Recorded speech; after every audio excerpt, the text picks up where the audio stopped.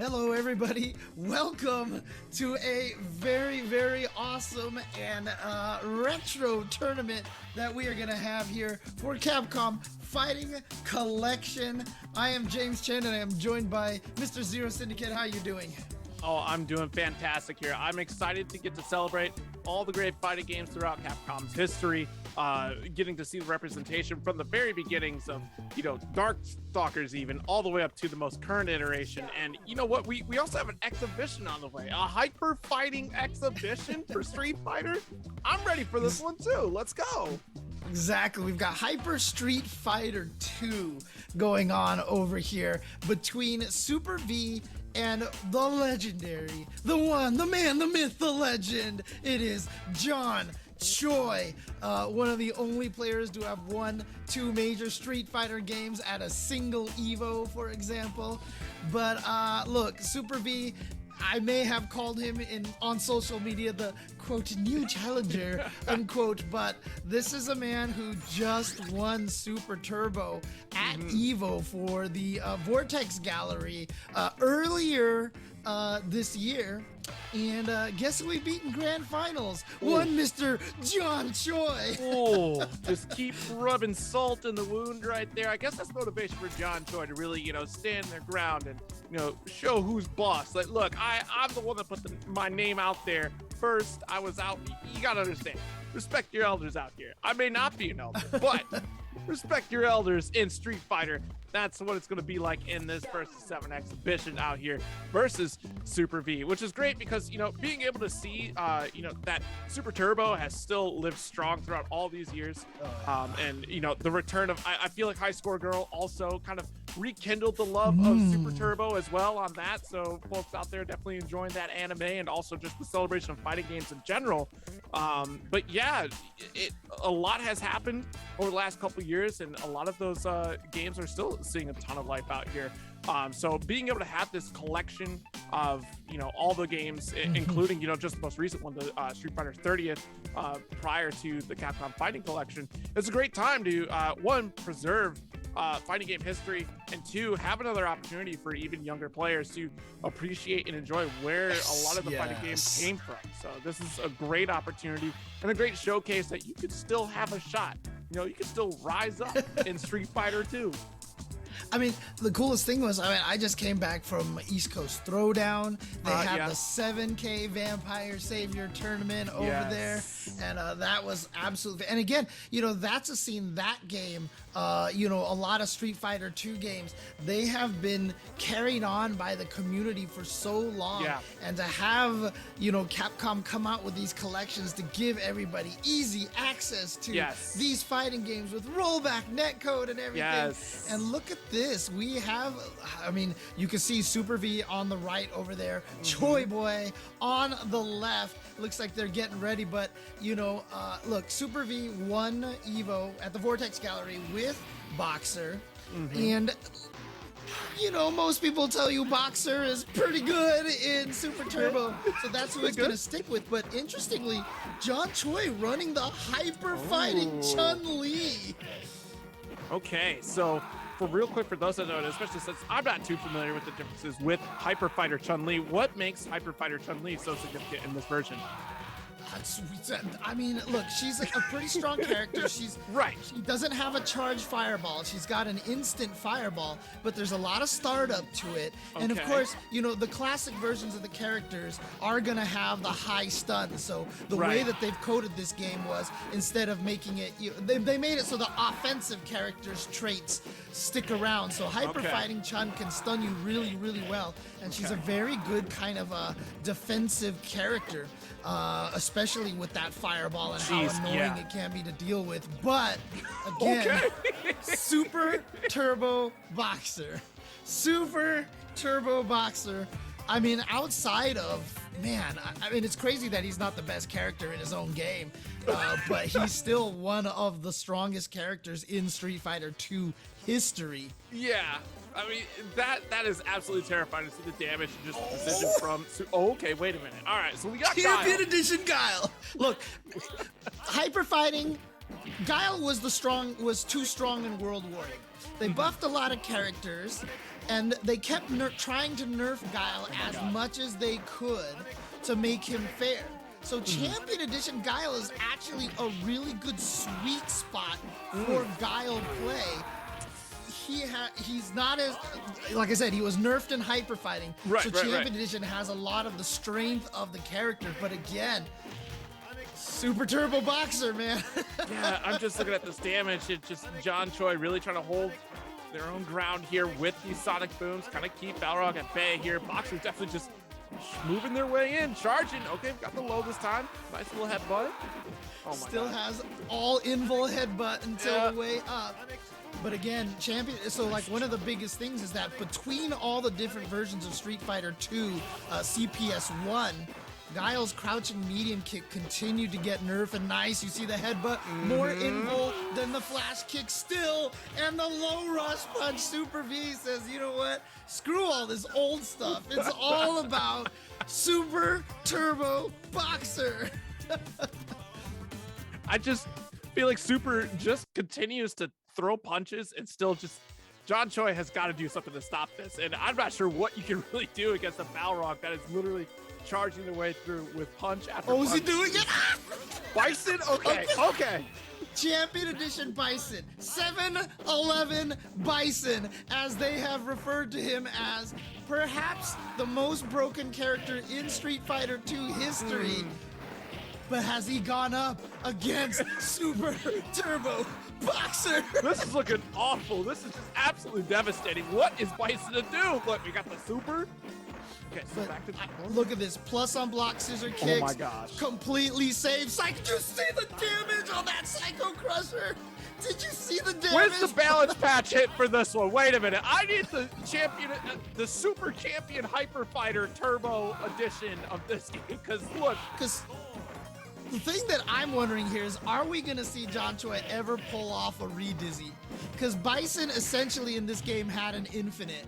Because if he hit you and stunned you, that was game over. He could redizzy you for free. And his Psycho Crusher, do you see how fast it recovers? What? The recovery to the chip damage? And Jesus! 7-11 Bison. This is what we look. If you wanted to win back in the day, you did heavy Psycho Crusher, heavy Psycho Crusher, heavy Psycho Crusher, heavy Psycho Crusher until you died. Because for some reason it hit you like it didn't even do it when it was when Bison, the boss character, used it in Street Fighter 2. It didn't make you block 7 times. But in this game, I've seen people block like 5 or 6 times. And do you know how much chip damage you take? Oh, jeez. Yeah, I'm watching this life dwindle, though, in favor of Super. Look at the RV chip right now. Yeah. Oh, my God. Yeah, got the low. But Boxer, of course, that standing heavy punch, a lot of range, actually did punish Dictator a little bit there. Now, one of the tricky things about Bison is that you want it to hit in a very specific way to be safe with the Psycho Crusher. But like I said, you are never safe, because if you get hit by one of those scissor kicks and John Choi has his combos down, that is a stun almost instantaneously. Oh! There it is. Okay, so we got one stun. Yeah, it's a wrap. I just saw the life bar. It's over. You got stunned. It's death. All right. We got a route, though. We finally got a route for John Choi. All right. Great stuff. Oh my God! Look at this Super V winning the throw. And the way it works in this game is that you can tech the Super Turbo. The super invul headbutt. Lost to Psycho Crusher. What? Dude, do another one. John, do another Psycho Crusher. You know you got it. There it is. Dude, come on. Okay. Come on. This is some sick Street Fighter, all right? Oh, no. Cross up. Oh, no, head stomp. Oh, you're going to die by a Psycho Crusher if you chip it, if you block it. Yeah, that's why he's got to stay charged for that headbutt. Oh, okay. He missed that headbutt. John Choi. I can't believe he did it. Game number 3, John Choi busts out. Champion Edition M. Bison. Oh my God. But you know what? As you get older in age, you got to start really stretching, limbering out. You know, it's hard to get up in the morning simply because, you know, you got to stretch. And very much like in Street Fighter here, you got to stretch out the thumbs, the fingers. Is John allowed to change characters even when he wins? Are we doing this? Well, who set up these rules out here?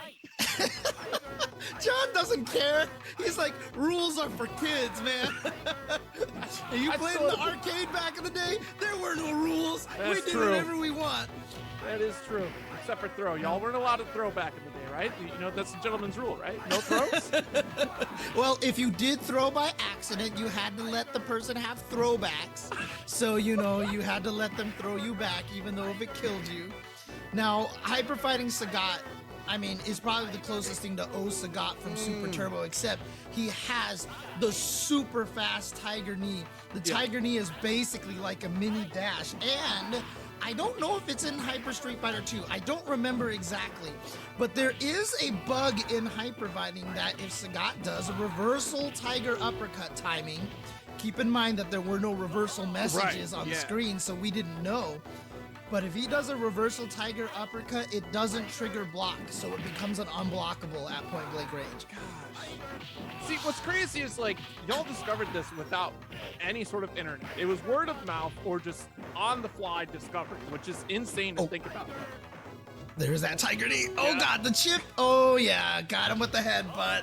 Look at this. John Choi, look, John Choi is washed up. He can only win with that Champion Edition Bison, dude. He can't win with any other character. Check this out.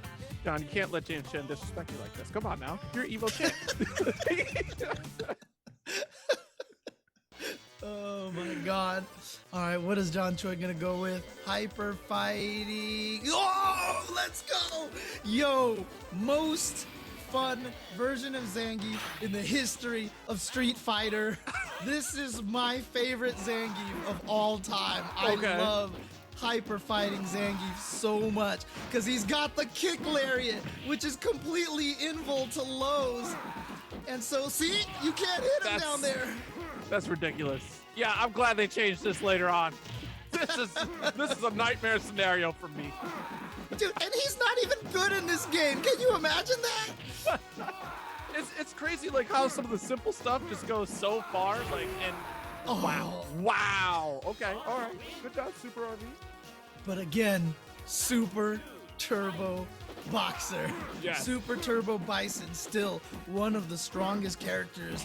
And like I said, it's crazy because he's not even the best character in his own game. But by all accounts, everything that he has capable makes him one of the most formidable. Oh, here we go. Oh, John Choi's got the tick throws. Oh, he missed the spinning pile driver there. He had it, but one of the fastest sweeps, one of the greatest sweeps in fighting game history. Oh, he tried a reversal SVD. You know John wanted that reversal SVD. A little too close for comfort out here. Super V out here leading 4-2 in this first to 7 so far. And John Choi, cycle through whatever character you want to do. That's great. I'm glad you're showcasing the entire span of Street Fighter 2's life, but Super V is already locked in. This Balrog is the one to beat. Oh, are you going to try to tick throw him to death? He just picked normal Dalsum. Super Street Fighter 2 Dalsum. I can't believe this. You have the whole roster of characters across. He can't even drill or head roll at whatever height he wants. He's only got one drill. He can only do it at a certain height of his jump, but his throw range is one of the farthest in Street Fighter history. And the zoning that Dalsum had, I mean, from the get-go, this was one of the most powerful zoning characters. I mean, I can't even say, like, you know, of the time, because this was the only zoning character of the time. I was just saying, like, who else is doing what Dalsum was doing at the time? Jesus! Super V! And the crazy thing, too, I mean, I'll remind you, too, Dalsum has no controllability of his limbs in this game. It's either close up or far, and that's it. But here we go. Yoga Fire. Oh, not even Flame. I thought he was going to do a Flame into the throw tick trap. But yeah, Slide will get under that headbutt over there. Yeah, I mean, for the classic Dalsum here, as mentioned in the chat, his character has really, really good hitboxes and hurt boxes, which is one of the reasons why it was so good. But he's got to watch out. He can get potentially chipped here to death, and you see that's why Choi is so worried. But did you see how far that crouching strong hit? It was immaculate, absolutely immaculate. Sniped it out. Had it, you were just getting onto it too. That super beater was right there, and Super B was absolutely primed and ready to go for whip punish here, but Now we're stuck in this corner, and it's Super B's turn by far in this round. John just tried to do a drill or something in the air, and he was like, wait, why couldn't I do this? Wait a minute. Oh, it reached! Oh, my God. Okay, well, this is not looking good right now. Oh, no! The whiff punish on the slide. Super V now up 5-2. What's it gonna take for John Choi to pick a character that can go up against this boxer? Maybe from Super Turbo itself? Is John Choi gonna do it? Let's see here, we got Vision Select. Floating, Super Turbo. Okay. Oh, Ryu! Oh man. This is a tough fight. This is not necessarily an easy one for Ryu and Super Turbo. I've seen long sets of Afro Legends versus Valle in this matchup. And Afro Legends, of course, one of the greatest boxers of our time in Super Turbo. And it is not an easy fight for Ryu at all. But John Choi has fought a lot of boxers in his time. Right. Oh! I can't believe Super that through the hit. fireball? Are you serious? Oh, it was so far! What? Oh my God. I'm at a loss for words of what you even do. Like this monstrosity out here from Super V. Okay. Headbutt trying to predict the fireball there. Yeah. Going for the tick throw now, but again, see, since Choi is playing a Super Turbo version of the character, you can actually tech their throws. It's weird because in a weird way, it actually reverses the situation if you play a Super Turbo versus Super character. Oh, okay. Is he going to get the DP? Nope, didn't quite get it, but no more Super now. You've seen how that Super has caused Choi so many problems, but again, the normal 3 words, Super Turbo Boxer. Surely, John Choi, you started this post Evo. You understand how Super B is going to come at you. One more shot. All right, is this it? Are we seeing the Super? Well, he's got to go with the Super Sagat. But actually, no. Oh, is he betting it all on Champion Bison? Do it. Oh, no. Champion Edition Ryu. Now, one of the scariest things about Champion Edition Ryu, Tatsu, Invul on the way up and on the way down. Invul, full Invul on the way up and on the way down. So if you time your Tatsu so it drops right next to the opponent, he has no recovery. He can block any meaty there, and if you try to hit a button too early and it whiffs, he gets to punish you. Oh my gosh. See? Right. Invul on the way up. Absurd. Yo. Oh, but didn't knock down. He's just spinning for his life. Yo. Spin to win.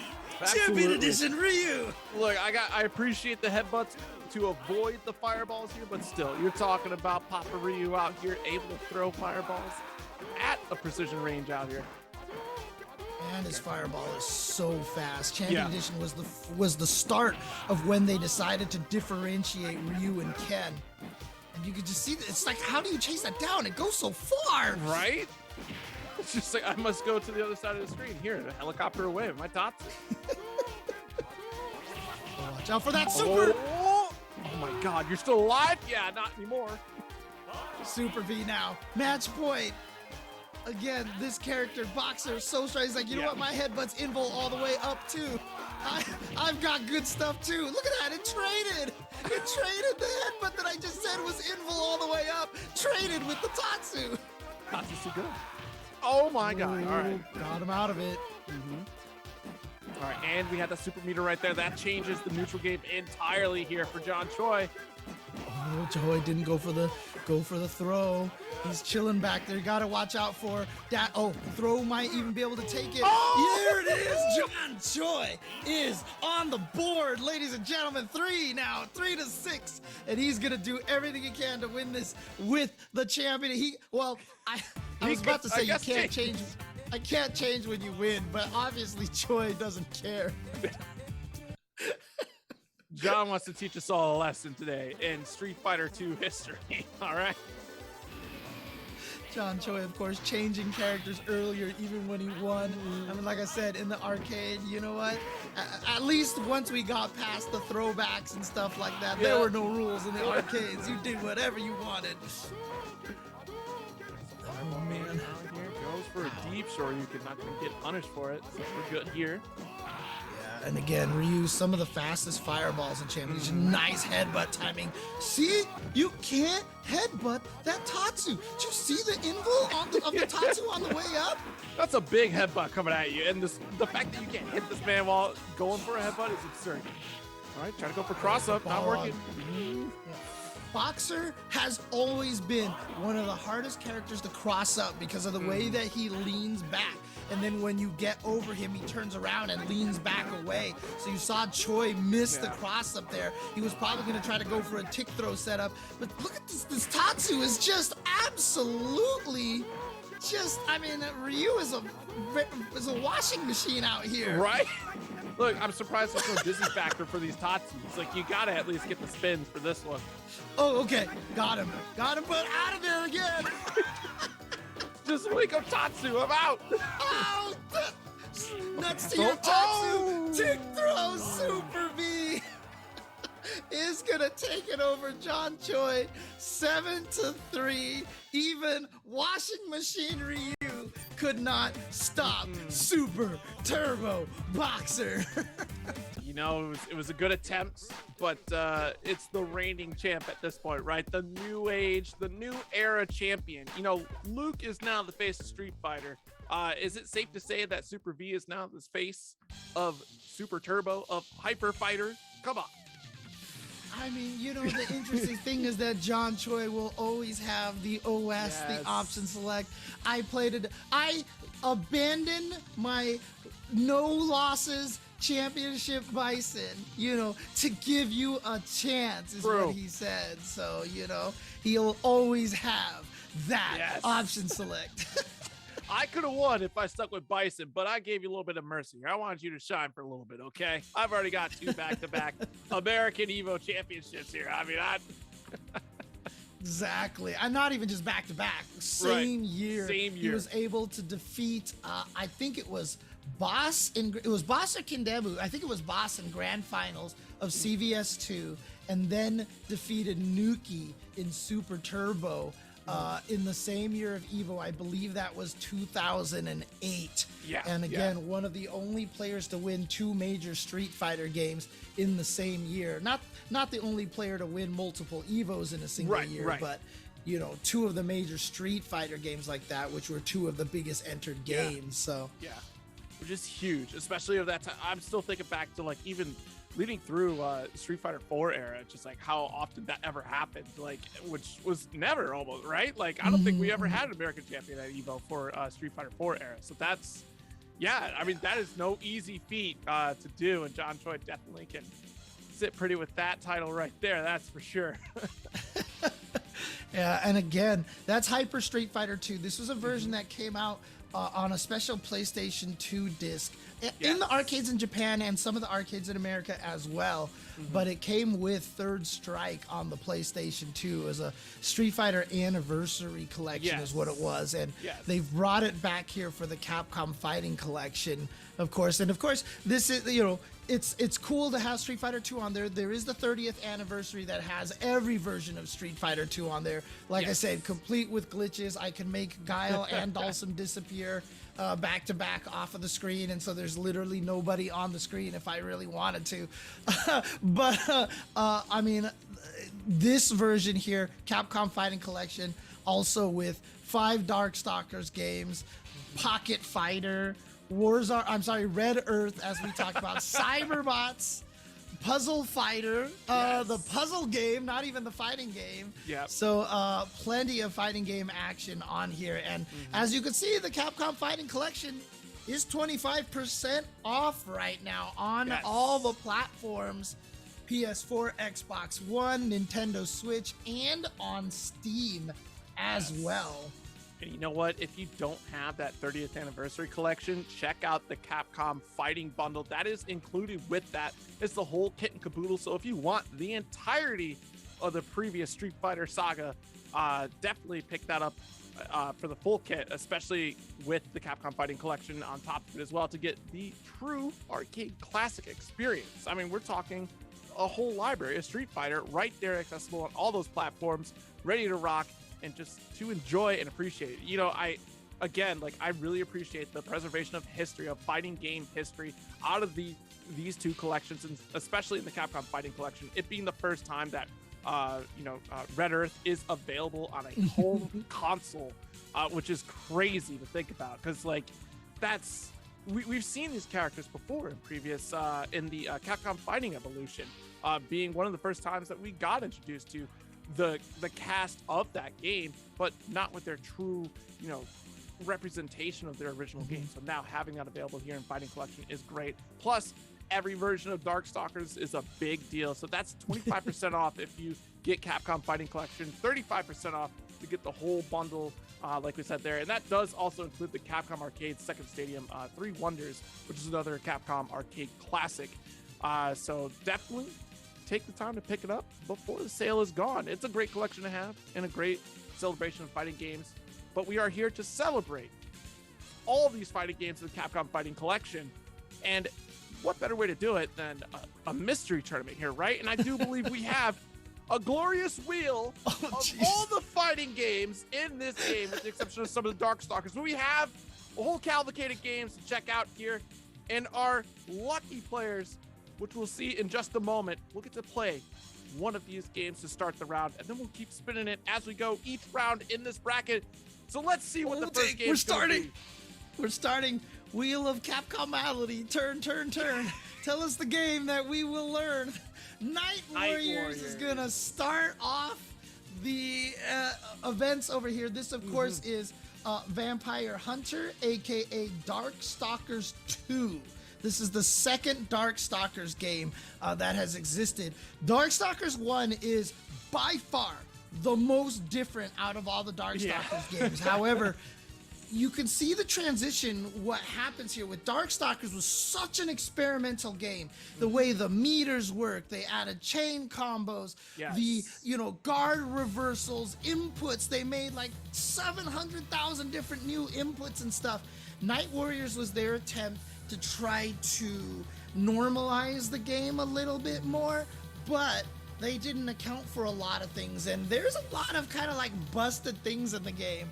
So then they went to Vampire Savior and really refined it further. Still busted, more refined.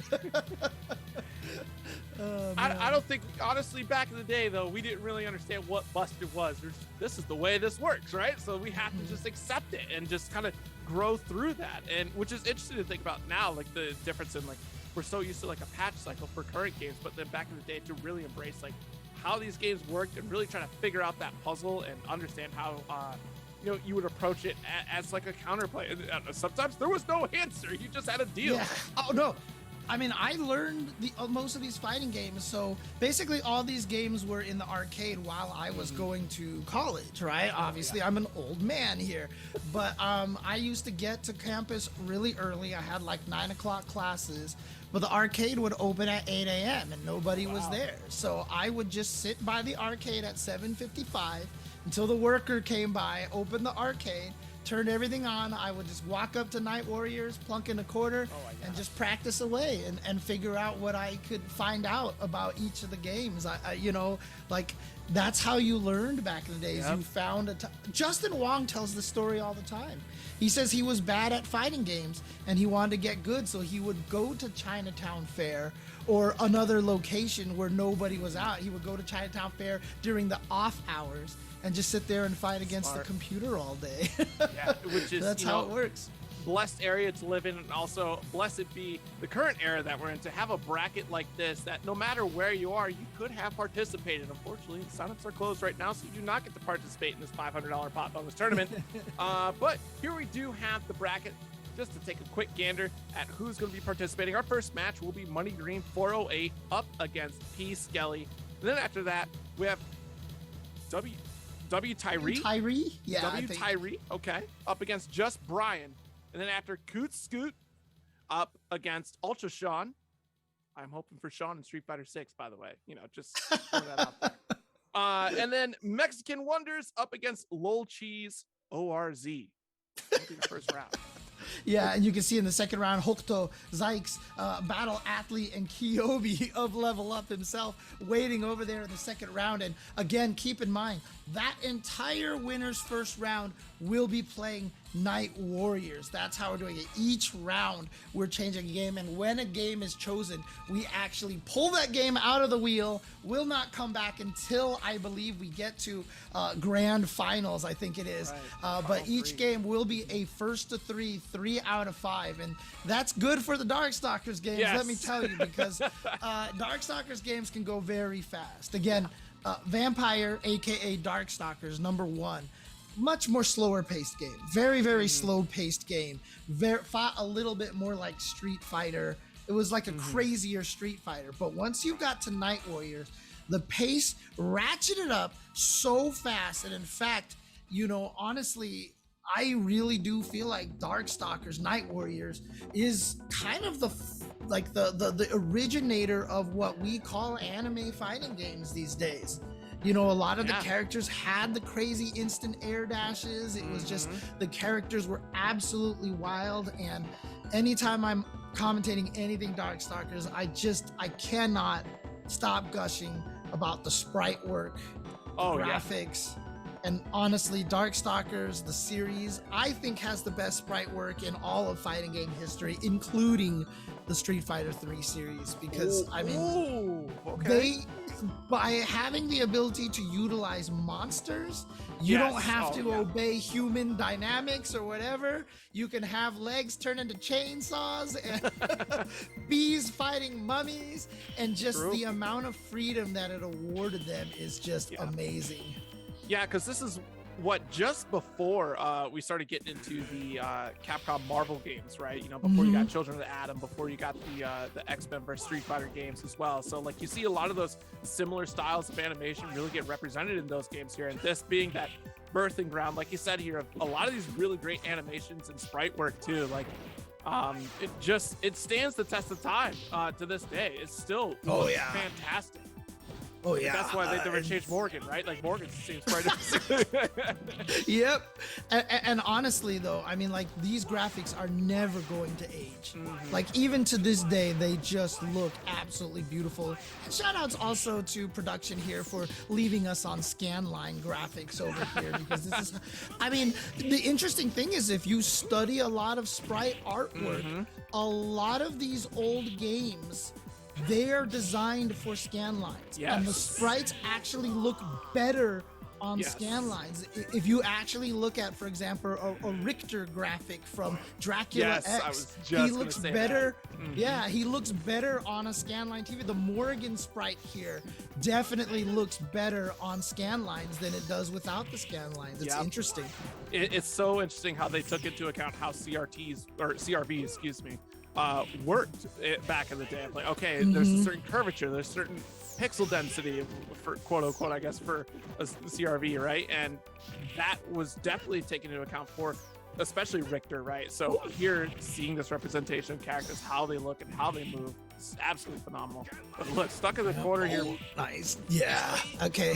And it's funny too, because Money Green taking a little bit to figure out how to get that the rolling buckler into the uppercut follow-up. Finally starting to get it a little bit. But there you go. You see right there, P. Skelly trying to jump away from the rolling buckler, but you know, it has that follow-up that you can go up into the air like that. And again, one of the interesting things is that, you know, I talk about this as a transition game between Vampire and Vampire Savior, aka Darkstalkers and Vampire Savior.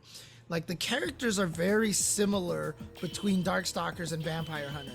Then all of a sudden you go to Vampire Savior and the characters completely change. Like, Felicia loses her Sand Splash. She doesn't have the bouncing buckler, which is reverse quarter circle back plus punch.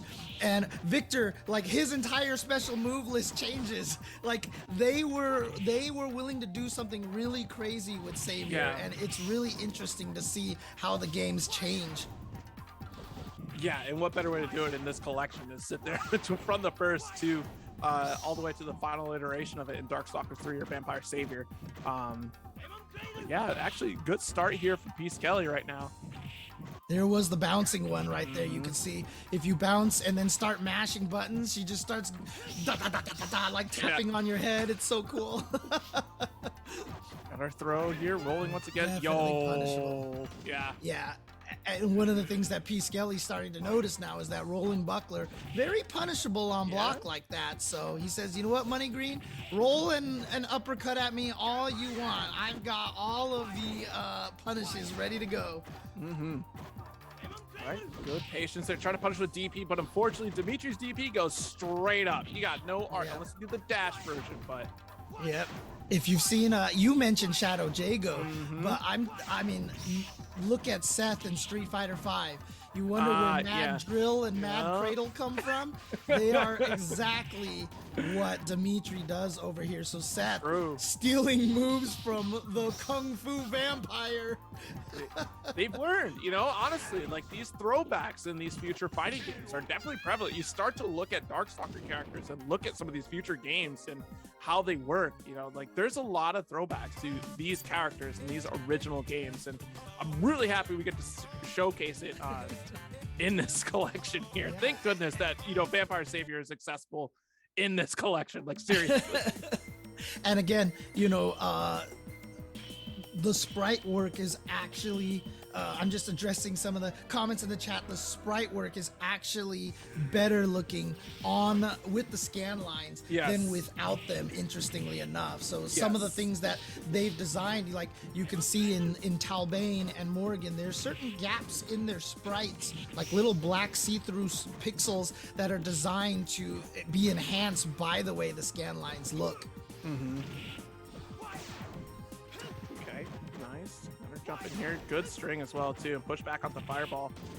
Which is interesting to think about, like this game doesn't have the traditional special cancels like we're used to now in fighting games, right? It's just you had to go through your combos. It definitely does. It definitely it still does. Okay.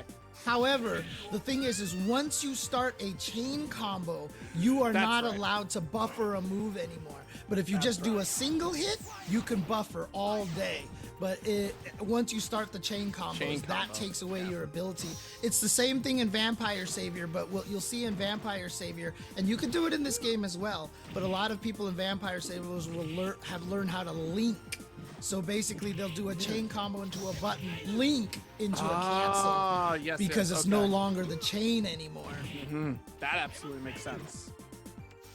Yeah, in Darkstalkers, oh nice, gets him with the please help me. In the original Darkstalkers, you could cancel and chain combos, but characters could only do light, medium, and heavy. This was the first game where they let you do jab, short, strong, forward, fierce, roundhouse. They just said, you know what? Do the whole thing. Go for it. Go for it. And it's so quick too. Like it's not like same speed of Marvel 2 almost. It feels like. Oh, he's trying to chip him. No, couldn't get it in time. Yo, the time that happened so quick. Now, I mean, I feel like Money Green right now still relying on the rolling buckler a lot here. Definitely got to find some other ways to get in there. If he's listening to the chat, dash, it goes into the air, and then you can actually hit buttons, and it's overheads. Also, don't forget, every character in this game has a command throw. Almost everybody has half circle back into command throw, except Dimitri, who has a 360. The original Darkstalkers, Raptor was one of the only... No, actually, I think... Did they? I forget if they added the command throws in this one, but Raptor's command throw was a tiger knee motion of all things. Jeez. Yeah. I think, too, each character's just dash is a little bit different, right? Like, in some sort of, there's something unique about each character's dash in general. Like you see Dimitri has the teleporting dash. You mentioned Felicia has like the IAD almost, like just by going aerial with her dash. Yep.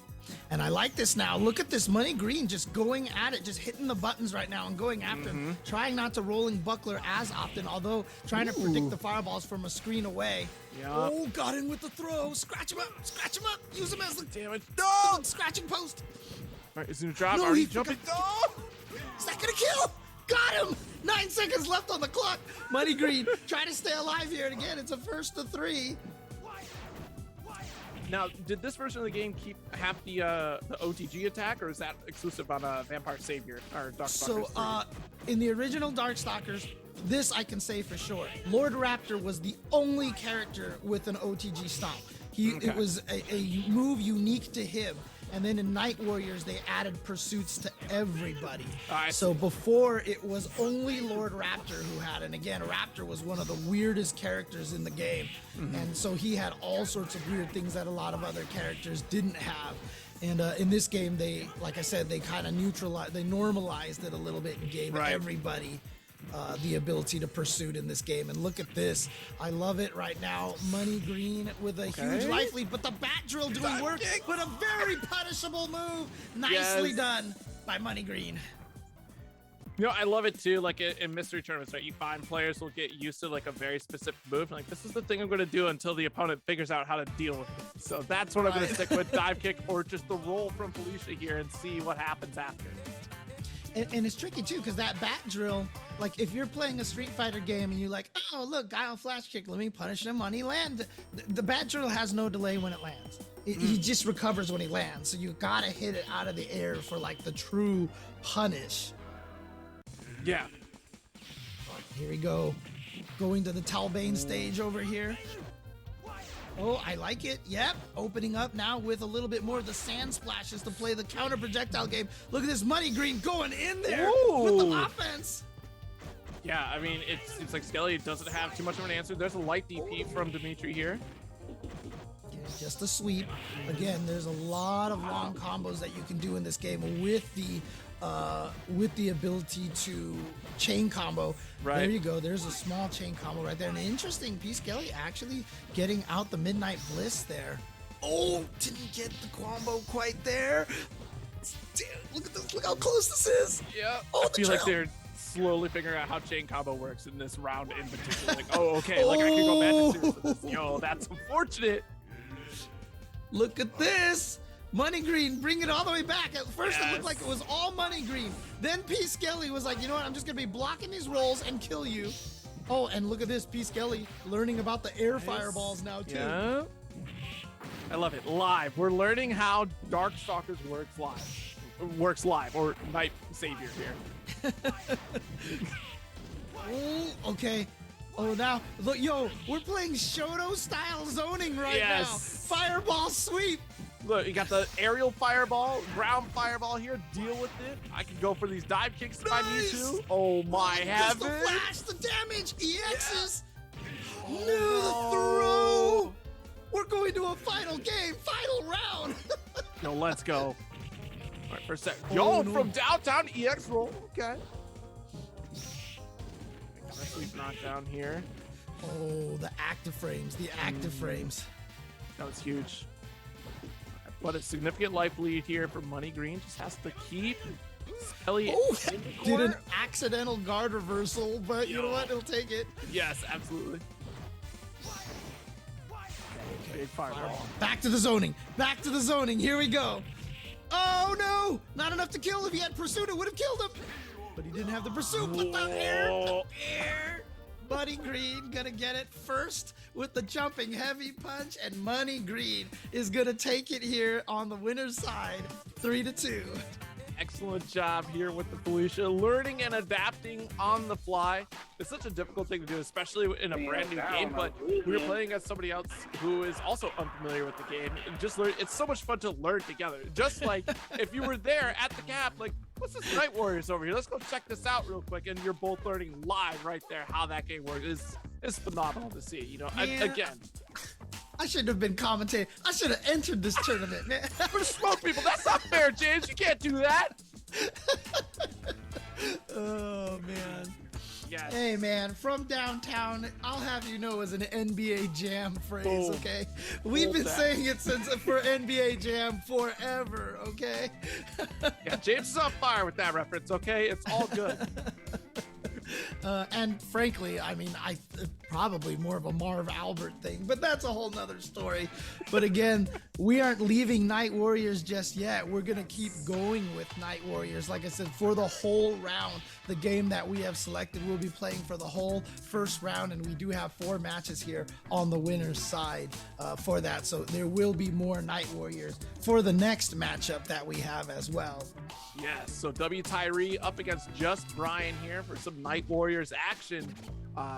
Wondering if we get more character variety out here. I mean, there's a whole bunch of, like you said, we got a Frankenstein, we got a Sasquatch, we got a merman. Lovingly referred to most of the time as fish, dog, cat, bat. Oh man.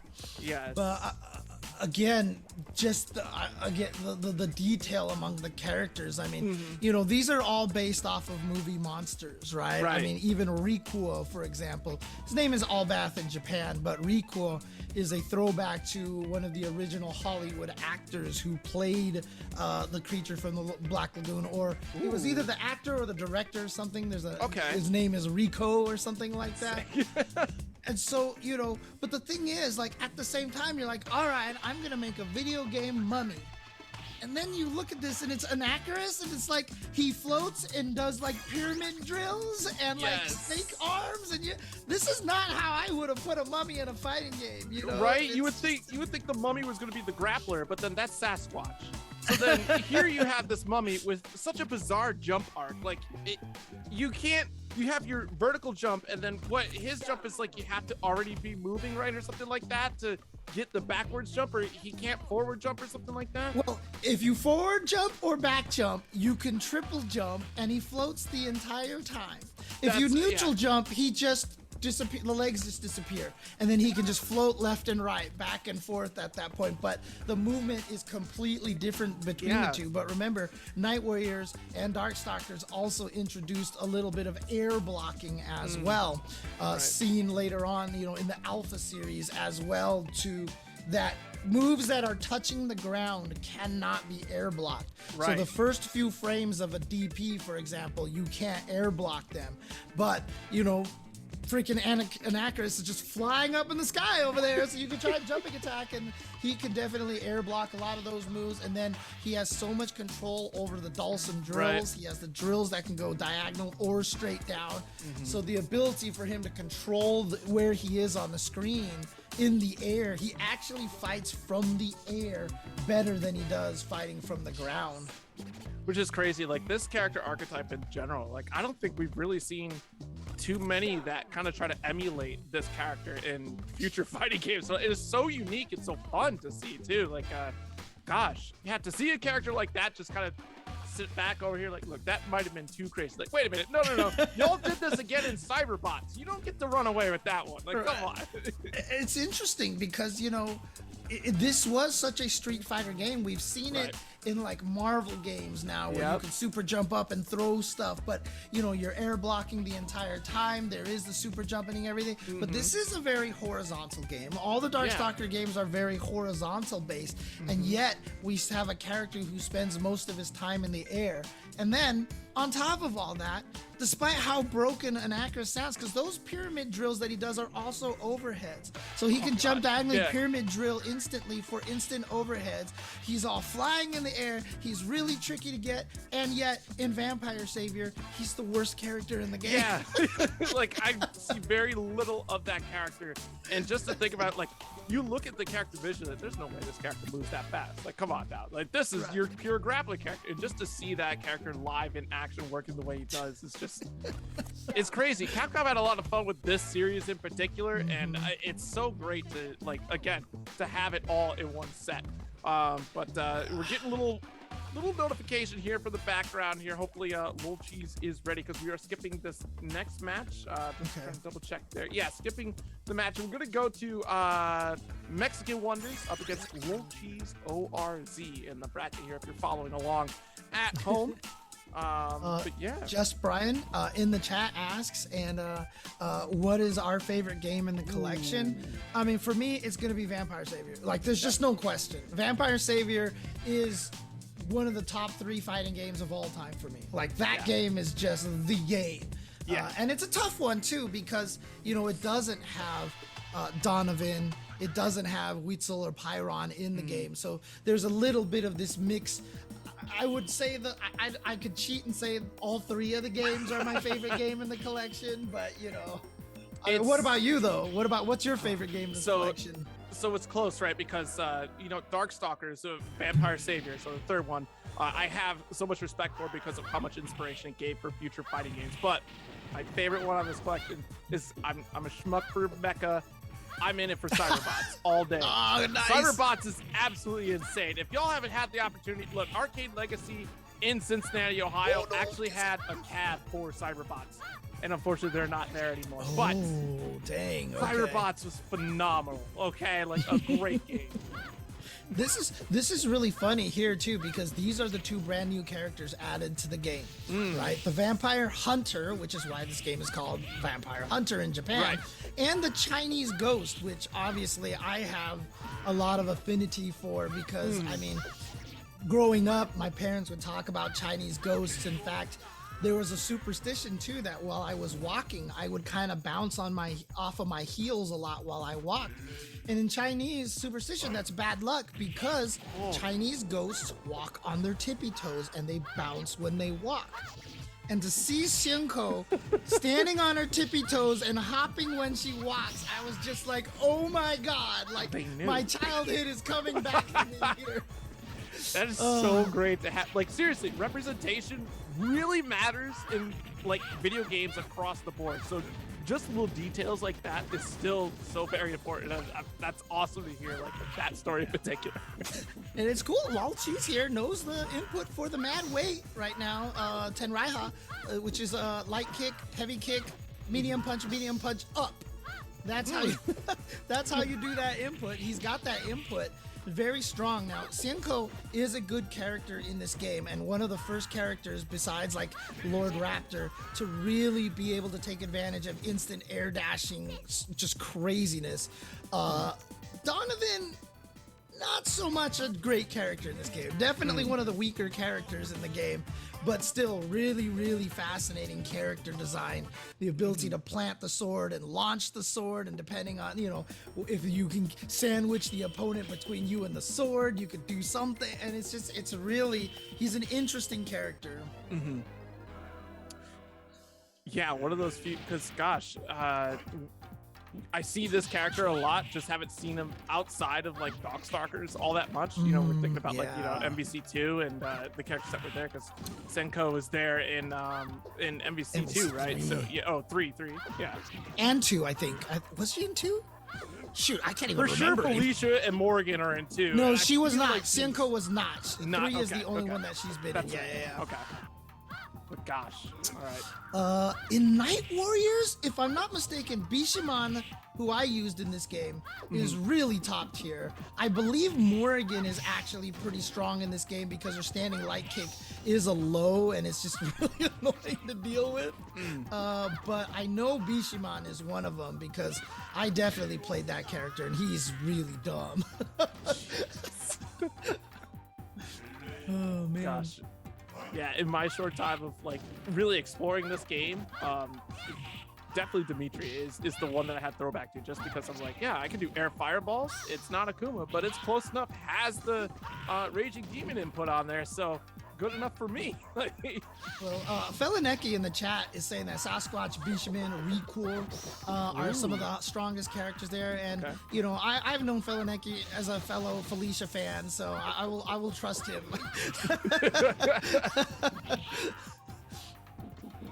All right. Oh, that's the stun. Yep.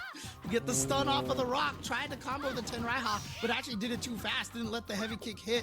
And Lol Chizors also knows about the crouching heavy punch into the standing heavy kick.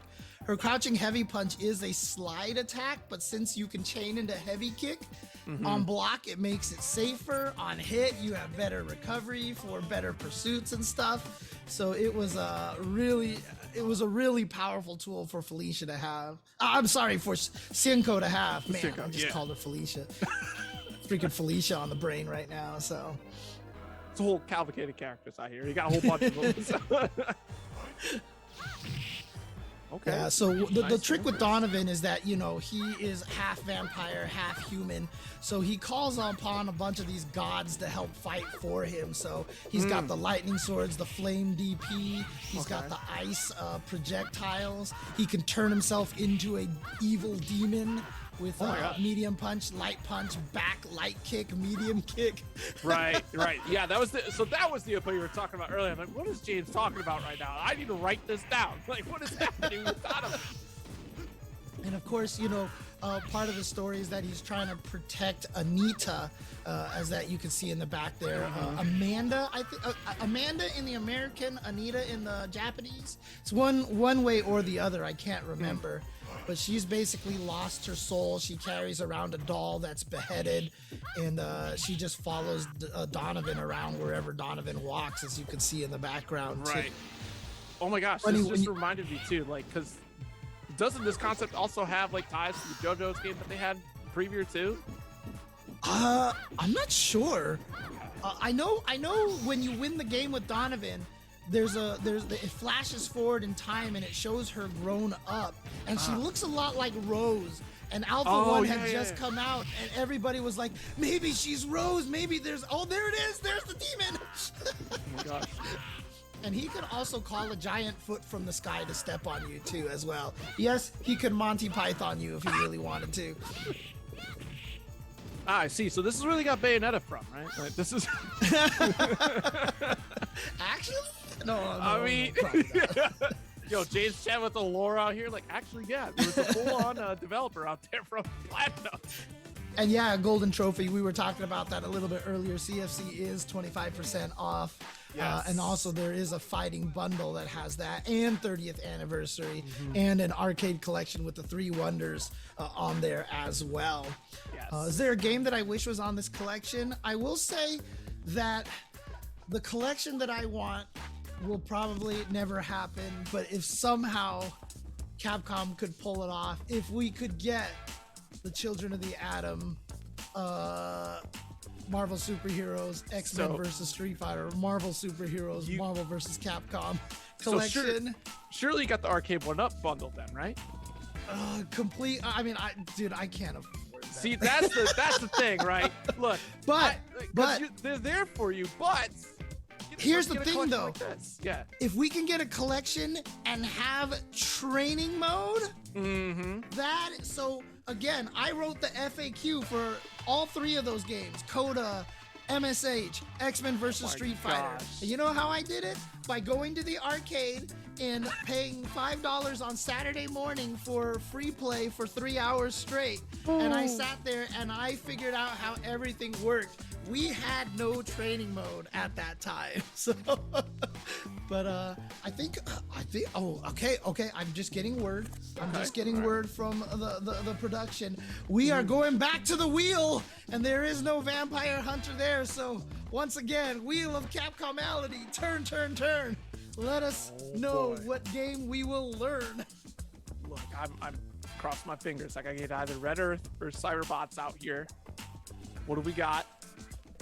Oh, we just missed Gem Fighter, but the puzzle game, the only non-fighting. Look, there's no training mode for this game in the collection. Okay. Oh, you can try to train in arcade mode. By the way, normal Akuma cheats. Okay, I'm sick of normal Akuma. This is a bunch of malarkey out here. This character gets dropped before I do? No. So again, Akuma has the best gem pattern in the game, but unfortunately, when humans use him, his damage is halved. When the computer uses him, he doesn't give two about damage reduction. So in the end, I mean, Puzzle Fighter really comes down to, and I don't want to influence the players playing this, but if they know, they know. Puzzle Fighter is about Ken versus Ken. Of course, appropriate timing. We just got Ken revealed in Street Fighter 6, but it is about Ken versus Ken in this game. He has by far the best pattern because it's all horizontal. Yep. And if your field is not flat, the columns get completely janked up a little bit, and so he's the hardest to set up against. So Ken is definitely the strongest character in the game. Yeah, you'll see on the character select as well too that the combo that James was just talking about, like what that pattern looks like per character. And yeah, Ken being one of the easier ones, definitely the go-to for me when I was playing this game. And it's just, look, as long as I can line this up, we're great. But arcade mode, because nobody else wanted to play Puzzle Fighter in my neighborhood. I don't understand why. It's cool. Y'all are up on Pokemon Puzzle League, but not this one. All right, fine. Look, every time I know I comment, I told the story at Combo Breaker as well, but I am garbage at Puzzle Fighter, okay? I am absolute, and I am a Tetris guy, but I am garbage. Oh yeah, at you Puzzle are a Fighter. Tetris guy, by the way. Right? So here's the funniest thing is I still remember someone came to my college campus arcade, and like I was just playing Puzzle Fighter for fun, and they're like, "Oh, I know you. You're James Chen. Can I challenge you to Puzzle Fighter?" I was like, "Okay, whatever."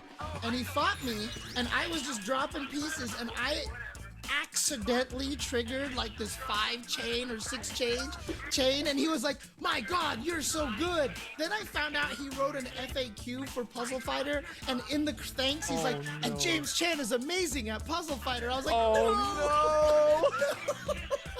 Forever written in the annals of history, James Chen's the best Puzzle Fighter player in the world. And you're about to see it live right now in the credits, actually. Puzzle Fighter.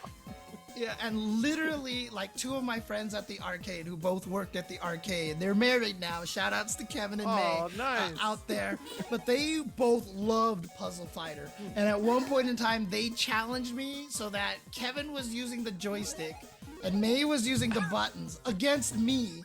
They were not allowed to communicate, and they beat me. Oh my God. Look, Puzzle Fighter is, you got to be quick on your feet here. You got to make snap decisions. You got to quickly discover what the pattern's going to be and try to outpace your opponent as well, too. So there's a lot going on.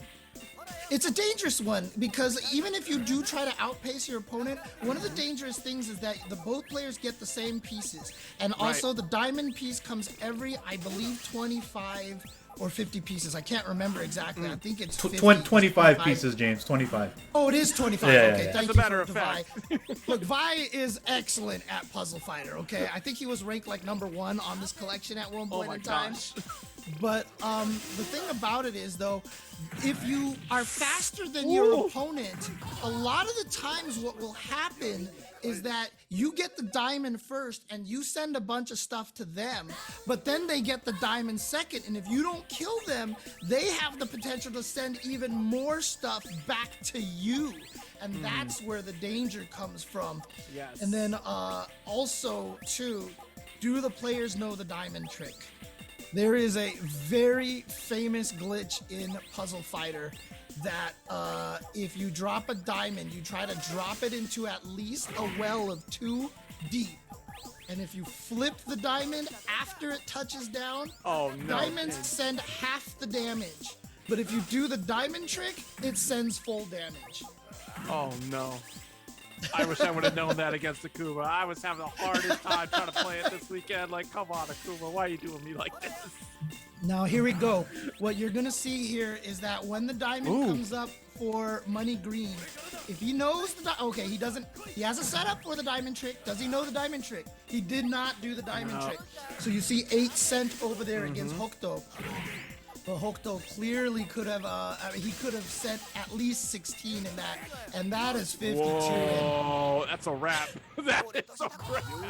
We may not have seen Donovan win in the last game, but Hokuto's trying to make up for that right now. Yeah. Look, it should be Ken versus Ken, right? But anyways, Donovan's out here trying to, handicap for Hokuto, right? That's... Yeah, one of the key secrets of this game is column number 4. You will never die as long as column number 4 does not fill up. And so when you play this game, you leave column number 4 as empty as humanly possible. So when you fight against Ken, as you can see his gem pattern over there, the bottom row is red.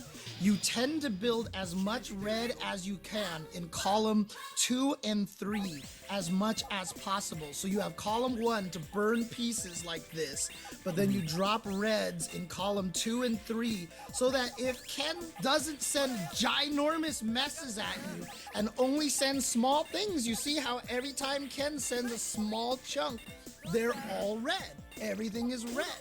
And so you build up on column 2 and 3. That is your money columns right there, is column 2 and 3. And if you just drop nothing but your red pieces in there, all Kens will do if they don't send a lot of pieces at you is build up the red gem block in those 2 columns. And you save column 1, 5, and 6 for just burning pieces and getting small chains. That is the strategy on how you fight Kens in this game. The big brain strategies out here for Puzzle Fighter. Oh, that was actually perfect timing right there from Money Green right there. Boy, 30 pieces. Yeah, but again, the dangerous part is because of diamond tricks, because column 4, if you never let it fill up, you will not die.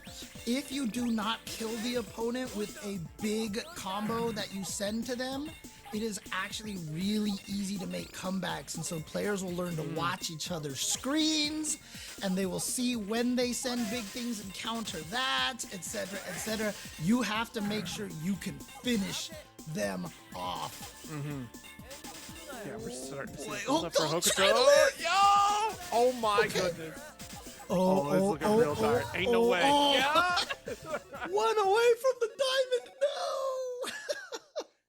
There's nothing more stressful than seeing the last 2 rows just barely visible. It's like, oh god, like I have to try to survive, and you have all the bombs just ticking down still. It's like, please release these from me.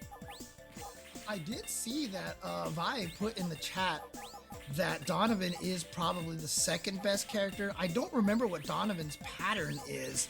I'm gonna kind of watch carefully on this match over here. He has yellow and red. Like spaced out yellow and red, and then it gets blockier in the top. Okay. So that's why like it can jumble early builds. But proceed. Right. Okay. Gotcha.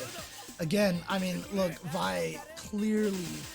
I mean, even back in the day in Southern Hills Golfland, he was amazing at Puzzle Fighter. Oh, wow. You see Money Green, he's putting stuff onto column number 4, so he's definitely putting himself into a risky situation here, unless he can get that red gem, but he's not getting the red break. But there's the diamond. Oof. Gonna let it rock? Okay, yeah. Little bit safer now, a little bit cleaner here. That giant yellow is going to be problematic here a bit. Well, he's going to get the green here, and he's going to send a good chunk over to Hokuto.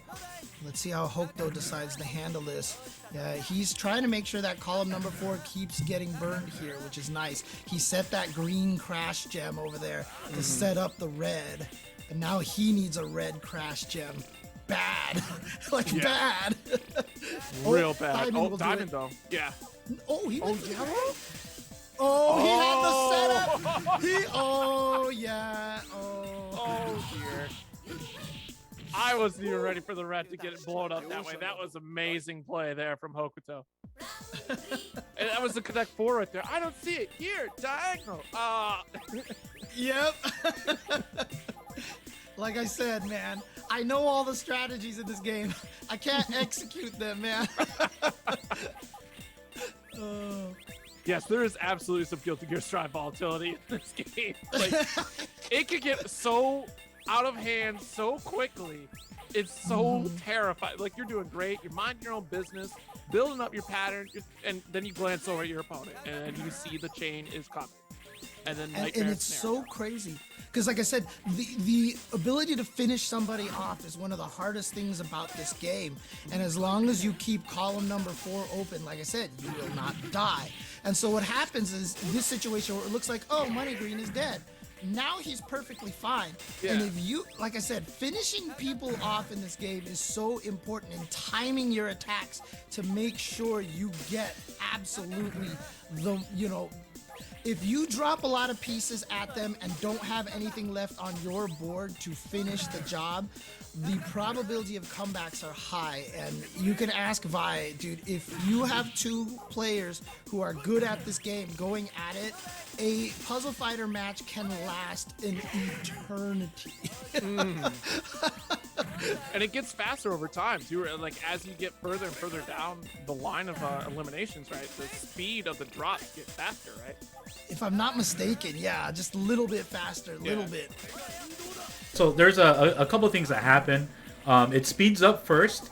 You still do counter damage, But when it speeds up the next time, you cannot counter damage anymore. So it's yeah, you just keep dumping blocks and there's no defense around it. Got it. Yeah, so when you see the stuff on the top of your screen, when one person gets a chain or starts sending a lot of blocks, you'll see at the top of your column it says danger, and it shows you how many blocks are gonna drop, right? If you see that and you clear pieces on your side, you don't drop pieces on the opponent's side. You first issue counter damage to what they're sending you, so you will drain that number down. However, as Vi is saying, as you get into the late game stages of the game, they take that away. So you just start dropping things on people, apparently. And that sounds terrifying. So we got the character swap from Money Green here. Donovan on Donovan. Ooh, interesting. Okay. Moving away from the top turn. Goodness. And that's one of the things that you can do as a Ken strategy as well, is because he does have that odd pattern, he has the awkward pattern. What he can actually do is that he can wait till he gets like a mediocre sized combo. Not a small one, not a ginormous one, but a mediocre sized one. Send stuff over there if you detect your opponent has a very hilly field, and just try to mess up their setup at first. And that's one of the things that Ken can do, and one of the reasons why Ken is also really strong in the game. And here we go. You see Money Green right there, sending a good amount of chunks over there. But again, you see how, because he has nothing to send over there, there's basically no reason for Hokuto to panic at all yet. Right. Like, he is just like, whatever, I'm good right now. And he can build to his heart's content. And that's the tricky part about this game, is that, you know, you're either trying to annoy them with pieces or you are going for the kill. Because again, look at this. Despite the fact that that Money Green was able to send a lot of stuff early on, it's Money Green now who is in trouble. Oh, yeah, definitely. Oh no, he put the red crash gem in the wrong place. Okay, this will work a little bit. And he's got the yellow coming. Oh, but he can't get to it. Oh no. That's the worst timing ever. And again, that, like you were talking about the gamble here though, Hokuto immediately recognizes the situation that Money Green was in and sent junk right away. Like, hey, I gotta shut this down now. There's no escape for you. And honestly, this is one of those versus competitive puzzle games where, yes, you are going to be looking at your opponent's screen as much as you're looking at your own screen, because you want to see, like, you'll see players turtle too. Like, they'll get the crash gem to send something huge, and then the other player will just let his piece drop by itself slowly until you crash the giant combo so they can counter it and not get a bunch of damage. So right. Yeah, no, it's crazy to think about the varying strategies that you can like run through here, and like you say, you're watching your opponent's screen too, but like in traditional fighting games, you should often watch the resources of your opponent too. So like if you want to think about like practicing eye movement around the screen and looking at vital information, this is a great way to do it. And you know what, as volatile as this game can be, like, you're definitely going to want to learn quickly. Hokuto with 3 wins over nothing here. Hokuto going against Money Green. And in case you guys don't know, Hokuto might be one of the best Super Turbo players in NA. He is from Mexico, if I'm not mistaken. He's won a lot of big online Super Turbo tournaments with Claw. I'm just saying, look, Hokuto, I love you, but you're using Claw. I'm just saying. Okay. But Hokuto is an amazing player, and one of the best things about having good netcode and such is that it is allowing players from all around the world to be able to showcase their stuff. And Hokuto, again, amazing classic fighting game player. So really awesome to see him here doing this right now. Yes. Yeah, that's, again, the beauty of having a great network connection, or just a backbone in this collection in general, of just being able to have that ability to play no matter where you are in the world, and have a pretty stable, reliable connection to do so as well. So that's awesome. See, Riz knows. With Claw. He knows. Oh man, but hey, look, man, you want to win, dude. You're gonna pick the best. And that, I mean, like I said, Super Turbo Boxer is super broken. He's like the 4th best character in the game. Why? Because one of the characters in the game is Claw. Okay, that character is a little bit of a problem. Oh man. I mean, y'all have learned to fight against it, right? You know, surely, you know, y'all could pick Claw, right? Go for it. Exactly. See, that's, I mean, honestly, the beauty of fighting games is that there's no levels, experience points or whatever like that. The experience points is literally you, right? Yeah. And so I used to always tell the story, you know, using Valle as an example in case people don't know, you know, he's not just a level up guy. He was clearly like the best fighting game player in NA for the longest period of time. There's a documentary out there talking about that. Dude, right? Exactly. And you know, I always say that when Valle picks Ryu in a fighting game, it's the same Ryu you're picking. Yeah. He doesn't have more hit points. He doesn't have more experience points. He just knows how to use the character better. And that's the beauty of fighting games, is that time, you don't get stronger just by, you know, by putting in the time, right? I mean, obviously you have to put in the time, but it's about learning. It's about growth. It's about really looking deep within yourself and getting stronger at these video games. Yeah. Especially too, I liked listening to the interludes of the Evo soundtrack as well too. The one of them you're on, by the way, but one of them had Seth Killian talk about just thinking about games differently. Like, you think about it in one way, but then the opponent might think about it leaps and bounds differently, or make that different approach with something like that situation. Like, I play Ryu, but then my Ryu is just different than Valle's Ryu because of how style and things we've learned and been exposed to playing online. And then there's Red Earth as well, which you do level up by playing, and then you have to bring your password, because if you're not level 32, then what are you even doing with your life? But you know, but you're right. Like, really, it is like that universal language within fighting games, that conversation that happens between two players really trying to understand each other through button presses, through trading of normals. It's so fascinating to see, because you see the characterization of players through how they're playing those characters. It's really wonderful to see. And then sometimes you can win by accident and you get put in FAQs, and literally I'm putting it in the chat. I literally just put the Game Facts guide in the chat. If you click on that link and scroll to the very bottom, scroll a little bit up, it says James Chen for playing the best Ken I've ever seen. Is there any game you're not good at?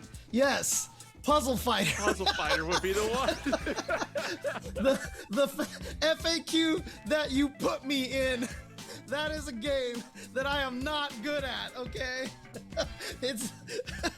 But there it is right there, the actual proof. Oh dang, Money Green is a sub on my channel. Dude, shout outs to Money Green, thank you very much.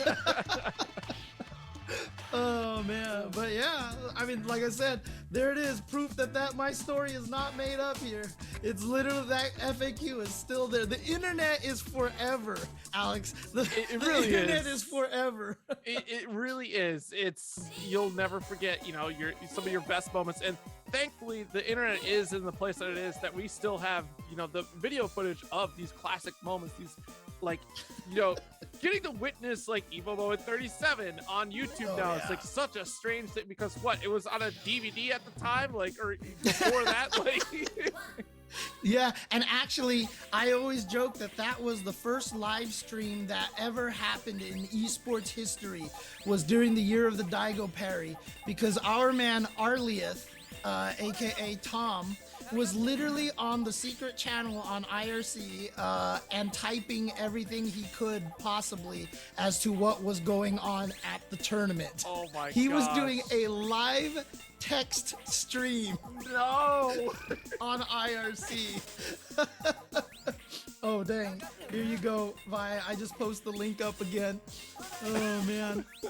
And I actually think I heard from Valle that Battle Athlete is like the man at Puzzle Fighter.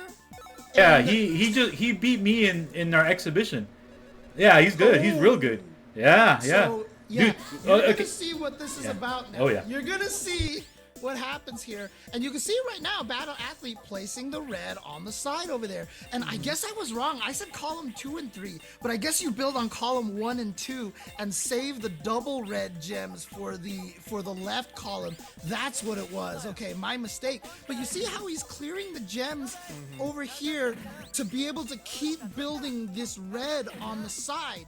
The idea is that if his opponent now has to do cleanup and send little things at him, see how it keeps dropping red into where the red is, and watch the diamond trick. There it was. Flips it. Should have been 14. Instead, he's sending 28. That is the diamond trick right there.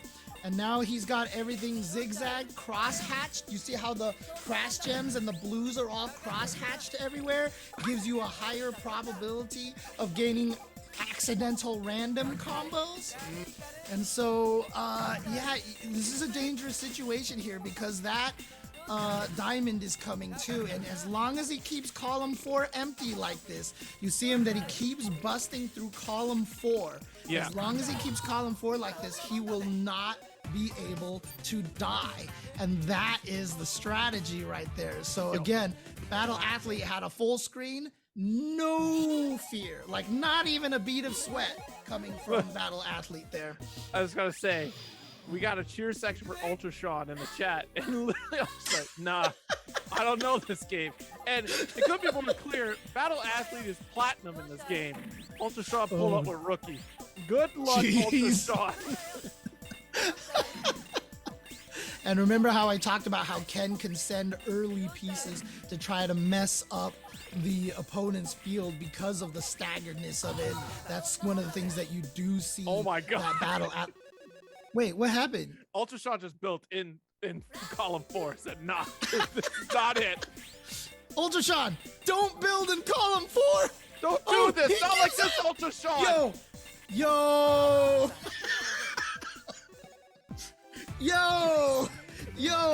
Yo, he's like, you know what? I will not be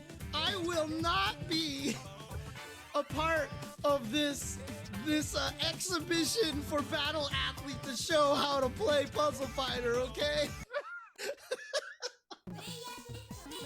You know what, Ultra Sean? I respect it. I respect it a lot, okay? Yeah, you know, because you know how many times I've actually seen that? You know, when I'm building like a huge like red bar, like gem on the left, and they look at it and they just like they fold it. That sounds about right, though. That sounds about right. I see that with the Kuma and the arcade mode. Like, you know what? Let me just build up here. I think I'm. That's what it was. That's right. You build on column 1 and 2, and you drop the red into column 2. And when column 2 starts to get too high, then you start dropping the reds into column 1, and then trying to delete the non-red gems that you put on the top of column 2. That's how it worked. That's what it was. Okay. See, Valle, you had me saying the wrong thing earlier. You didn't correct me right away, dude.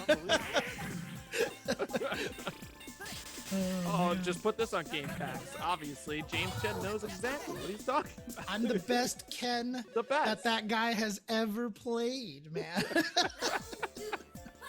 It's written in stone. It's on Game Packs. So indisputable. Everything on Game Packs is true. We know this. Yes. Ultra Sean is like, man, forget about this, man. I'm gonna go to Game Packs right now. I'm gonna read this FAQ.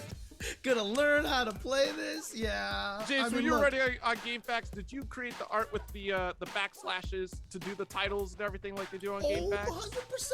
So I did steal the X-Men logo from an X-Men FAQ out there, but I did draw my own entire Street Fighter logo for my Street Fighter Alpha 3 guide. So let's bust this out over here right now. These things were crazy to see. If y'all have not visited Game Packs and looked at these old, they weren't old for me at the time. They were the exact thing I needed to figure out how to beat games at the time. But going to GameFAQs and seeing this art, if I saw this art at the top of the strategy, they know exactly what they're talking about. I have pure facts here. 5 stars. I mean, if I bust out my Alpha 3 guide for you guys in the chat right here, you're also going to be able to see my flow chart for how flipping works in that game. Oh, no. It was the X-Men versus Street Fighter fact. Sorry, I'm pulling the wrong guide here. Here, let me get this for you guys here.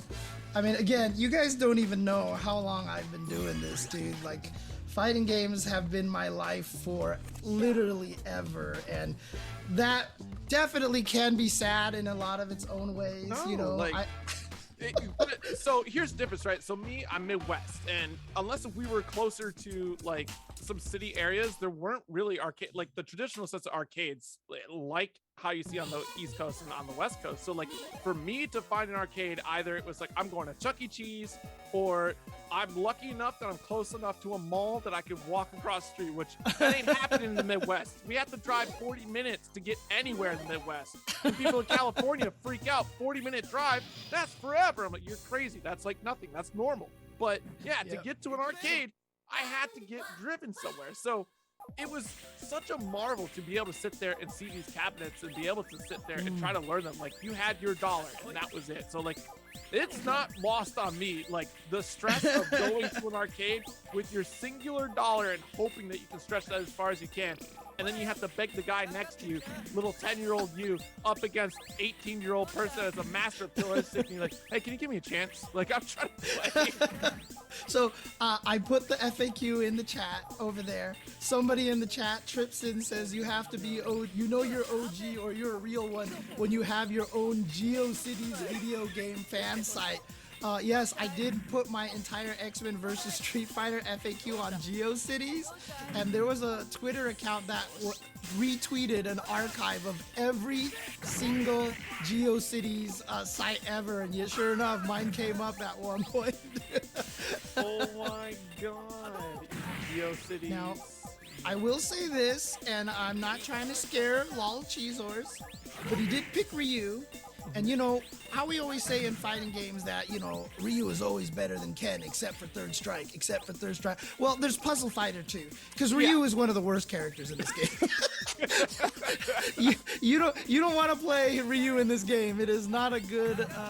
Oh no, he put that backwards. Lol cheezers put that backwards now. Oh no. See, that's so nerve-wracking too. You want to know? You want to know what other game Ken is better than Ryu, Street Fighter wise? Street Fighter 5? Well, 5. We'll get there. The Alpha series until Alpha 3. Oh, of course. Yeah. Of course. Alpha 2, Ken is top tier in that game because that Alpha counter is ridiculous too. But yeah, that's correct. That is correct. All right, so we got a little bit of a problem here on Lol Cheezor's side. But like you said, column 4, fairly empty. I mean, it's interesting here because Kyobi, look, Kyobi is a puzzle game fan. And not only is he a puzzle game fan, but he's a Puyo Puyo fan, right? Now, obviously, Puyo Puyo is not about crash gems or anything like that. But it is very much, he knows the diamond trick too. So this is a problem here. But Kyobi will have the eyesight and the mental ability to set up these kind of chains. But you see why Ryu is one of the weakest characters. He sends everything in a column like that. You see this? How everything is in columns? Yeah. And so if in column 2 you just plant all of your red gems, Ryu is guaranteed to kill himself. Like, literally, he is just guaranteed to kill himself. And there's nothing that Ryu can do to get his pieces that he drops at you staggered. It will always form this beautiful column that can be erased instantaneously. Cheezors, if you are listening to this, pick somebody else. Pick somebody else. And listen, I understand that you're in hiding right now, but I can't help but get myself killed in Puzzle Fighter still to this day. Please, Ken. There you go. Okay, Morgan's better.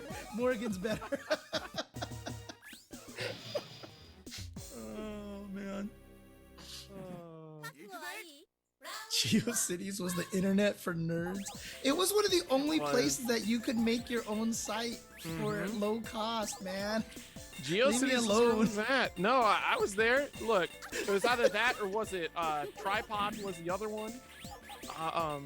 It was just like you're free. Look, it was like something.tripod.com. Like they had all sorts of stuff out there. It was tough. Oh man. Sorry, my cat just decided to jump on the table over there. If you're wondering what the heck that was. I thought it was just like, yes, beautiful era of internet. Wow.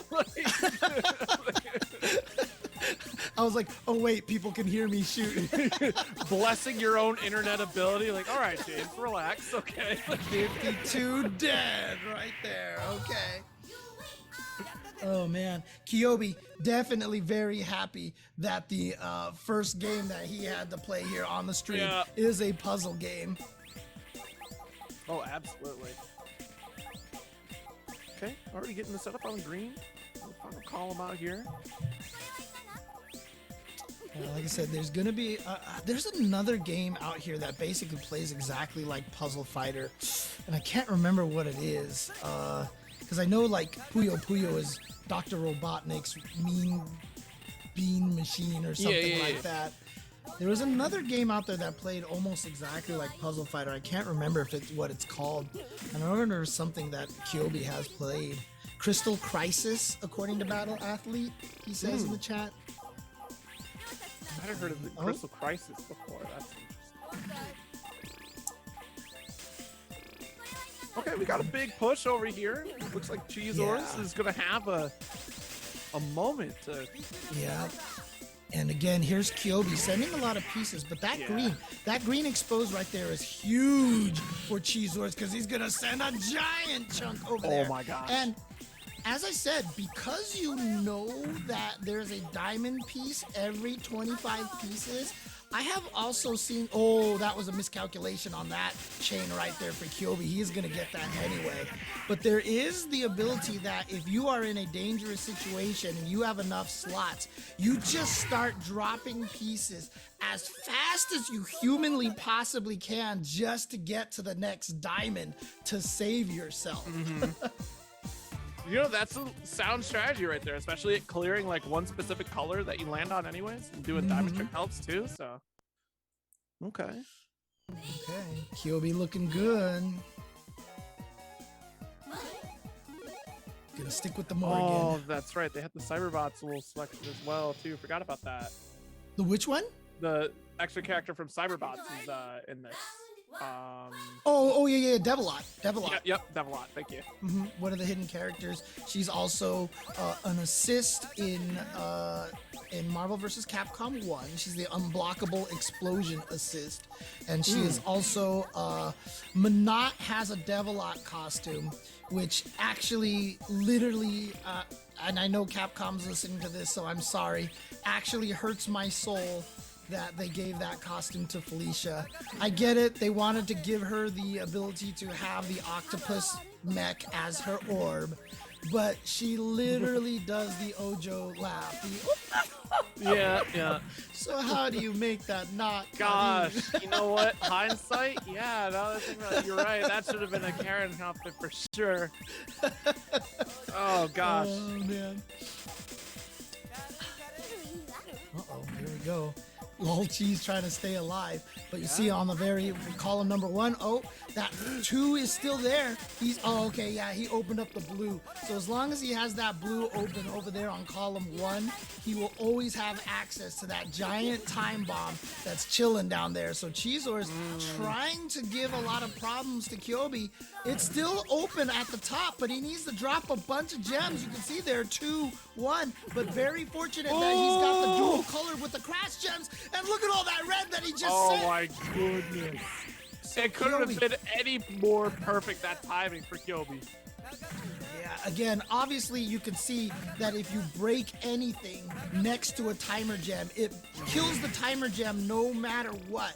So when you are trying to save yourself, if you ever get color crash gem and color gem next to each other as one of the pieces, it is a perfect thing to drop into column 4 and start clearing out things. This again, how quickly volatile this game can be. It literally looked like Lol Cheese was about to wrap things up, was keeping the pressure on, avoiding that blue setup from Kyobi, and then just like that, one combination is all it took, and Kyobi just absolutely flipped that around on Lol Cheese. It's nightmare. All right. Kyobi trying to set up that yellow-blue combo right there. You can see there on the column 1, 2 over there. If he can find a blue crash gem to stick somewhere up there, like right on top of that yellow in column 2, but I don't think he's going to have a chance. Instead, he's just going to diamond trick away the blue. But nice counter by Cheezors there to make sure that he didn't receive the brunt of that. He's got the green planted in column 4, and you can see how that's going to work with the green timer gems over there. So he just can play a little bit calmly here, and he's going to get the whole thing erased here. And there you go, yellow and green going down. Yeah, that was a good call to play on the yellow right there, especially since the timer is already perfect, ready to clear out all that blue. Okay, Kyobi with a little bit of a trouble situation there. He doesn't have access to that the blue chunk over there on the left side. You can see the disjointedness on row 4 and 5 over there on the left side. Yeah. But he did get that set up. Nicely done. And he's going to get this big old chunk. Can this finish off Lol Cheezors? Not quite. And you see how Lol Cheezors there had the green. He had the green. He had the green crash, the green gem. And he put it on the right. As soon as you have something like that, you drop it on column 4 to at least try to break through column 4 best as possible. But it will be Kyobi going ahead 3-0 over Lol Cheezors. And we got to see a couple masterful puzzle fighters out here between Battle Athlete and then also, of course, Kyobi out here. Use of the puzzle games out here. So unfortunately, you're not going to see Puzzle Fighter up or potentially until top 3 hits out here. So that one coming off the wheel. We still have several more games out here, and I still got a couple more games that I want to see. So let's check out this little wheel here. Let's check out the Capcom Wheel of Choice to see what the next game is going to be for our players. We're getting down to it here. There's very few options. You still have Gem Fighter on there. That's fine. But I'm here for 2 of these games. Come on. Give me one of them. Wheel of Capcomality. Turn. Tell us the game that we should learn. Hyper Street Fighter. Okay. All the Street Fighter players in this tournament right now are like, yes, thank you. I can fireball an uppercut. Yes, the classic of all classic fighters out here, but bringing every edition together into one wonderful package. Hyper Street Fighter 2. We saw the exhibition earlier. John Choi up against Super V, and Super taking it over John Choi. Despite John Choi having a Bison in their back pocket out here, I could have read that. I mean, we'd have a different story. It. I mean, you should. I would look. That's very honorable of you, John. I get it, I guess. But it is what it is. You know what? It's the threat, right? It's like, I could play Bison right now, but I'll let you off the hook this time. It's your moment to shine, right? Well, what's interesting is I'm looking at this winner side. Is this the loser side of the bracket? Vi, are we doing losers round 1 or are we doing winners semis? We're losers now.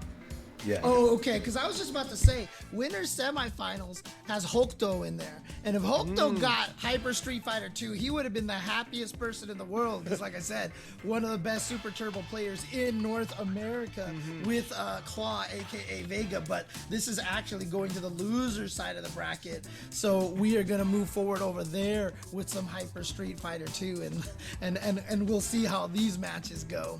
Yeah, it'll be a real treat to see. Of course, Street Fighter 2, I feel like, has been a part of almost every Capcom fighting game collection. And of course, return to the roots of where it all began in the arcades, from various editions here.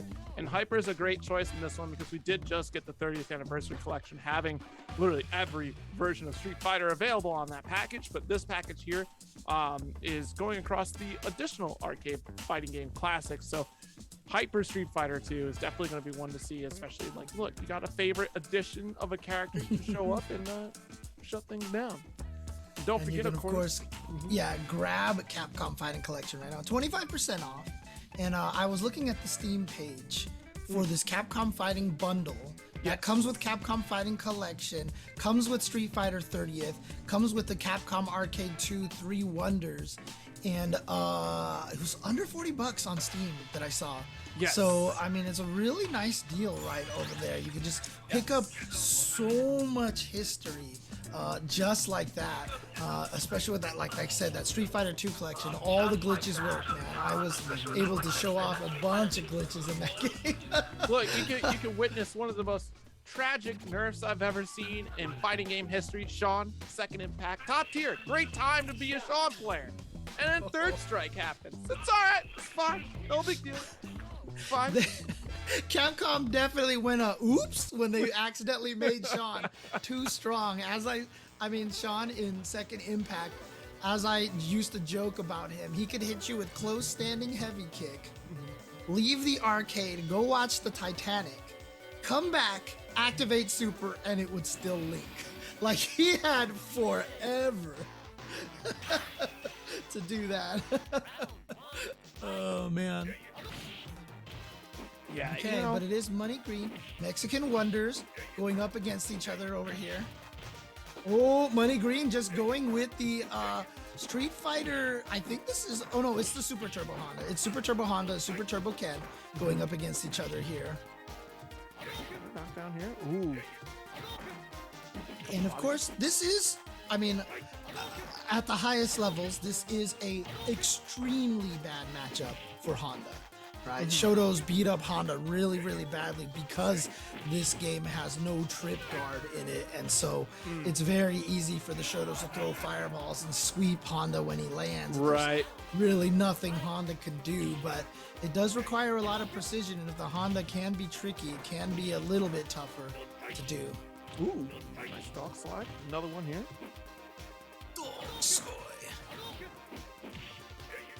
Jump over. He got pressure in the corner here. Perfect position for Money Green.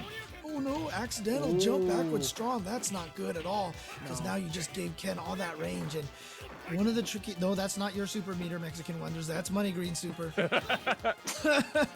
Saw you pumping for that super. Oh, nice. There we go. Now you've got the super here. Situation here. Make it very difficult for Money Green to make that approach. Oh, the one hand slap. The one hand slap. One hand, not 1,000. One. Yeah, this is one of those matchups that if Ken has a pixel of life, he clearly can still win the matchup versus Honda. It is just not a good matchup for Honda at all. But, you know, if you're a Honda player, Ryu and Ken are the matchups you are going to practice some of the most, because you are going to get counter-picked all the time. And so a lot of Honda players, you know, they'll use that floating, jumping, neutral, heavy punch to get over fireballs. They have a lot of tricky ways to avoid what it is that the Shotos are trying to do to them. Yeah, you know, like we saw in the exhibition as well. Another example of just trying to figure out the tools that you have on your character, like using the headbutt to avoid the fireball. You know, kind of same principles, right? Of just like finding the additional tools that Honda has to avoid those difficult situations. With DP, not going to get punished here. Big life lead though for Money Green. Yes, right now, Money Green seems to be getting away with a lot of the butt slams, and you see, I'm pretty sure Mexican Wonders is going for wake up DP to try to beat the meaty butt headbutt. But you have to remember the reversal window here is 1 frame. Yeah. In old games, like in Street Fighter 4 and 5, I believe it's 4 or 5 frames, might even just be 3 frame window, but that window is ginormous. And so in these old games, you had to learn how to piano your buttons to get those reversal DPs. The precision required in some of the classic fighting games is, you know, look, we get away with a lot right now, with a lot of the, you know, the various ways to throw out a DP or a fireball. Like the input forgiveness in current fighting games now is definitely, you know, very generous compared to what they were here. And switching for Guile, interesting. Okay. I definitely get a lot of accidental DPs in modern fighting games, and it drives me nuts. Oh, man. Well, and see, here's one of the weaknesses of Guile. Obviously, Guile, very good zoning, turtle defensive kind of character, can easily keep Honda out. But if you block a butt slam while standing, you lose your charge for the flash kick, which means the Hondas can kind of do all sorts of crazy things. So one of the things you have to make sure with Guile is to be holding down back as much as you can. You see a lot of standing from Mexican Wonders, and so he's not going to be able to have that flash kick available to himself. I wonder how much of this is literally you're used to modern Guile and that charge time and that, like, you know, type of precision, like we were talking about, how like you have to be very precise in some of these classic games here. And Guile nowadays, like charging is, you know, still a similar mechanic like we had back in the day, but now like you have some of that leniency, you know, that being able to make your shortcuts and different ways of getting those attacks to come out based on you know, like negative edge inputs, or just even like just the forgiveness that they do have and the multiple ways you throw the moves out. So yeah, I mean, so many things that they've done since the beginning of time. Negative edge.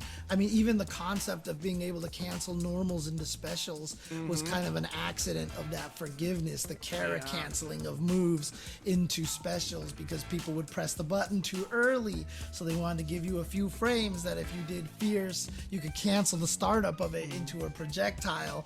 And then that kind of led to the whole buffering system, which honestly, had that one single glitch never got put into Street Fighter 2, I would say that Street Fighter 2 and the fighting game genre might not even exist as we know it today, because that canceling ability is what I feel like increased the strategy and the execution and the enjoyment of fighting games.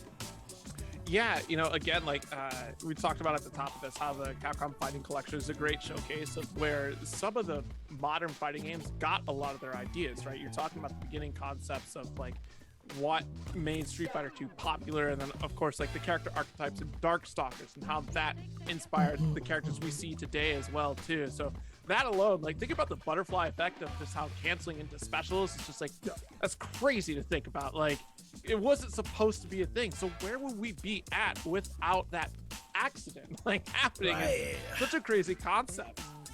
It's funny because like I played there, you know, when Street Fighter 2 was popular, the SNES basically became the breeding ground of just fighting games of all time.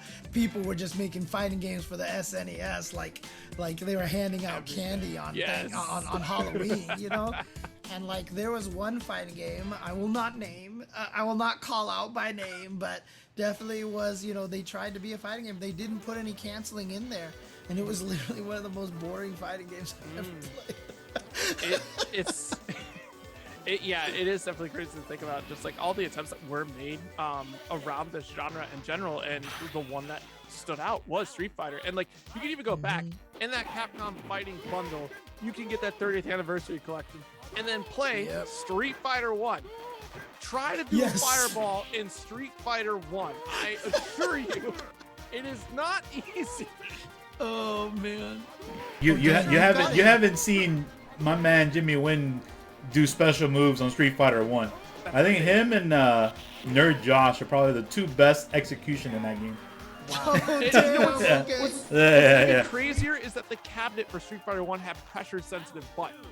Like that is what a concept that was. And here we are today with 6-button fighters. We don't have the pressure sensitivity anymore, but like thinking about like you get various strength. Yeah, I mean, goodness, those buttons were broken anyways after that. So. Yeah, I mean, Street Fighter 1 changed to 6 buttons because all the cabinets kept breaking because people would just punch the hell out of those buttons and destroy cabinets, you know? You get a bunch of kids, like, they were probably thinking everyone's just going to be calm and punch the buttons at different strengths. No, look, you get a bunch of kids playing these games and it is done. Now, interestingly enough here, JChensor is going to sneak this round out. JChensor, he's going with Super Turbo Blanca. I'm sorry, it's P. Skelly that's going with the Champion Edition Ryu, because Blanca in Hyper Fighting is one of the strongest iterations of Blanca in the history of Blanca. If you hate Blanca, you probably played Hyper Fighting. Yeah, I definitely don't like Blanca. That's for sure. Oh man.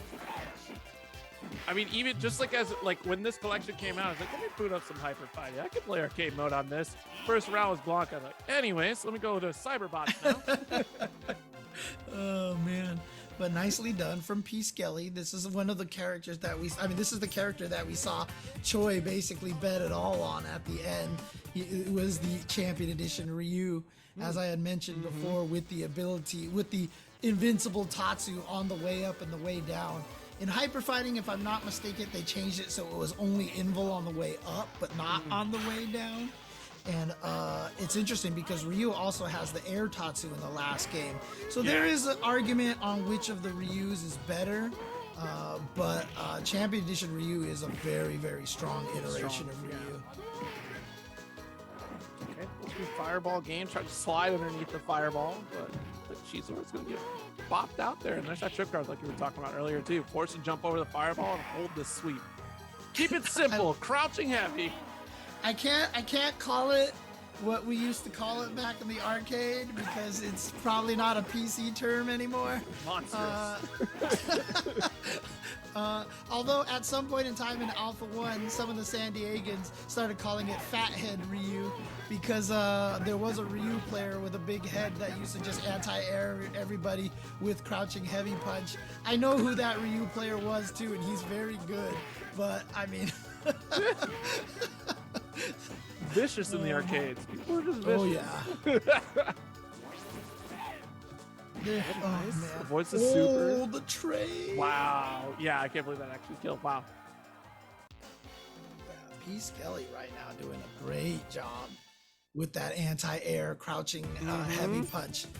Lol Chizors maybe jump from a little farther away to get it to miss, or I believe jump heavy punch should be able to beat it out sometimes, but it also depends on whether or not Chizors is doing the jumps at a predictable moment. Yeah, because you try to time that right, and you get the interrupt on the jump in too. Okay, yeah. I like that Skelly here's got their cheering crew here in the chat. Trying to survive in the mystery tournament that be. Oh, look at this. Chizor switching to the Ryu. I like it. Be able to try to play the Fireball game back with him.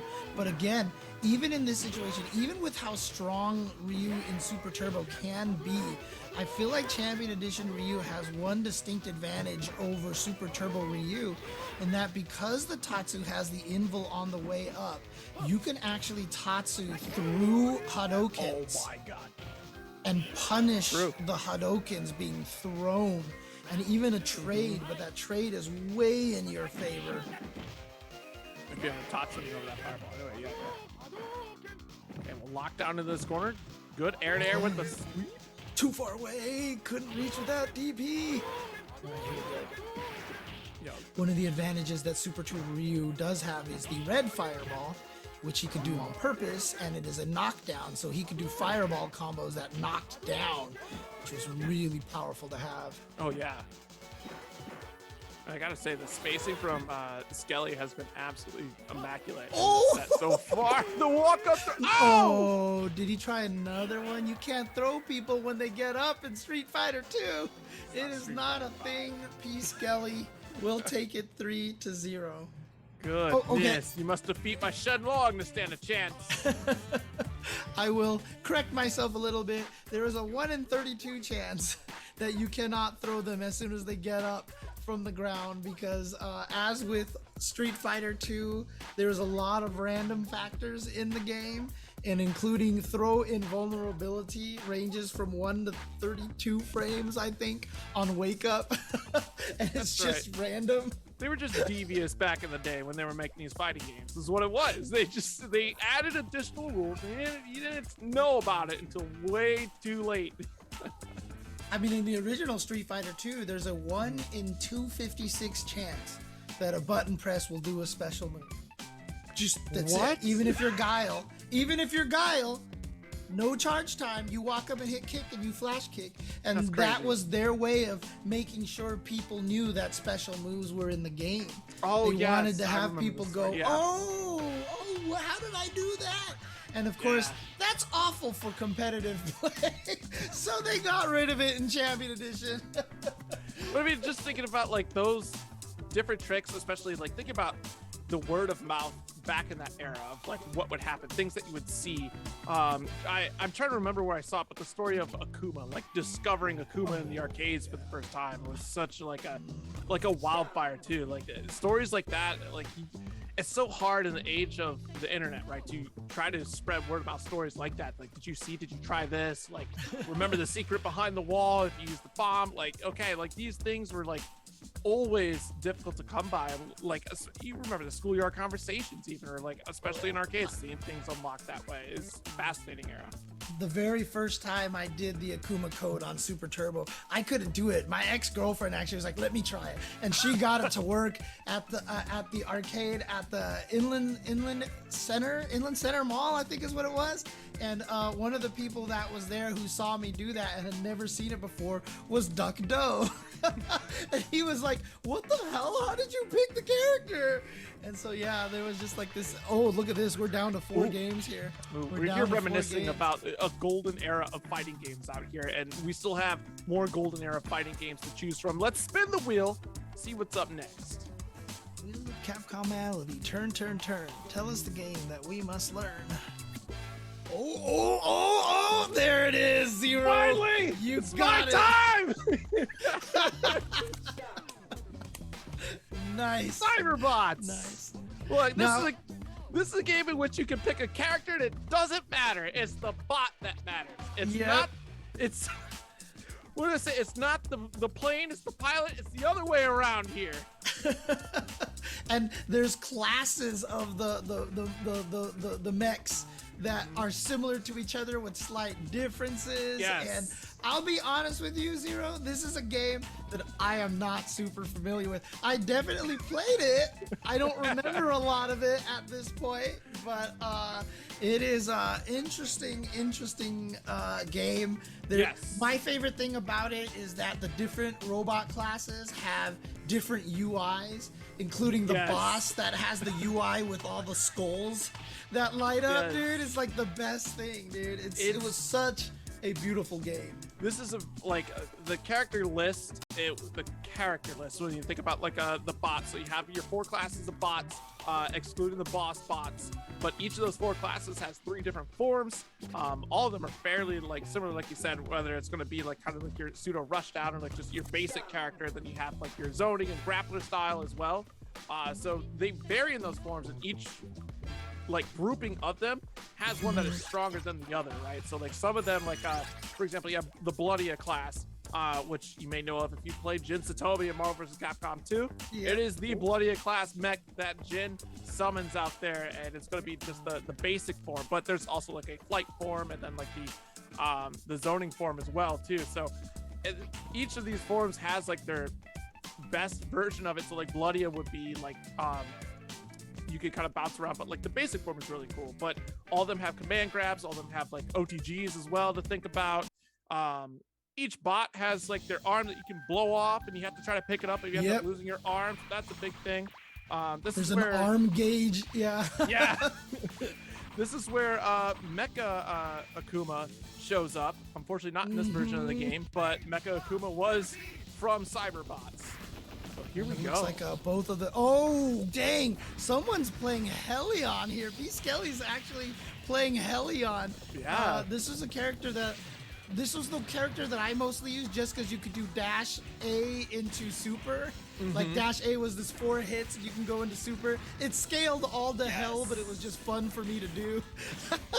It's crazy. So yeah, one of the boss characters here is selectable by pressing the code. It's double up, double down, left, right, and then B. Nice. But yeah, oh, nice throw here. You can roll over someone if they don't get up off the ground. OTG is another factor of this game. You keep pressing forward and going. You have just A and B attack, and then you have your shoot attack as well. And they had this thing too as far as like charging. So there's a lot of really cool mechanics in this game. which is absolutely phenomenal. Especially too, like everyone has like a shoulder-mounted weapon that shoots as their fireball, which is your third button as well.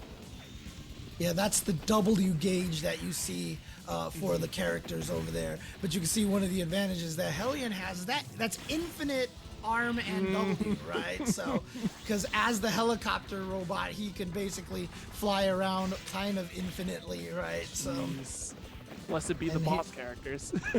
Yeah.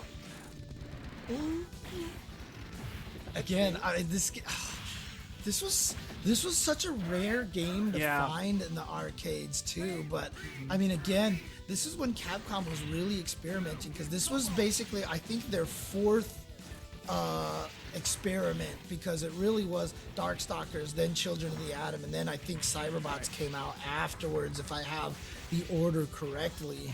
I think you might be right on that one too, because this was like, because this came out during Dreamcast era, I believe, if I'm remembering correctly, and this was like, that was its first like home console appearance, was the Dreamcast.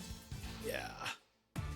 And like you said, doesn't matter which pilot you use, you can play any ship that you want. Doesn't matter. But Ultra Sean taking game number 1. We saw P. Skelly doing pretty well in that Hyper Street Fighter 2. But right now, we've got a completely different game over here. Let's see, going with the Blodia. So Blodia is the Ryu of the game? Right, yeah. Oh no, he inputted the code and went back to Hellion. Never mind. Okay, Skelly went for, the Hellion code. Okay. Look, Ultra Sean, it's not Puzzle Fighter. You still got a shot, especially with Swordsman Blodia. Okay. Yeah, Puzzle Fighter was unfortunate. He had to run into, Battle, who was like the best. Oh, roll over him. Let's go. Oh, man. This is a game I definitely need to experiment with more and just like learn more about. So I need to play this and a lot more of that Red Earth as well. Yeah. Oh yeah, and one of my favorite things is the fact that the game tells you your combo. 5-hit combo. 2-hit combo. It's 4-hit combo. Yeah, so this form of Blodia definitely is like a, can deal a lot of damage, and you're seeing that done here as well. Great throw. Forward throw and OTG on top of it too. Ultra Sean, you've been playing this game. I can tell.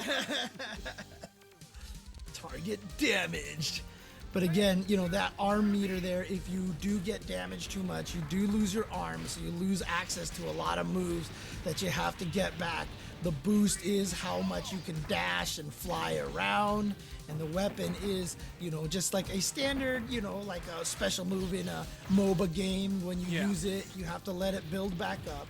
Yeah. What's the burst all about in this game? What we just saw Skelly do with Hellion. So it's their, I'm trying to remember. So you have the charge that you can do, which boosts up your special, like a sort of super, but then also there's the, trying to remember what that was called. They do have the power gauge down right? there. Yeah, you have your power gauge. You hold B and D. And you can, if you get hit during it, you lose your arm, but you charge up to do your super after that. Anyways, you have the ultimate. No, I'm mixing Red Earth with this one here because Ultimate Card is... It's all good. It's all good. Oh, no. Look at that Hellion from the sky! Yo, oh my god. Yeah, get smoked. Honestly, though, this Swordsman version does have like an electric net. It's got like some of the slower specials, but that's why there's so much damage off them, because it's a slower character. Right. So you're looking to set up with an electric net, which Sean is not doing, which is totally fine. You're getting plenty of mileage out of this here, especially against boss character like Hellion. It's always funny because obviously this is where Jin is from, from the Marvel vs. Capcom 2 game and such. And I always joked that he's like the Captain Falcon, right? Because it's like they were pilots of a vehicle, and then you put them in the fighting game. Like, we didn't know they could actually fight. That was such a crazy element to think about, because I was thinking like, oh man. Well, actually, before this, they had the Brawler, and if you get the Capcom the Beat 'em Up collection, you can play that game as well out of that collection. Are you talking about Captain Commando or? No. They had a Cyberbots. Techromancer, right? Yeah, Techromancer. That's the game. Yes. Yeah. So though. It's all. It's not like they just came out of nowhere with this property. Like, you know what? We've been sitting on these characters for a little bit. Let's bring out some Cyberbots, huh? Try it again. Oh, actually, Felineki says it's Armored Warriors. Armored Warriors is the one. Yeah. There you go. There you go. No, Trombone is not from this game. Trombone is from Mega Man Legends. Yes, that's correct. Jin is from this game, and the only other character that we've seen in this game go elsewhere is Devilot, if I'm not mistaken. Yeah, Devilot is the only other character, yeah. And then, of course, Mecha Akuma would be the other one. But that was like I don't even know what the input to get Mecha Akuma is. Oh gosh, yeah, that is another password input, but it was console exclusive, so you couldn't get him on the arcade version. Yeah, that's what I was about to say, because I was like, I don't ever remember getting to use him in the arcades. And okay, see now I know at least I'm not completely senile yet. No, yeah, you're not forgetting like I am on this actual burst mechanic here. Yeah, but Ultra Sean looking really strong here. Yeah? Definitely looks like he's played this game before. But I mean, P. Skelly having the input to pick a hidden character definitely is familiar with the game as well. But Ultra Sean trying to take this 2-0. P. Skelly, no, he's gonna get hit by the super 8-hit combo. Goodness. Dude, Akuma was in Children of the Atom, man. Yeah. Oh yeah, that's right. The Children of the Atom. Do you guys know Akuma's in this game too? Yeah. That's what we're talking the Super Cyber Akuma, man. Yeah. And the craziest thing about the Akuma in Children of the Atom too is that while crouching, his magic series was like upside down from his standing one. So if the opponent never got pushed away, he could actually chain combo forever. There's so many goofy things in that game. This game. Oh, weird. Felineki with some of the lore here. Cyberbots takes place in an entirely different universe with an entirely different cast from Armored Warriors. It just adopted the mechs. The arm came up. That's not a good look here. I think he got it back. I think he got the arm back. Yeah, you did. Oh, chasing him down. You see the air-to-airs? Yeah. Yeah. Also, watch out! Bombs away! Boost is so important too in this game too, right? You know, because you close the gap, you can do dashing attacks off the boost, and in the case of Hellion, you can just fly. So some of the flight versions of the mecha are just able to fly. The boost is dependent upon the type of character you have. So tread boost, so you're just going forward for extended periods, but you get the longer dash attack with it. I remember now too. The CPU in this game was rough. I think that's one of the reasons why I didn't play it that much. Because when I played one player, dude, the CPU would just murder me, dude. Yeah, but that's what they did in the arcades. I'm telling you, like it was so that you could get the money out of your kids, right? Kelly on the board, and we've got G.I. Joe syndrome here. No, none of the pilots ever die. You saw the thing explode, and he's got his little escape pod flying there, so he's okay. Get you next time. Oh, man. Oh, my God. Okay, so I'm looking it up real quick. It was Giga Crush is what it was. Giga Crush. It is that burst mechanic that we're talking about here, and you do it by pressing the light and heavy at the same time. Gotcha. You back off, so kind of like your burst as well. Bao and Mao. I mean, the beautiful thing about this game, honestly, is that it is so unabashedly anime. Yeah, oh yeah, this is 80s anime hands down. Like it is literally Macross, and what was the other one? Space Battleship Yamato, but mecha. It's phenomenal. Like there's a lot of games that they kind of try to think about Western audiences, or they sanitize the game, aka ruin it, like Street Combat, what they did to Ramna 1/2. But we won't talk about that on the Super Nintendo. But this game is just unabashedly anime. Yes, absolutely. And the fact we're still seeing swordsmen out here up against Hellion. You sure you don't want to try another form of Bloody out here? I mean, you got 3 options. Okay, trying to attack over there, but I always forget like what the chip damage is like in this game as well. It's true, yeah.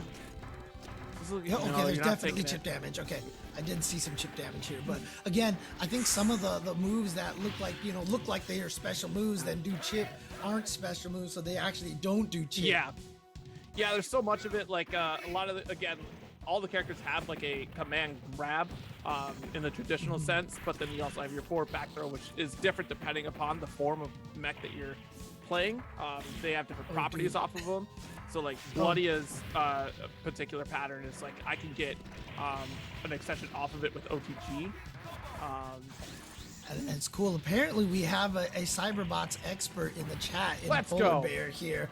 So he could definitely answer a lot of these questions that we have. He's saying that Hellion is more of a zoning kind of defensive character. So, but you have to, obviously, zoners are hard to use. You have to know what you're doing with zoning to know all the angles and stuff. But you can see it. You can see that fly. It's like some Sentinel strategy drop here. The bomb. Let's go. I wouldn't be surprised if Hellion actually went every once in a while doing attacks in the sky. Yeah. And you can see that's what Skelly is trying to do right now. He says, you know what? Enough of this playing close. I'm going to fly away and just drop bombs everywhere. That's the strat. You're playing a boss character. Take advantage of it. I like the shots up there, but finally Skelly getting into the sky here, ready to drop some bombs. And again, he does have the infinite boost. But again, one of my favorite things about that, customized UI for every character, you see every time he uses the boost, that little chunk down there drops on Hellion's meter. And see right there? That's just the sickest thing, dude. I love that. The details, modern fighting games are all about the quote clean, flat UI, and I miss dirty 90s UI. It just looks so cool. There's so much information to be had in Cyberbots, though, right? Of just like you have all you're talking 12 different characters to learn from, and each of them are unique in their own way of how they approach combat, how they zone out, how they use boost. And also how they link as well, because normally you go for your light, medium, heavy or whatever, but some of them don't get that routing as well, depending upon the bot that you pick.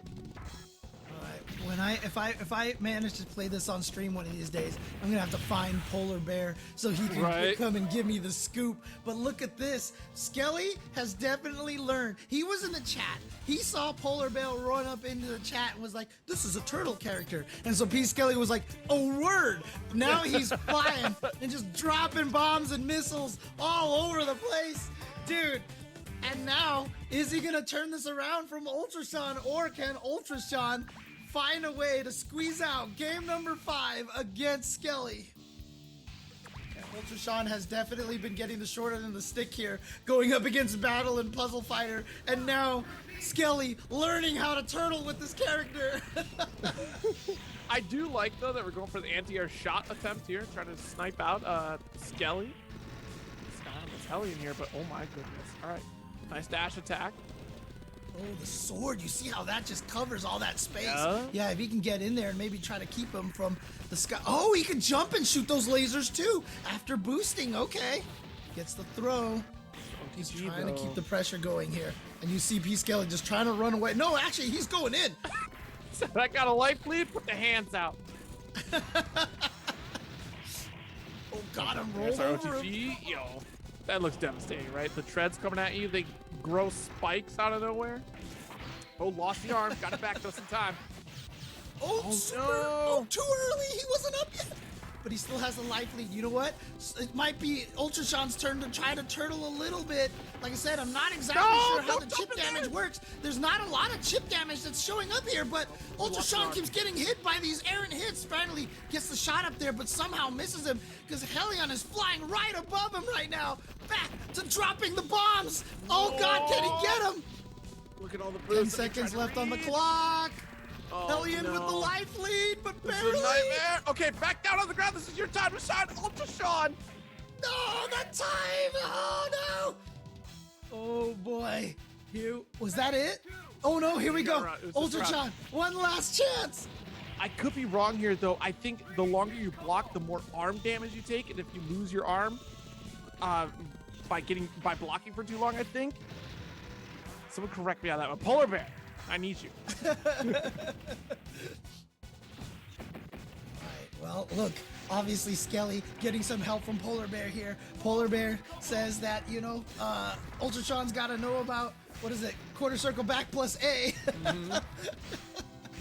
Oh, look at this, the pressure. Ultra Sean says, you are not getting back into the air. I'm leaving you down. Look at these beautiful shots here. And then going in, but here we go. Skelly getting into the air here. Does have infinite boost. Oh, wait. Oh, no, he actually doesn't have it. He has infinite armor and a weapon, not infinite boost.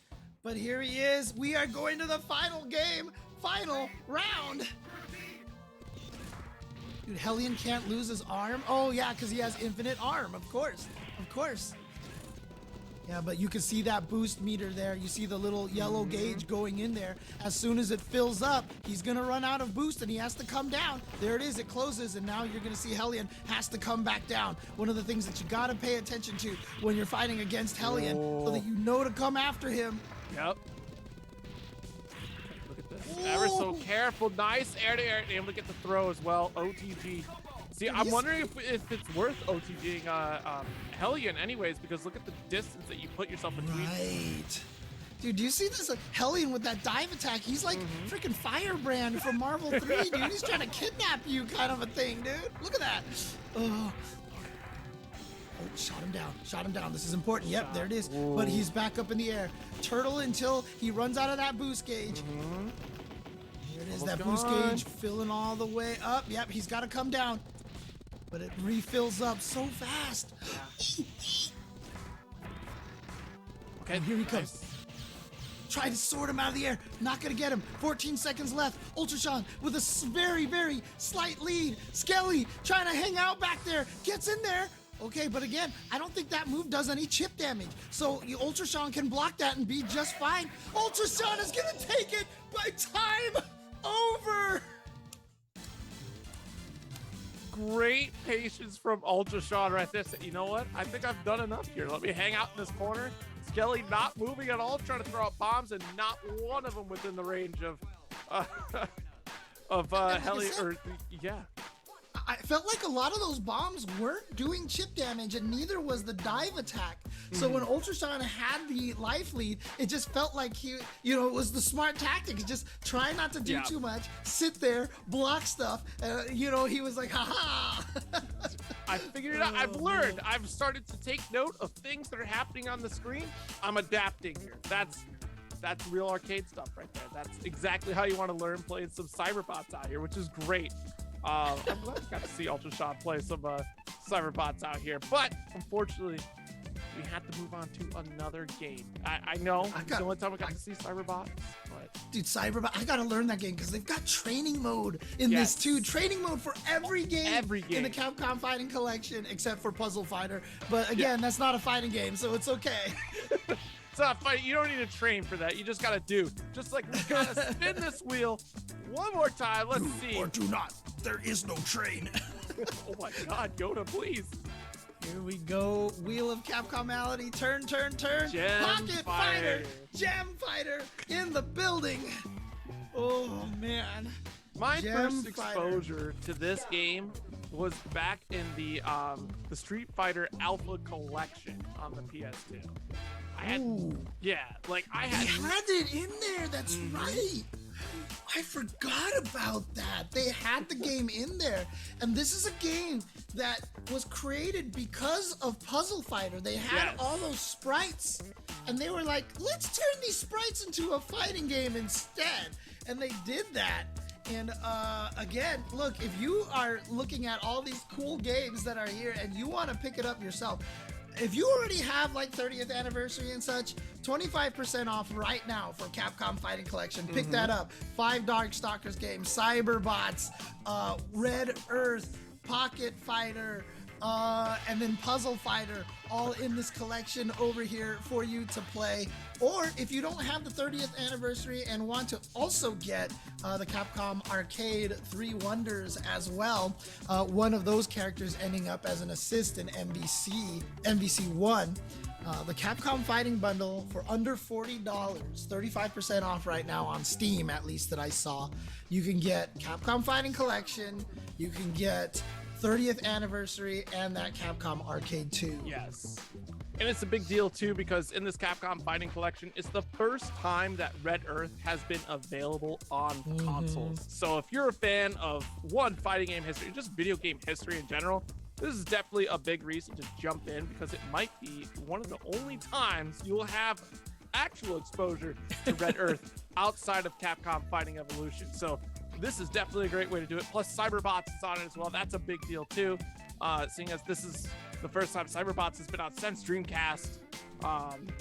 So yeah, it's definitely a great time to appreciate fighting games, appreciate the Capcom collection as well, and take a look back at where a lot of these games have been inspired from. Dude, and shout outs to Street Fighter 6 for putting old games into that arcade hub thing, dude. People have seen Captain Commando Final Fight Super Turbo is like available in that hub that you can play on those cabinets. That's ridiculous. I'm telling you, look, if Street Fighter 6 reads my Steam library and goes like, oh, you have the beat 'em up collection and the fighting collection, all right, time to install those cabs into your Street Fighter 6 experience, I'm losing my mind. If Street Fighter 6 is just a Capcom Games hub, it's ridiculous. what is happening? Now for Gem Fighter here, so you got, just so you guys know, 3 buttons: punch, kick, and just a special button. And the way the game works is they wanted to make fun of their own game, so instead of custom combos, they have costume combos. Yes. In which every situation, if you start with punch, now punch, so every tree, punch, punch, punch, punch, punch, punch, punch, kick, punch, kick, punch, kick, every possible combination leads to a different series, and the ending changes depending on the order that you go. You have frame trap endings, overhead endings, under attack endings, command grab endings, unblockable endings, and that's basically how that whole thing works. Now, someone in the chat, Mikey in the chat, was saying that Chun-Li is one of the strongest because yes, she's, I think, the only character that has a costume combo chain that she can link off of. You can do punch, punch, and then link back into punch, punch. It's not an infinite because of distance, but I don't think any other character can link out of any of their costume chains. Oh my goodness, yep, there we go. Already got super activated here. Yeah, but not a lot of damage, so, oh, watch out. Yeah, that's a jumping grab. That's like a birdie grab. Now, the one thing that you will notice on the bottom of the screen, there are 3 special moves for every character down there.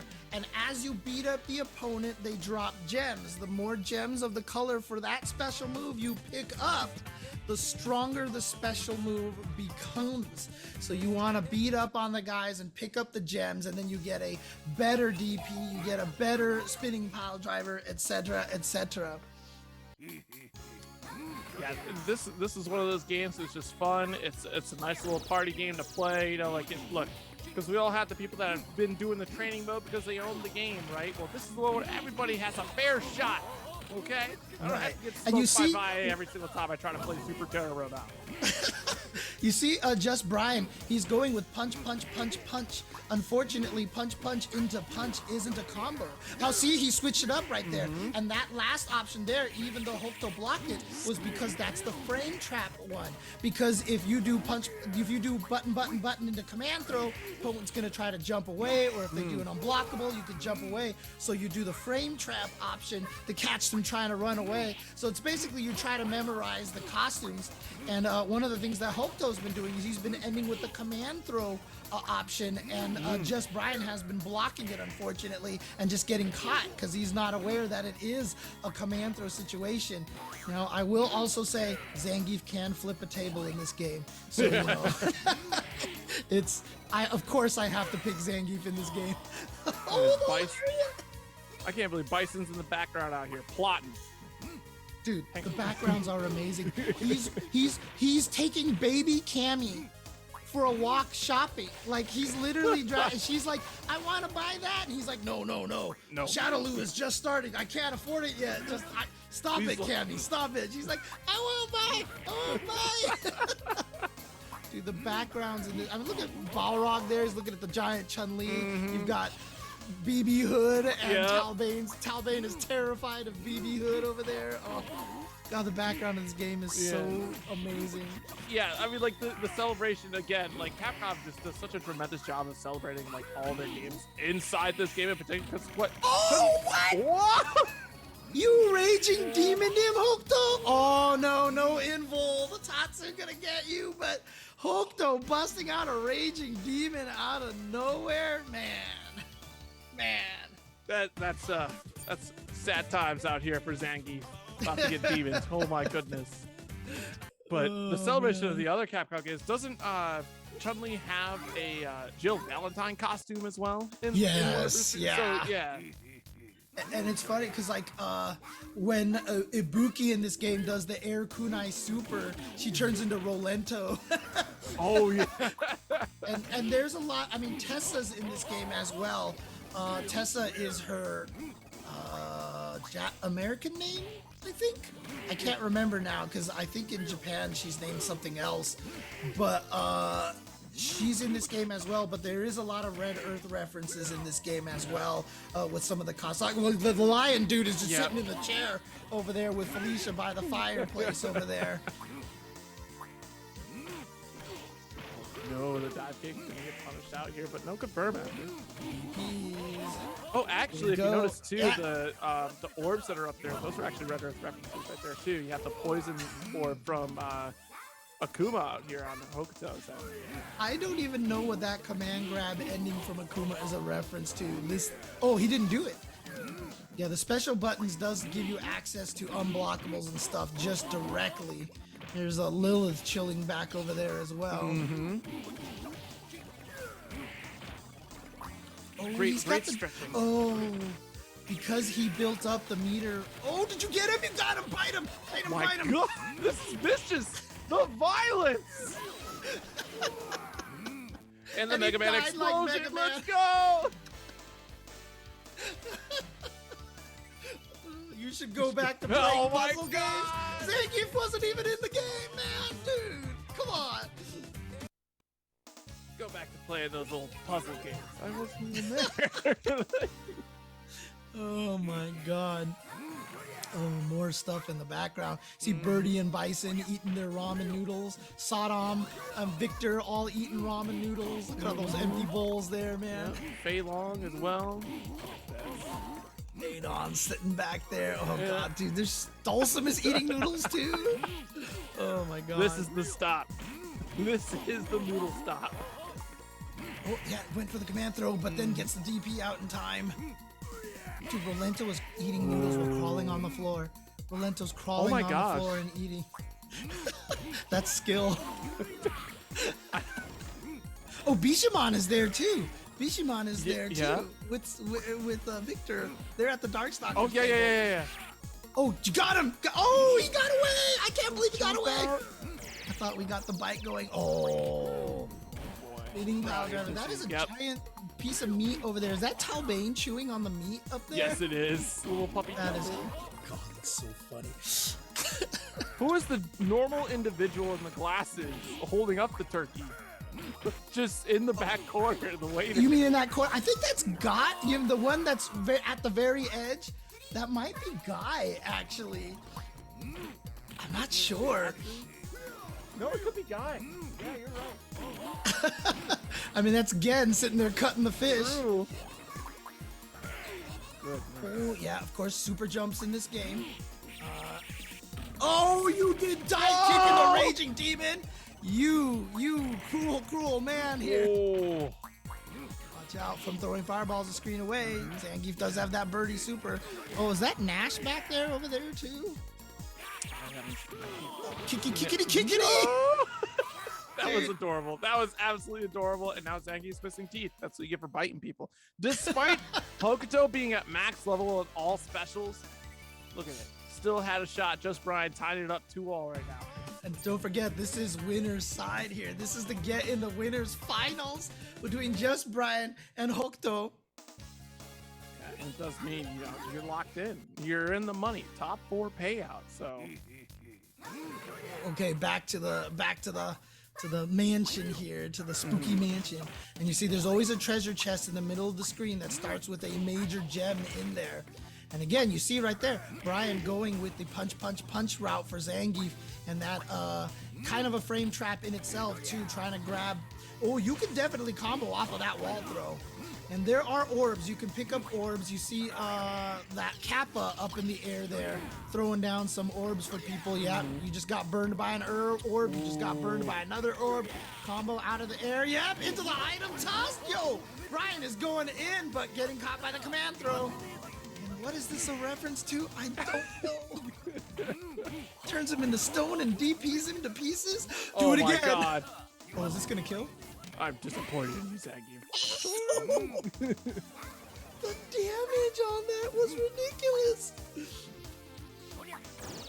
Poison orb gets thrown poison. out. Yeah, that's unfortunate here.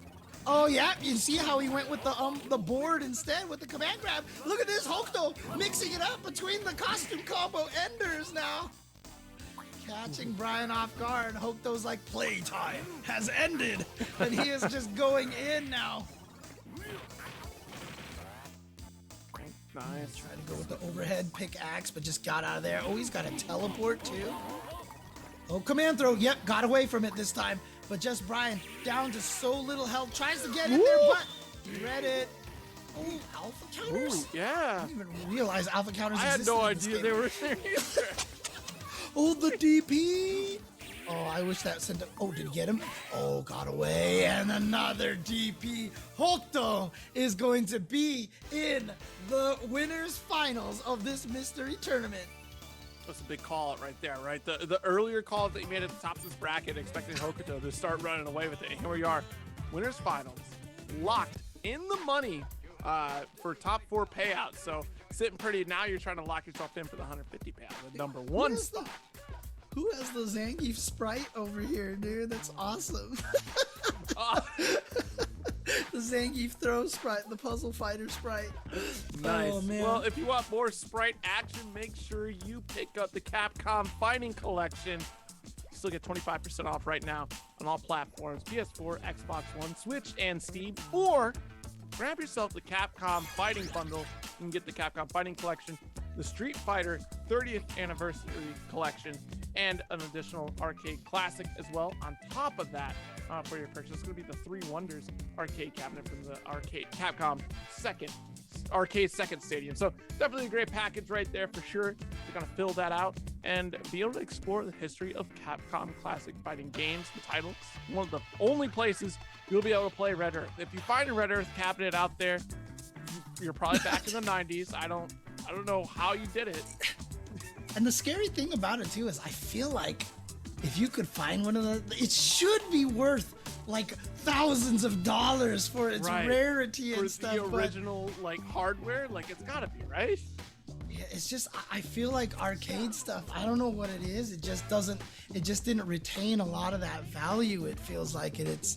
It breaks my heart, man. It's so sad, to be honest. So, but it's so important.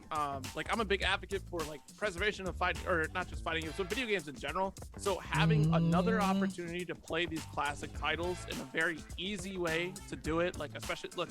You can put it on your PC, run it. You can have it on your current console and still run it as well too.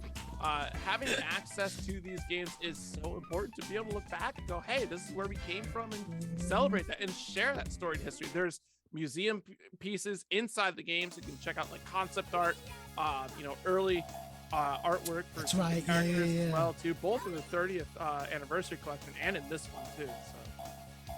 Oh boy. Okay, yeah, I was thinking about that. Yeah, the puzzle players over here not playing the puzzle game anymore. Well, they're going with the puzzle fighting game, right? So, it should transition very easily. Felicia has Blanca's electricity in this game. Yeah. Oh man. And here comes Ibuki again.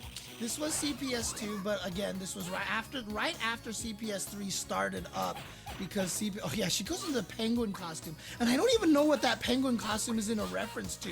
Like, what Capcom game does that penguin even come from? I'm not even sure. That's a Mega Man Legends reference. I don't know.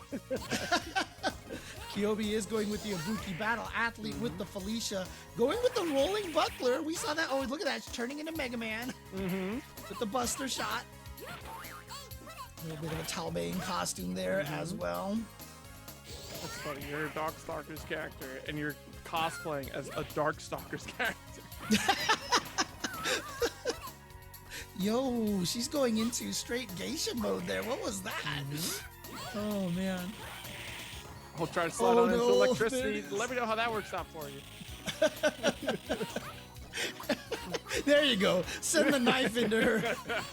30 seconds left on the clock. Whoa. Oh, she just cosplay as Sasquatch, dude. She's a Mega Man with cat ears. Oh, dang. Ibuki actually hit him? Ibuki just transformed into Makoto out there. Oh, the electricity. Yeah. Yep. It's so fascinating that they've also mixed in like the other mechanics from, because that is Red Earth mechanics that they do have, the flame orb from Ibuki right now. We saw it in the previous match too. They had the poison orb that got tossed out. Dude, I don't know what the conditions are, but I know if you get hit by like certain dashing attacks or something in a certain way, you will actually get knocked around the planet. Like you get launched off the side of the screen, it goes to the earth, you see yourself fly around the earth and come back onto the screen from the other side. I am pretty sure that exists. Unless I am going senile and someone can confirm that that is a thing here in Pocket Fighter. I'm pretty sure that's a thing. Oh, you have to be stunned in the corner and then dash attacked. Okay, thank you. Oh my god, I never knew. That's amazing. All right, someone gets stunned right now. I gotta see it. That Buster Shot right there was an unblockable. So you have to recognize. So there is a bit of memorization in this game, knowing what all the costume paths are. But because they're in costumes, they're so blatant and so graphically unique. You know, you learn how to recognize which one they are and get away. So right. Yeah, Felicia's always low tier golden trophy. It makes me so sad, dude. Oh, God. Justice for cats, dude. Come on. Justice for cats. Well, what about Cammy though? Cammy's a cat lover, so you know she's all right. True. Let's see, Kyobi trying to go with a different character now, trying to find a different character. Gonna go with the Sakura. One of the cool things about this game too is that there's intermissions, by the way. As you play the game in the arcade mode, you'll get these little fun intermission sequences with like Dan and Sakura doing goofy like inside jokes and stuff like that. It's really cool. And then the ending just has like little skits all over the place, dude. It's so funny. Yeah, you know, like this is such a fun era for Capcom games in general. Just like how much that they had, the varying styles, and just like unique mechanics that they would have across not only just their fighting games, but even like in their beat 'em ups and their other arcade classics as well. Like it's a really fun era of fighting games. Yeah. Just seeing those sketches is absolutely hysterical. It's an interesting situation, man. I can wax on about this for like 3 hours in a row about how I feel like the higher production value of video games have actually kind of been ruining video games because it's a lot harder and more expensive to make games, right? And like in this time of day and age, like you reuse some of the sprites you had from Puzzle Fighter and you make this cheesy little game like this. You know, the background is just beautiful artwork and stuff. You don't have to worry about 3D rendering and all this stuff. You were able to take chances to make fun games like this, dude. Like, it's really cool. Yeah. Yeah, it's definitely a different time out here. But, you know, we're still seeing from Capcom games nowadays, too, like, take these chances and still have great products come out of it. You know, like the big rise of, Monster Hunter coming back out again, to the masses, and like even just how the big comeback for Resident Evil 2 remake and Resident Evil 3 remake, and now here we are with the fighting games, just getting to celebrate them again too. One of the things that Kyobi has not learned yet is that Mega Man shot is unblockable. Yeah. Oh, please help me. Yeah, okay. Stay safe. Take the poison out here. Sakura always like did all these sports things. It like wasn't references to other stuff. She just did a bunch of sports things. Someone in the chat mentioning about her super where she like hits you, but then she gets these buff muscle beach men to come out after you. But you see how good the Sand Splash is now? Good. But that's because it's at level 3. Battle Athlete has a level 3 Sand Splash. So earlier it was only going half screen. Now it hits like 5 times and goes like 80% of the screen.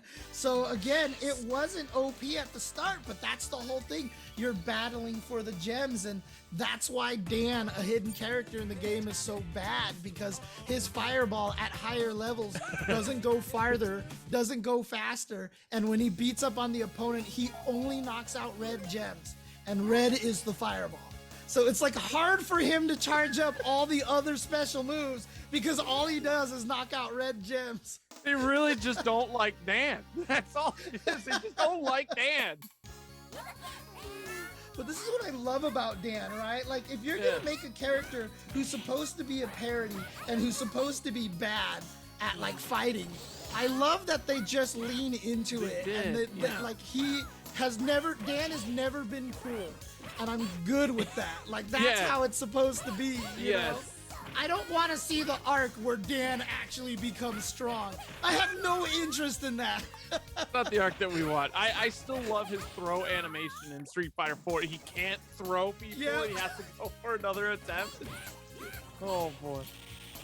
But yeah, I mean, he looks so cool in Alpha. I mean, he just looks cool. It's just such a shame that, like, he's such a fool. Oh, man.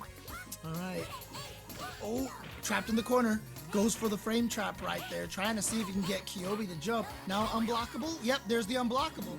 So again, you see that whole sequence that leads to that Requo fishbone thing at the end over there, and you have to know that one of the 2 options is coming up. If you see Mega Man, you have plenty of time to react, to jump away from that, and potentially even dash attack! Dash attack! No! I got out of the stun! Oh man, I wanted to see that so bad. Me too, James. Me too. I needed to see it. You would have made my day. It's not Alpha 1 Golden Trophy. He's strong in Alpha 2 because of Vi. It's Vi's fault that Dan is actually pretty good in Alpha 2, because the Vi CC makes him actually pretty decent. It's all the Vi CC's fault. Oh, man. Well, we missed out on our round the world opportunity, so automatic DQ, obviously. Make the rules. Get out of here, Kyobi. No, I'm just kidding. All right, there it is. Okay, see? Yeah, and you can punish it very easily as well. Yep. Electricity having no range, just like for Blanca as well, so transferred over to Felicia pretty well. Ooh, uh-oh. Please help me. Wow, look at all that damage, and yeah, you see him picking up all those gems. He's got that level 3 Sand Splash again. Watch out, but just trying to throw all these tanukis and everything. I was going to say, was that just a giant tanuki being tossed out of the sky? Throwing? Oh, my goodness.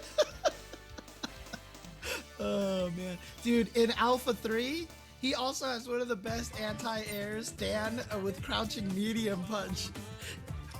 I mean, honestly, like in the US, it's one of my friends, because all he wanted to do was play Dan. And he couldn't anti-air with any button. So he just tried every button, found out crouching medium punch worked. And then it found out all these characters have all these anti-air buttons that aren't like supposed to be anti-air buttons. And then like, I credit him with discovering anti-air crouching medium punch in Alpha 3. Oh man. So look, that's what low tier characters force you to do, is think outside the box and really try. Like, yes, you have a harder time than some top tier characters, but you know what? You're gonna learn a thing or two when you're playing a low tier character to earn that victory and really make someone else's life miserable. Oh no, that was a Sean. Battle Athlete has earned that victory.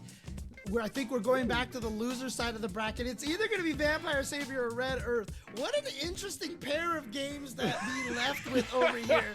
Either probably the most popular game and most played game on here, or like literally the least played game in America. No one's played it. So either you've played one game or you've not played it, unless if you've been playing this collection. So, and honestly, if you go ahead and get this spin, because you know what, chat? The over-under on somebody knowing the codes for level 32 characters in Red Earth. We're not even gonna have to deal with that. It's Vampire Savior.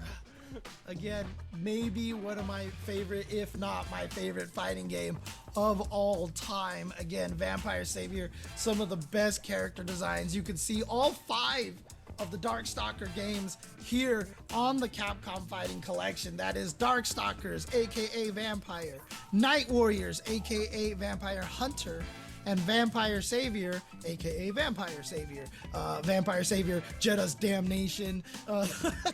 They had like 17 different like subtitles. Yeah. But they also have Vampire Hunter 2 and Vampire Savior 2. 2 games that were only released in Japan because this was the time period they were transitioning over to the CPS3. And they had a bunch of leftover CPS2 hardware. And so they made these games basically for distribution in the arcades. So that's where those games came from. But they never saw life in America ever, except for some other collections, only if you imported them, if I'm not mistaken. But those 5 games are on here. Cyberbots, we saw earlier. Red Earth, we just talked about. We just saw Pocket Fighter, Puzzle Fighter, also on the collection as well. So a lot of really fun games and just a lot of history. And of course, if you want the 30th anniversary as well, there's that Capcom Fighting Bundle that is currently under $40 on Steam. I don't know how much on all the other platforms, but it is on sale on all of the platforms. Yes. Yeah. Great time to pick these games because, like James said, though, being able to have access to Vampire Savior once again, and not only just Vampire Savior, but the entire collection, all 5 games in one easy place to just check them out. Training mode in all of them as well, too, which is definitely huge. It is a big thank you so much to Capcom for releasing this package, honestly. Because being able to have access to Cyberbots and for the first time Red Earth. Like, I didn't know I wanted to play Red Earth until I actually got to play Red Earth. So this is huge. Definitely pick it up. Yeah, I still haven't played it yet. I have this collection. I need to sit down and play some Red Earth, man. I need to play some Red Earth. It has to happen. Look, chat, just imagine with me for a second. A fighting game RPG. Like, that's... it's insane. All right, Brian going with Lilith. Ultra Sean, this is again loser side of the bracket, going with John Talbane. Lilith, definitely not one of the stronger characters, but the top level players can do some real work with this character. Talbane is considered a pretty strong character. A lot of good unblockables. Again, this is back in the arcade days. These are very buggy games, but in a way that we love them to death.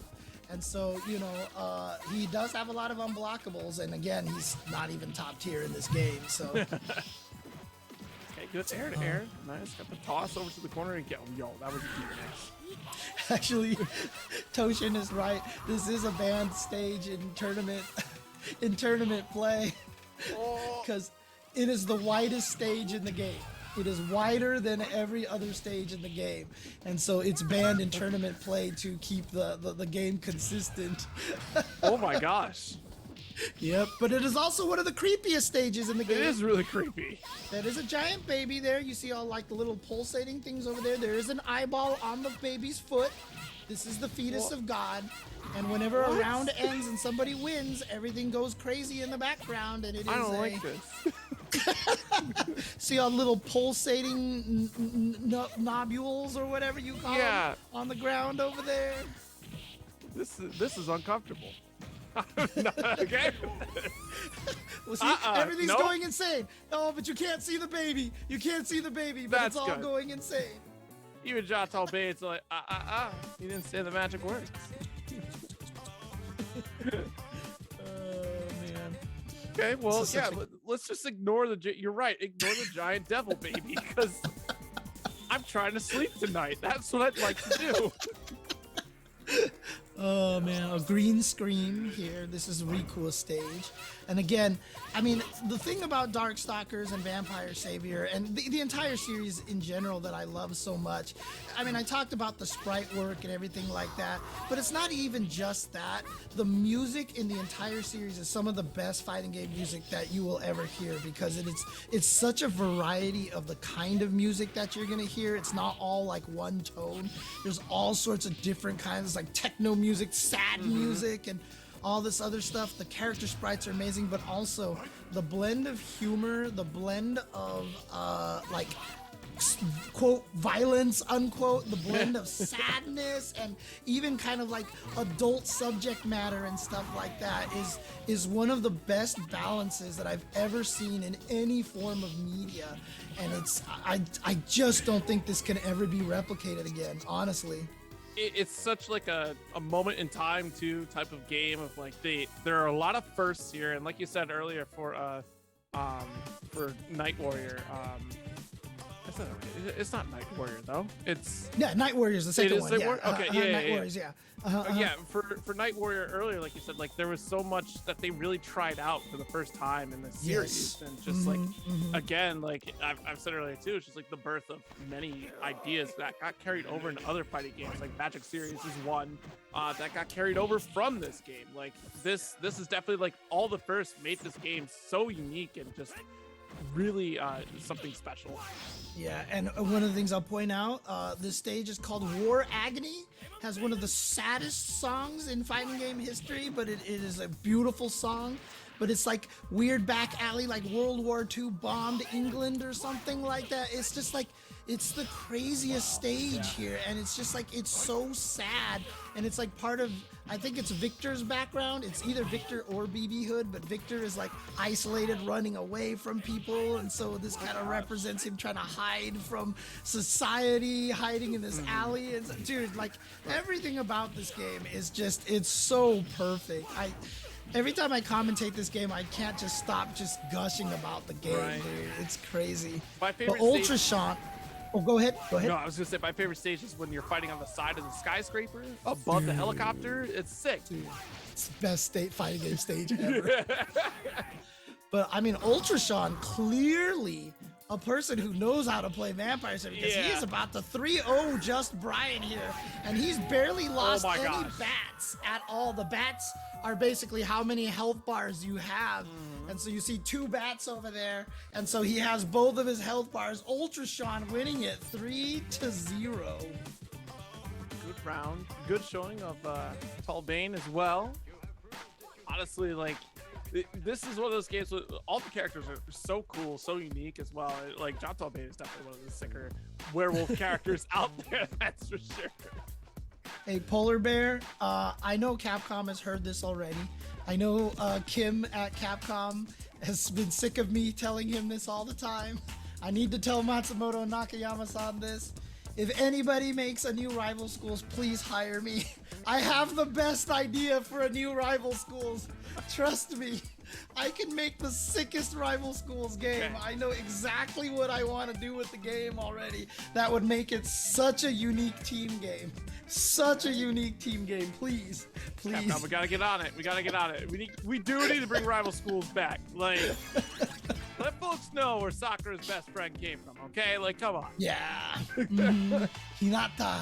Coming from Rival School, Sakura was actually a hidden character, and actually, now that you mentioned it, that is the next Capcom Fighting Collection we need. We need Project Justice, the sequel of that. Maybe put Power Stone on there, Power Stone 2 on there, and then put Star Gladiator on there. Like, put a little bit of their 3D games in there. Yeah, that would actually be an amazing Capcom Fighting Collection. The last time that we had access to Pocket Fighter, or not Pocket, excuse me, to Power Stone was when they were doing the Capcom Classics. Like they had the logo. They did it for Monster Hunter 2 on the PSP.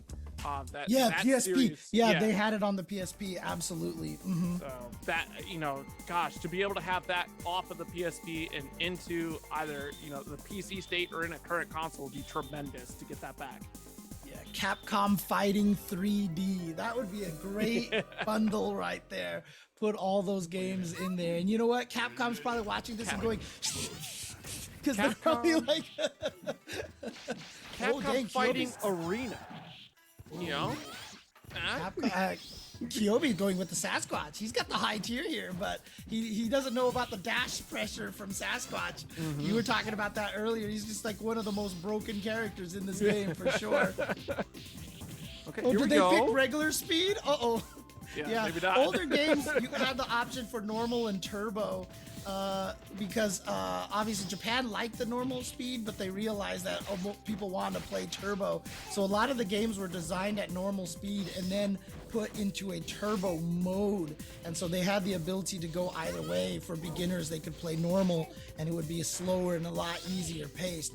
Vampire Savior is, I mean, on turbo is just like one of the dang fastest games you've ever seen in your life.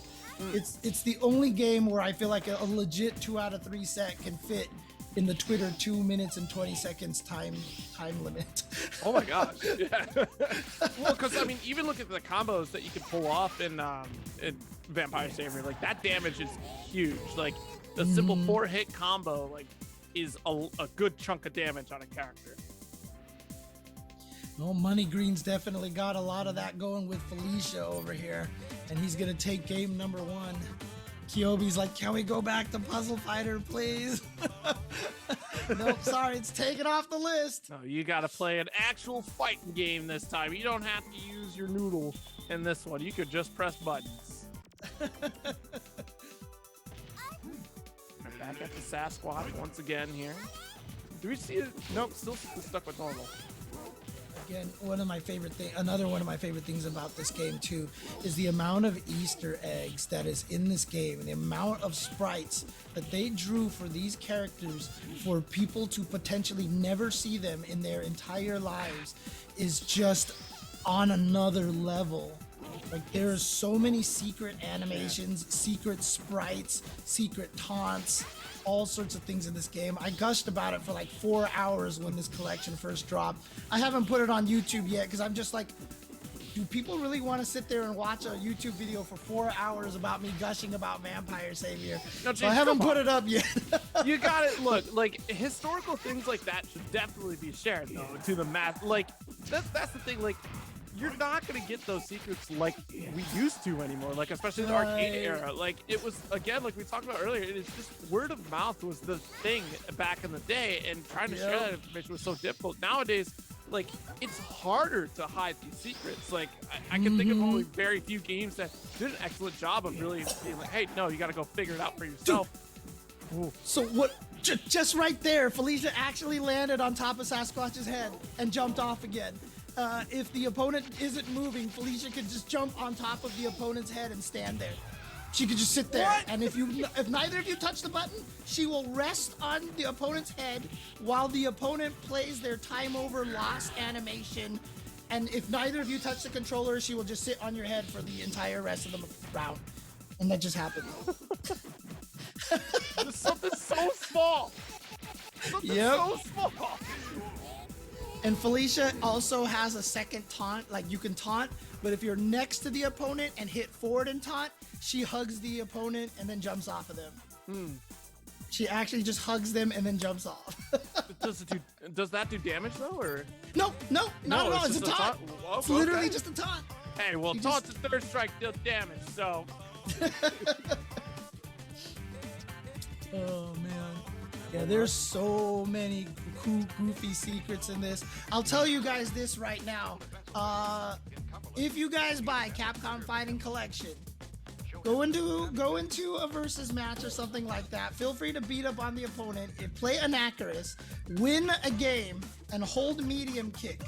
And then once his win pose starts happening, move left and right on the controller. That's all I'm gonna say. That's my bait for you to buy this game right now.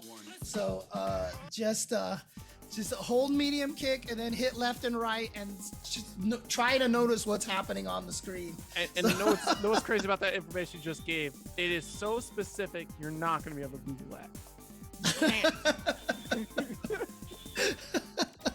See, I told you, Felinecki is a fellow Darkstalkers fan. He knows exactly what it is. So he's like, that win pose is great. Oh man. All right, take advantage of that 25% off right now, folks, and get yourself a copy, or just take the entire discount, the 35% off on that Capcom Fighting bundle, and then you too can try to move left right while holding the medium kick, right? Yeah, medium kick if you win with Anacharus, yes. In Vampire Savior only. In Vampire Savior only, by the way. And again, it's just, get over the rolling crystal flash. And Now, Felicia, I mean, dude, the reason why she can be strong in this game, and some of the best players in the U.S. are Felicia players, and the reason why she can be so strong is her jump is just so fast. Oh, yep, unblockable, Sub-Zero move. Into the ocean and get eaten by an orca whale Sasquatch. Come on now. Dude, he has a 720 in this game. That if you grab the opponent with the 720, he turns you into a dog sled. He grabs out 4 ghost dogs or something like that, and he rides on you as a sled back and forth on the screen. You'll never see that in a real match, but it exists. These things need to. Oh my gosh. Victor will squeeze you with his ass cheeks and fry you with electricity. That's true. His 720. Yeah, I did hear about that one, actually. Dude, what was that, Filaneki? I looked at the screen, I blinked, and then Sasquatch was just not on the screen anymore. I didn't even know what happened there. Was that a glitch? Get to the bottom of this. Like you said, there's so many extra things in this game that we might not actually get to see, and that's like these drawn sprites are something that is just gonna stand the test of time. They're put in there just for that reason, right? Of just like the constant conversation, the constant the feeding of the token or the quarter just to keep you playing and discovering more and more. Like that's what draws you in to enjoy these games. Yep. Besides just the fun factor, you have that additional layer. Knocked down. Yeah, Kyobi taking that last game a lot on the back of that the ice floor right there, getting a lot of good damage on Money Green from that. It is a EX move, and again, one of the tricky things about this is in modern fighting games, EX moves are the moves that you spend meter on to do, right? So like EX Fireball, EX Flash Kick, etc. Darkstalkers, those are called ES moves. It's enhanced special, but they only cost 1 bar. But every special move has an ES version. But there are some moves that can only be done, like Rolling Crystal Flash here, with a meter. Those are called EX. They're extra special moves. And here we go. Here it goes again. And Money Green now 1 hit away. Ooh, good throw, good throw. Oh, actually took it out 3-1. Yeah, Kyobi there, like I said in the last game, found his way through there with, like I said, a couple of the ice floor. And again, that's an unblockable. If you can't crouch, you can't stand, there's no way to block it. If you just are deer in headlights, fall into the ice, and then the whale chucks you back out. Right. But unfortunately, could not land any of those in this last game. And there it is. And yeah, absolutely, Kyobi. Never too late to play this game for anybody. And that is what makes Capcom Fighting Collection so good, to be able to have these games available to all of us in a nice bundle instantaneously. 25% off right now. Pick up a copy if you can.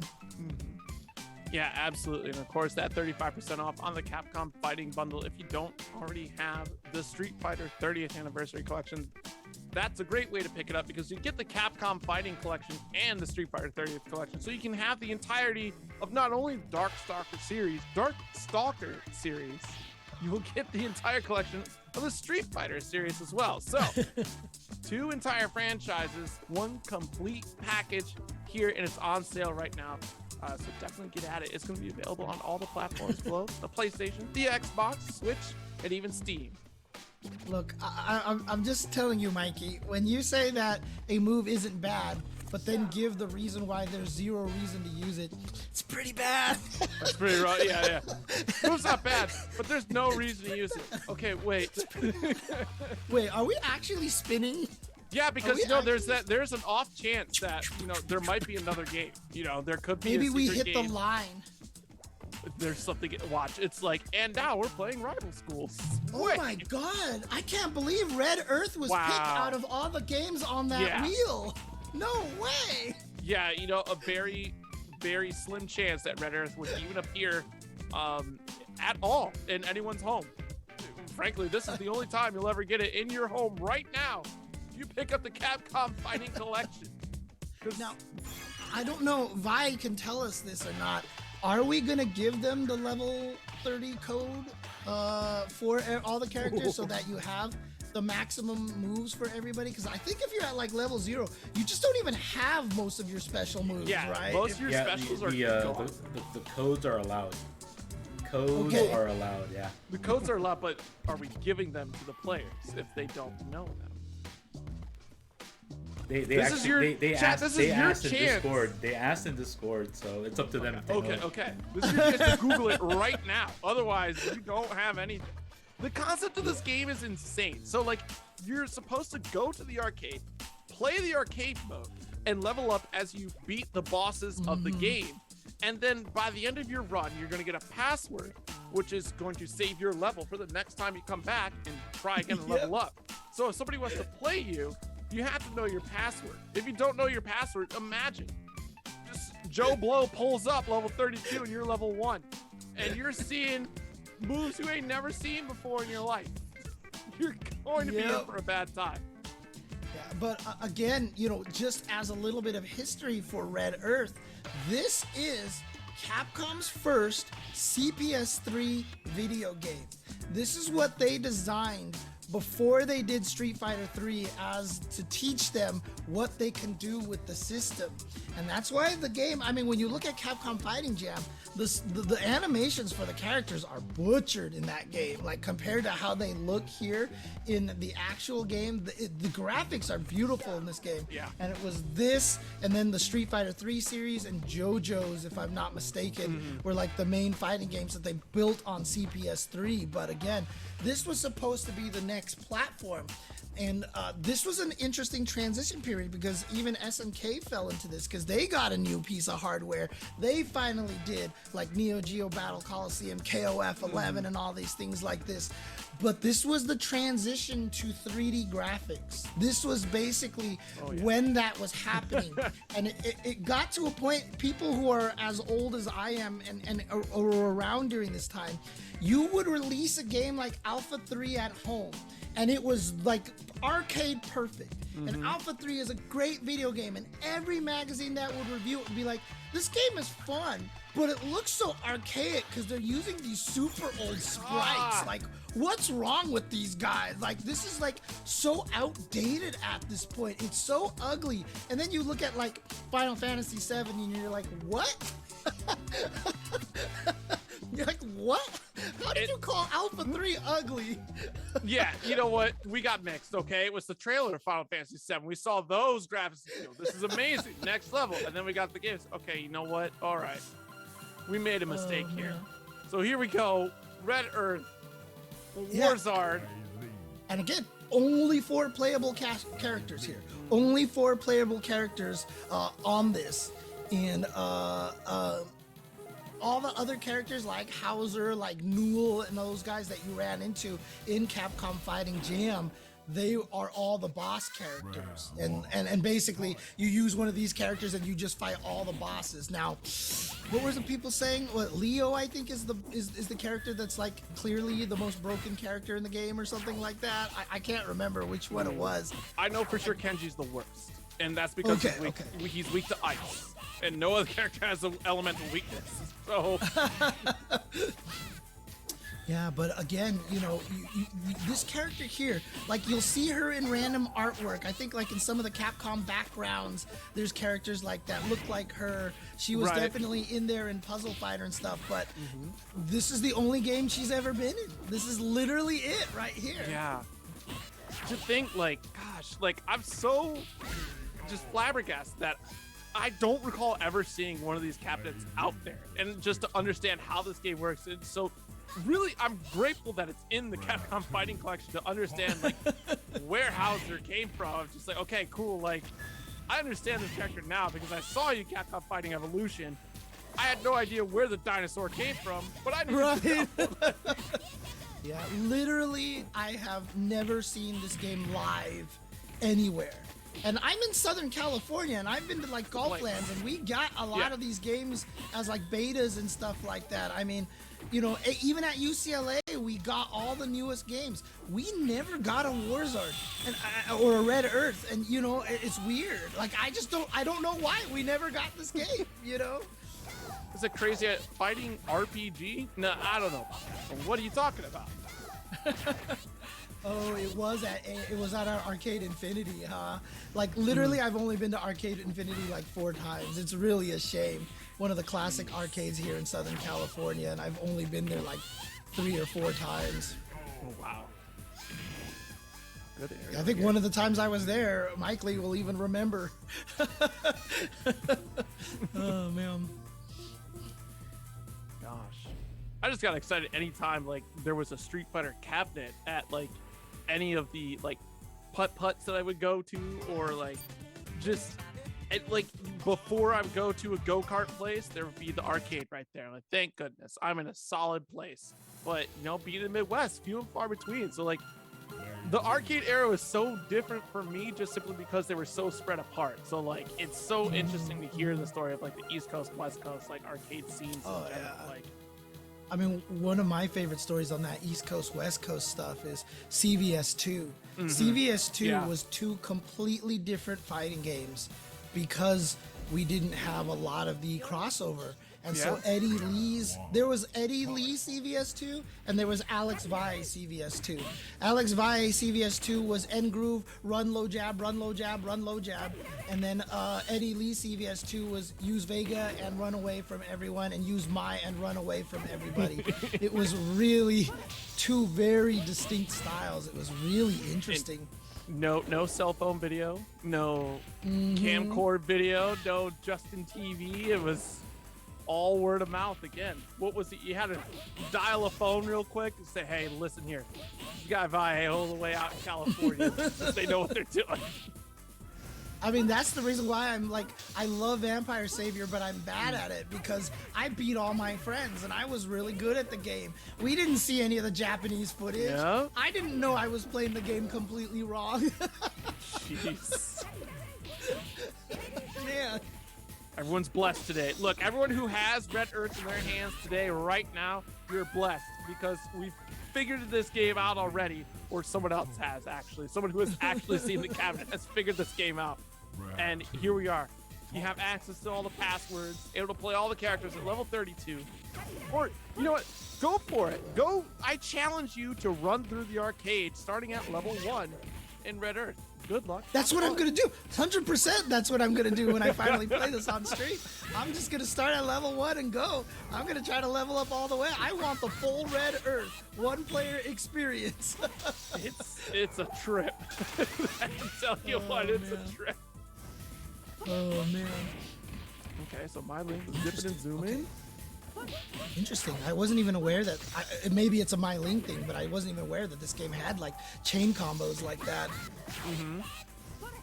And then you're seeing too the guard animation too. If you're guarding too long, you get that guard crush. You have to use your ultimate guard.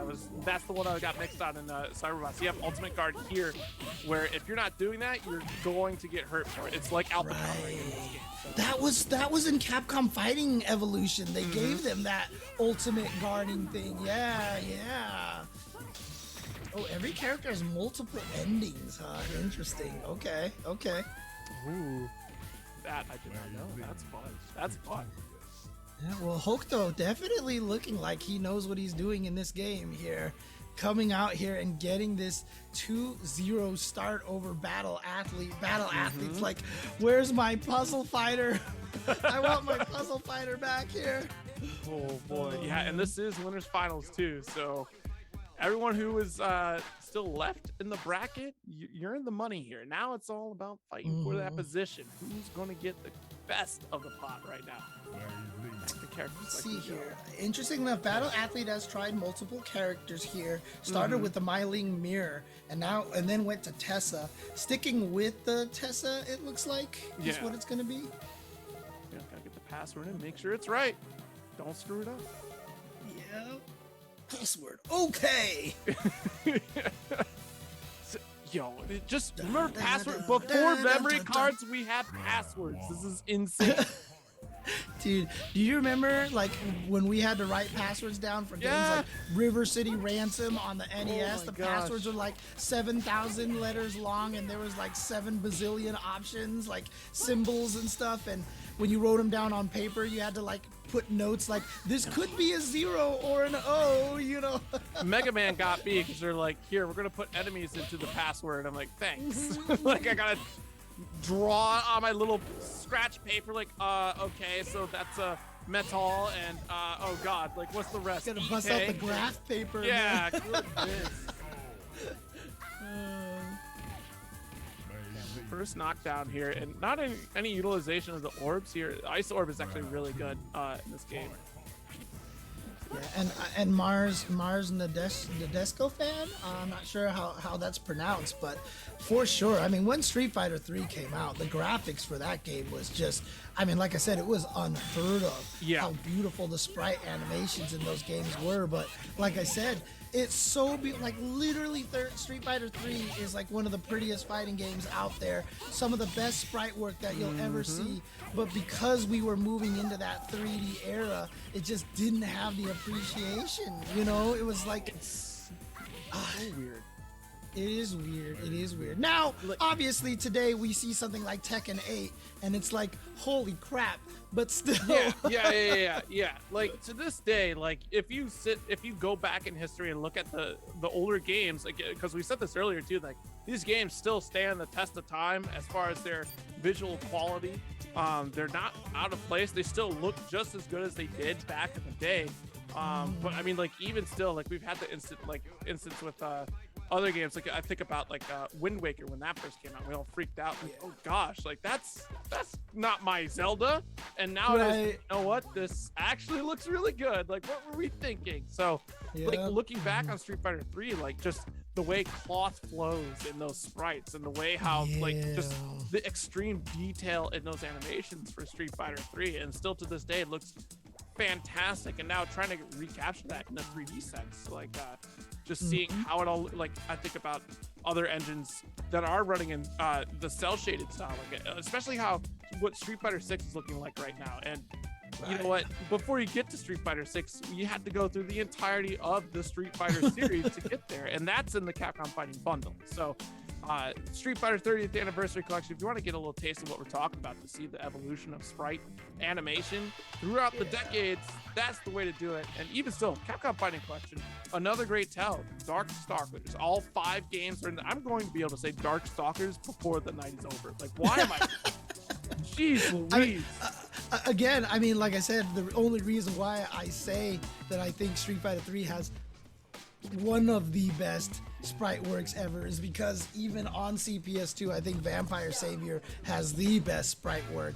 And it's just, you know, you get to see that here. You get to see these games, and like I said, it's interesting because once we got to this level, like obviously if you go back and look at a Street Fighter 1 or something like that, that stuff ages. But once we got to this level here, especially with Capcom, you know, being able to make some of the most beautiful games on that CPS2 with with Cyberbots and Vampire series and, you know, Street Fighter and stuff, it was just like, it is still some of the best looking games, honestly. So absolutely. And here we're taking a look at that bracket, the rundown of the night here. You still have Hokuto sitting in grand finals right now, and then Battle Athlete sitting in losers finals. We still have to figure out who's going to face off against Battle Athlete between Ultra Sean and Money Green 408 as well. But I mean, this is the path that we've been taking here. Of course, Hokuto had been the talk of the town at the start of this as well, alongside Kyobi, but unfortunately Kyobi got taken down in a fighting game. Puzzle game did not draw. Now obviously we are in a situation here where we have reset the wheel now, so we have all the games are back, and all the video games. The last 3 matches we can end up in any one of these games. You know that Battle Athlete is hoping for that puzzle fighter either in this losers finals or grand finals match, but we'll find out who he's gonna go up against first to see who he goes up against here. What game are we gonna see first as a potential repeat game? Wheel of Capcomality, turn, turn, turn. Tell us the game that we must learn. Oh, Puzzle Fighter. Oh, no battle athletes not getting Puzzle Fighter. Oh, this is great. This is, wow. I'm sorry, that's so unfortunate, battle athlete. You're gonna have to play some fighting games today. Oh man, oh that's hilarious. And you know what? Actually, this is Ultra Sean and Money Green. Remember, Ultra Sean was the one that faced Battle Athlete in Puzzle Fighter, and you know what? He was just like, forget this. Forget this. But now, against Money Green, Ultra Sean with the ultimate comeback potential here. This is it. This is your moment. Redemption arc. Redemption arc. Yes, that's the exact phrase I was looking for. Redemption arc time. Start playing You Say Run right now. Get the Shonen song running. This is all you. You've trained for this. This is the moment you've been knocked down. You're all beat up. You get that last second win. You're ready to rock. We believe in you. Oh no. Oh man. Okay. Ultra Sean is like, yo, Cali Power, DQ me. What? Are you serious? No, come on. I'm gonna try to get him to play. Redemption arc, come on. What if you win? You're in the money. All you gotta do is just perform. If you win, you make more money. It's easy. You have nothing to lose. I don't think Money Green played a puzzle game, did he? Oh, he did play a little bit earlier, I think, but he lost 3-0 to Hokuto in Puzzle Fighter. So clearly, he might be in the same boat that you are, Ultra Sean. He might be in the same boat. Ultra Sean. Don't be like Sean in Street Fighter 3 Third Strike. Be like Sean in Second Impact. Just come on. We believe. Come on, chat. We believe in Ultra Sean. Let's go. Come on. You can do this. There's nothing to lose here. You only gain. That is all there is to it. You only gain. Oh man. Again, like I said, Money Green went 0-3 against his opponent, against Hokuto. It's a fair shot. You know, it could be a good match here. Exactly. All you gotta do is match colors. It's there you go. Match colors, slam it on over, and be fast about it. Dude, Battle Athlete is in bargaining mode in all the stages of grief. You wanna trade games? He's in bargaining mode. You wanna trade games? We can see Battle Athlete stages of grief as we go through the chat, dude. Oh my god. Oh no! It's a $500 prize pool. All you gotta do is get one more position further, and then after that, it's nothing but fighting games. So this is it. You win, it's nothing but fighting games. You lose, you're in the same position that you're trying to do right now. It doesn't matter. As you get more money or more fighting games. Oh, did we do it? Did we coax them into doing it? I think we did. Yes. Let's go. Everyone. I mean, honestly, applause for Ultra Sean, dude. Let's go. This is what you want to see. Ultra Sean, you are my hero for today, honestly. Like, let's go.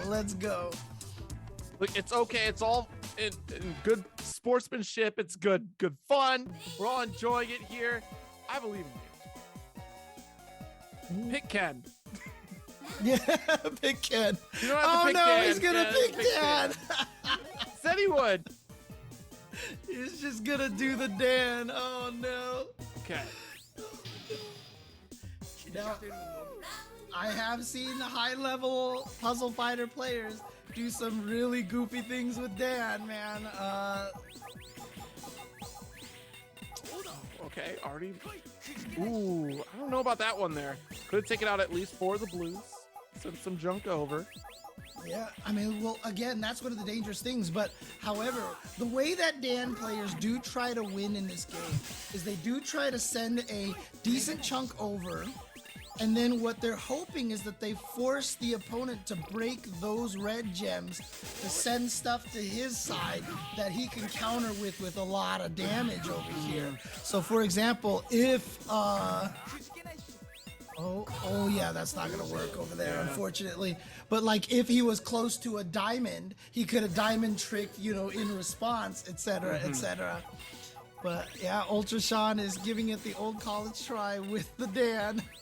He knows that Dan is the weakest character. Like I said, his pattern that he sends over is nothing but red. And so if you're fighting against Dan, if you're money green, all you do is make sure you break every single one of your red crash gems and try to build the biggest red gem you can humanly, imaginably, possibly build. And then after the Dan player sends stuff to you, then you break a ginormous gem.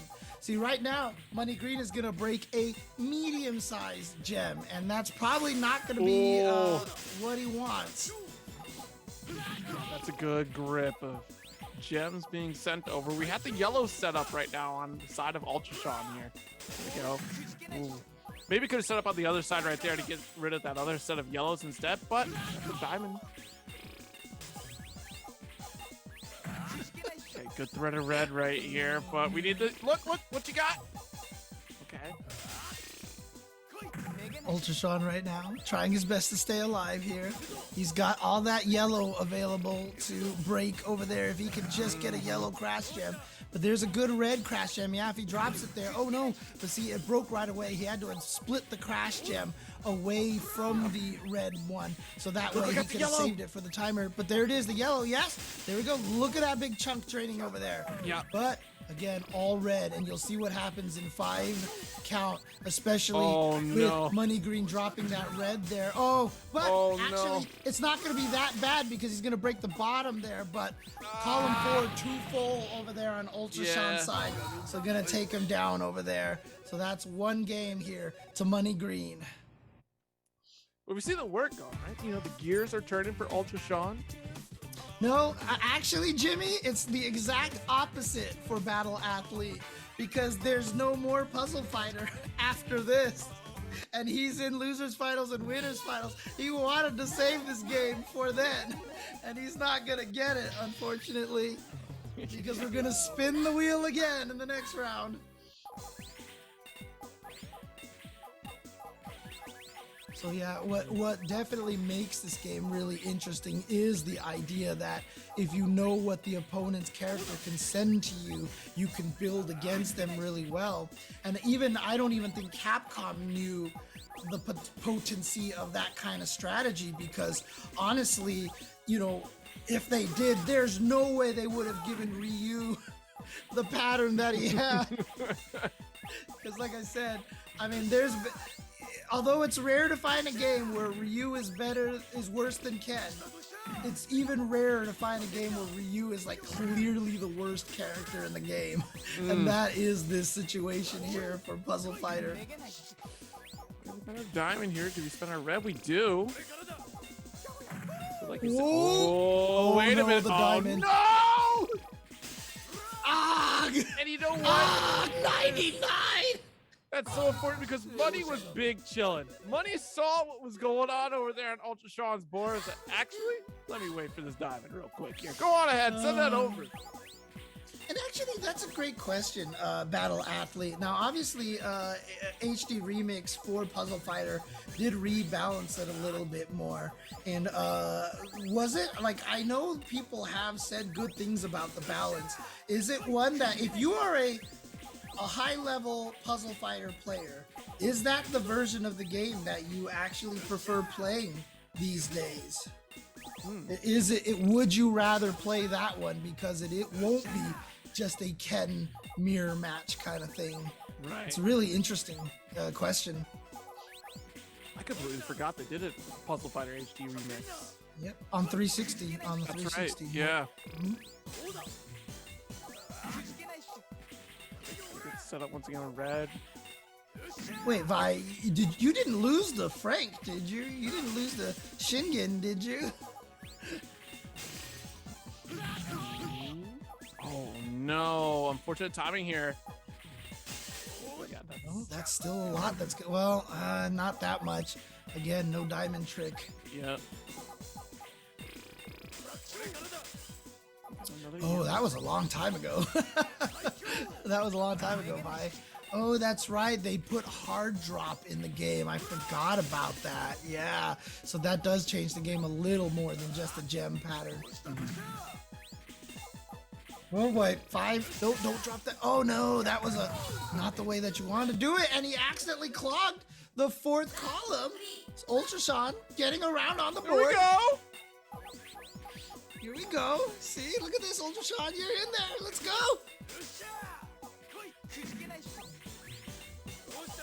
Okay, Ultra Sean. Decides to go for a patient setup once again here. A little bit of trash on the field, but that's okay. Big yellow setup on the right. Yep, and countering here. So you're going to send a few gems over there at him. And again, you know, you can get the long string of colors, obviously, pretty clearly graphically. You want to get the blocks is kind of the goal, right? So try to get the build up right there too. Yeah, leaving that hole open just so they can clear out the blue. Potentially here. But again, that's kind of not the safe column, right? Especially because you end up with situations like that. It's always column 4 that you want to leave as open as possible. Exactly. And it's easy to remember because of the big gap at the top of the screen, right? Like clearly there's a gap up there where the gems come in. Here we go. Yellow is going away. It's going to send a decent amount, but unfortunately, since you're Dan, all you're doing is setting up the opponent. Now, when Dan sends all those gems at you, you actually don't want to break things, the timer gems. You want all the timer gems to open up. Oh boy, 20. This is going to be a big column here. Actually, no, he was able to do some good counter damage. And here we go. A big red string over there. But look at what's going on over here. This is perfect. If you just drop that on top of there, you just throw down 4 more gems. And the game basically ends at that. Sean, you got to clear the reds right now. Sean! Sean! Sean! Anyone who's ever seen the heavy rain glitch? Sean! Sean! Sean! I think I actually had that happen to me, and it was the funniest damn thing ever, dude. Oh my god. Yeah, definitely Father of the Year in that game, that's for sure. And yeah, I mean, it's actually true. Sean isn't playing badly. He's just playing Dan right now. You know, and like I said, I think he's evenly matched with Money Green, honestly. Yeah. I feel like, you know, this, but, you know, again, I'm not gonna behoove Ultra Sean's decision here, so. You pick who you like, you know, in a puzzle fighter, that is.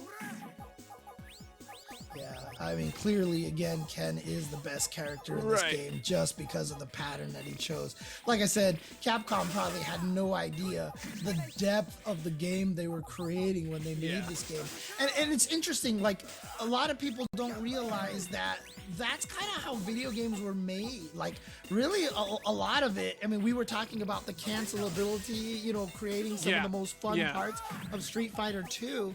A lot of video games back then were kind of accidents, you know, because we really, it was just make the game interesting enough so people would put quarters in it, and then when it ran its course of time, you were done.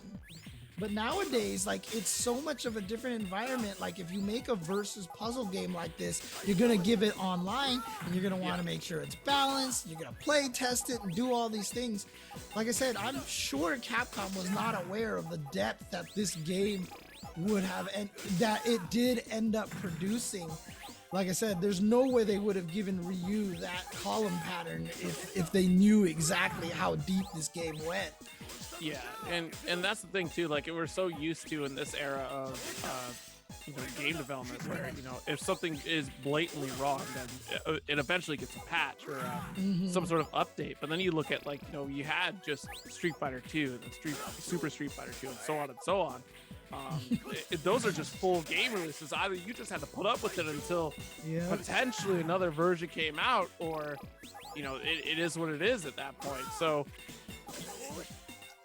yeah, I mean, even like if you didn't have YouTube, we didn't have Twitter back then. That was the if thing. you saw something broken in a game, you didn't tell it. You couldn't tell anybody.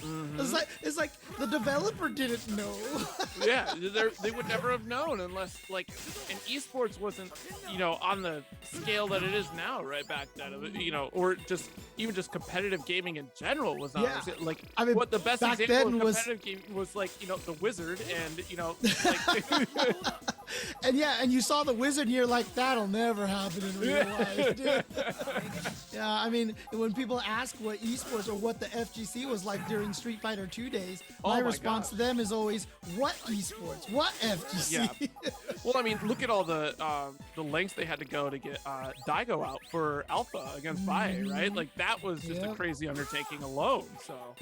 Yeah, that was one of the first times we ever had a true exhibition of America versus Japan. And it was super rare. So games like this, yeah, that one. And you know what I'm gonna say right now too, in case you don't know, also with Jenny Lewis, who became the lead singer to Rilo Kiley, and now is doing a lot of her own. Oh, that's dead right there. But doing a lot of her own solo music, and I've been to some of her concerts before. She's actually amazing. If you like kind of alternative folksy kind of music, Jenny Lewis, look up Rilo Kiley, look up Jenny Lewis, and her music is actually amazing. Really, really good stuff. One of her songs is even on Rock Band 3. If you've played that portion for Foxes, is a Rilo Kiley song. Gosh. Did you see that Rock Band's in a retro museum now? Is it? Yeah. That's so cool. Dude, I love Rock Band, dude. I am such a music geek. I'm hurting that it's in a retro music. It's retro already? already? Okay, fair. Yeah, I didn't think about it that way. I didn't think about that aspect. Milk Tea, Ninja Gaiden. G-A-I, Gaiden. Nobody pronounced it correctly a long time ago, just like we all called it Legend of Cage. I know that's what we called it. But yeah, for a game like this to come out and just you built it as is, and gosh, another version of Puzzle Fighter like that, did they even expect for it to last as long as it, or try to think about the longevity of this game at the time of the arcade era, how many people were pumping quarters and GG's. Oh gosh, Blam! There it is, drops the coffin on you. And there it is, Money Green will take it 3-0 over Ultra Sean. And again, Ultra Sean was doing really, really well. He was playing very solidly. Yeah. Unfortunately, the blocks that he said, that is what Dan does. And like I said, I love the fact that Capcom leans into that so badly that Dan is just bad. And he's always going to be bad. And that makes me... That's the appeal of the character to me. So at the very least, though, he's not actually on the character select screen. So they're at least asking that you don't choose him, but they at least ask that you pick up the Capcom Fighting Collection at 25% off right now for a limited time. It's going to be on the PS4, Xbox One, and Switch, Steam for that price point. But you can also get in the Capcom Fighting Bundle, the Street Fighter 30th Anniversary Collection, which is a phenomenal deal. You're getting the entirety of the history of Street Fighter, the entirety of the history of Darkstalkers. Cyberbots is going to be in there. And for the first time on consoles, Red Earth is included in the Capcom Fighting Collection. So definitely take advantage of these great moments in fighting game history and arcade history, no less as well too. Plenty of great concept art within these games. Check out like the history and the museum section of the game as well. Training mode for all of these games are in Capcom Fighting Collection, which is huge. So if you want to learn how to play Red Earth, or if you want to learn how to play Cyberbots, seeing as it's probably your first time experiencing these games, definitely take advantage of that. That's a big tool. Yeah, and as June says in the chat, shout outs to Ultra Sean for playing that out. Yeah, Thank you very much. We appreciate it very, very, very much. Again, we're not cheering you because we're trying to rib you or anything. Legit, like I'm happy that you played that out. Yeah. Good job to Ultra Sean. Well, now we're moving on for the puzzle fighters out here. We have several of the games on the board here. I mean, you know what? Battle Athlete, you still got Pocket Fighter. That'd be cool, right? It's gonna be Night Warriors. Oh! Night Warriors. Okay. So Battle Athlete, Night Warriors, going up against Money Green. And this is gonna be it, right? This is the getting to the grand finals. When this all started, I did mention that Hokuto, one of the best players of Super Turbo and just a very strong player overall from Mexico. He is in grand finals waiting to find out who he goes up against. Is it going to be Battle Athlete? Is it going to be Money Green? We're going to find out right now. Yes, absolutely. And you know what? Night Warriors out here to do it. Okay. Getting back into the second of the Vampire Saber series here. Yeah, one of the players was saying in the chat, that Rico is really strong. So Rico in this game, his Sonic Wave and his gas weren't charge moves. They changed them to charge moves in Vampire Savior. In this game, they weren't even charge moves, and the Sonic Waves was actually his guard reversal. And because depending on the motion, like they just assigned a move to a guard reversal. Again, I was saying how Night Warriors, they didn't realize a lot of the things that they were doing. Victor and Raptor, their guard reversal moves were quarter circle backs. And so as a result, it was very easy to guard reversal with these characters because like if someone's about to hit you, you do quarter circle back, you end up blocking, you block and hit a button, you guard reversal right away. For Sonic Boom, for a quarter circle forward, you hold down back, and as soon as you block, it was fast enough just to go forward, do the whole quarter circle forward motion and get the guard reversal out, which is why in Vampire Savior, it is universal that every character's guard reversal is a DP motion. Because then it's harder to block and actually get out a guard reversal in a single hit. But then they also added push blocking to that game to help make up for that a little bit. So again, a lot more thought went into Vampire Savior from the system mechanic side of thing. Oh, are we getting a Felicia mirror here? Is this what's happening?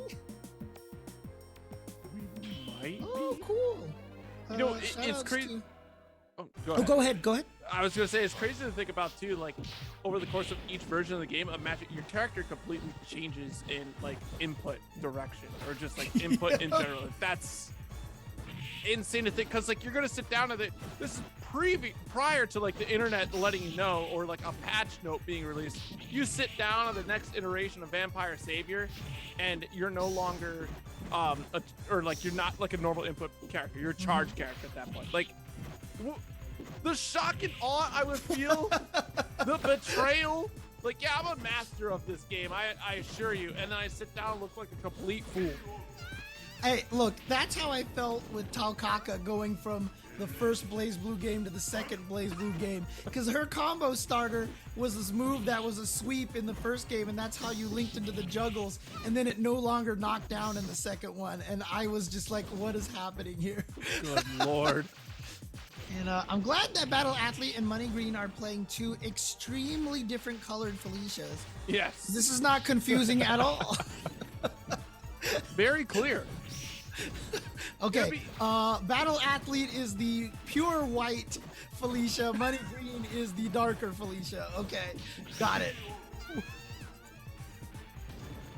This is a gold Felicia. Yeah, gold. It make more sense if Money Green picked the green Felicia. Oh man, I can't remember how many colors were in Night Warriors, did they introduce all the colors with every different button? Because I know in the original Darkstalkers, every character only had just the 2 colors. So I can't remember how many color options there were in this one. Yeah, and shout outs to apparently it's Mexican Independence Day, so Viva Mexico. Really? Yeah, Viva Mexico to everybody. Money Green switching to the Kung Fu Vampire. Gonna try going for a little bit more of that zoning that he tried a little bit earlier, as we saw, to get him the win earlier in the tournament, I think. Back throw here. Another one. Air fireballs. Unfortunately, they're not diagonal fireballs. Oh, okay, so this one did have the 8 colors. Okay, there we go. I mean, it makes sense because we're seeing this gray color here from Battle Athlete, the more like purple hairish Felicia here. Right. Oh, trying to go with that EX rolling buckle, too far away. Gonna jump over the fireball, and again, you can see that this game is more traditional rounds. Not none of that bat stuff going on over here. So, yeah, the life bar carrying over like we saw in the Vampire Savior. Yeah. Ooh, nice air throw. Really good air throw. Again, the air throw is 1 button, so you can kind of OS it in a way. In fact, OS throws is a very important thing in the Darkstalkers games, because I believe the red ground throws are just, 1 frame like old fighting games are. It's not a command. You just hold forward and hit punch, or heavy punch or heavy kick. And a lot of times you can go for that, and if they try to jump away, you OS into an anti-air. He tries to get the low anyway. The dive kick definitely gonna get punished. Yep. Another one there. Look, just had to wait. Wasn't even gonna fight to try to move forward. Like, Battle Athlete, big patience. Yeah, one of the things about that bat drill is if it misses on landing, it recovers basically instantaneously.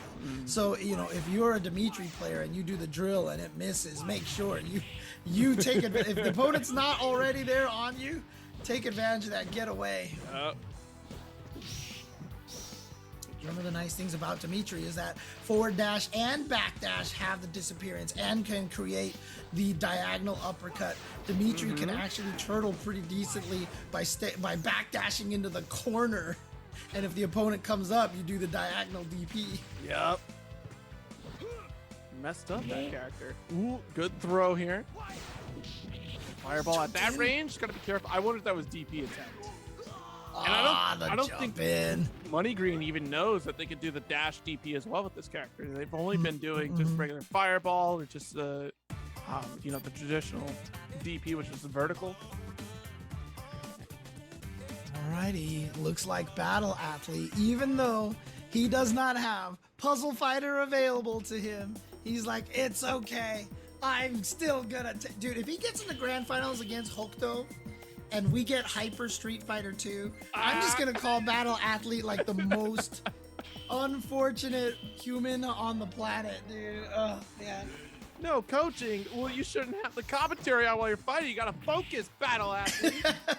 I gotta say too, that character portrait for Felicia is honestly like one of my favorite drawings of Felicia ever. Like, I love that character portrait of her in Night Warriors in particular.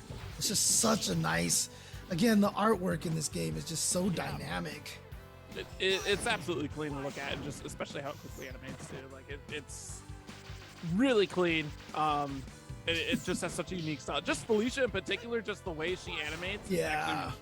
Really difficult to do, especially in the 2D space, and the fact that they pull it off in such a way is phenomenal. Dude, I'm so surprised that everybody in the chat was just like, yes, this portrait is the best. Like, I guess I'm not the only one who's thought that way. I mean, look over here at Dimitri though. Like, I can't get behind the just staring you down, trying to burn holes into the camera. Laser beam. Oh, I'm not even talking about this portrait here, but on the character select, like that's the portrait right there. Okay. She looks like she's ready to throw down. Oh, it traded, so she didn't get the full please help me animation. Oh, walk up throw. Okay. Just needs one more hit, and that'll be it for Battle Athlete. There it is. 3-0 for Battle Athlete. He takes it, and he will be going to grand finals against Hokuto. And like I said, should we give Battle Athlete a mulligan? If it ends up as Hyper Street Fighter 2, let's spin it again, and it has to end up on Hyper Street Fighter 2 again. I don't know what's going on. It lucks against you. It's crazy. No, the wheel just turns into nothing but Hyper Street Fighter 2. Oh, man. Yeah, hey. Battle Athlete caught that. I almost said Bathlete. Sorry. Yeah. But look, again, one of the cool things about this is we get to see all these cool fighting games here. And you can play them too. And it's all on one collection. Again, currently on the Steam page, I know that the game itself is Capcom Fighting Collection right now is 25% off on Steam for $30. So you can get that for $30 right now. I don't know how much it is on all the other platforms, but if you buy this bundle, literally for only an extra like $9 basically, you can get so it'll basically be $39 basically, so an extra $9. You can also get Street Fighter 30th and the Capcom Arcade Second Stadium 3 Wonders. So you get 3 games for under $40 right now.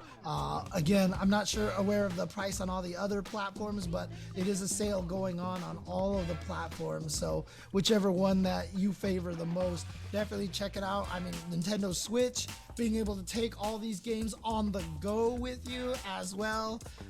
It's also just a wonderful thing to have, especially because every game in the Capcom Fighting Collection has training mode.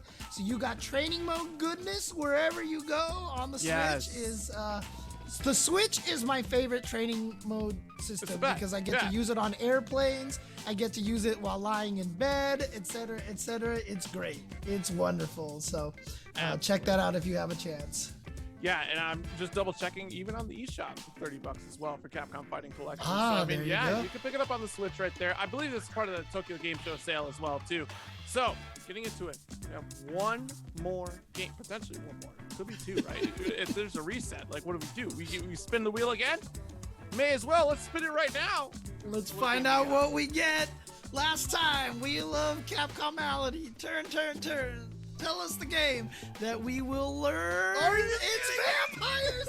Dude, Battle Athlete just came from the Felicia victory. He's like, you know what? I'm all warmed up right now for the Felicia. How fitting we end on the 2 Darkstalkers games here. How fitting that we end on, you know, probably the strongest game on this collection right now. It has the biggest scene out there.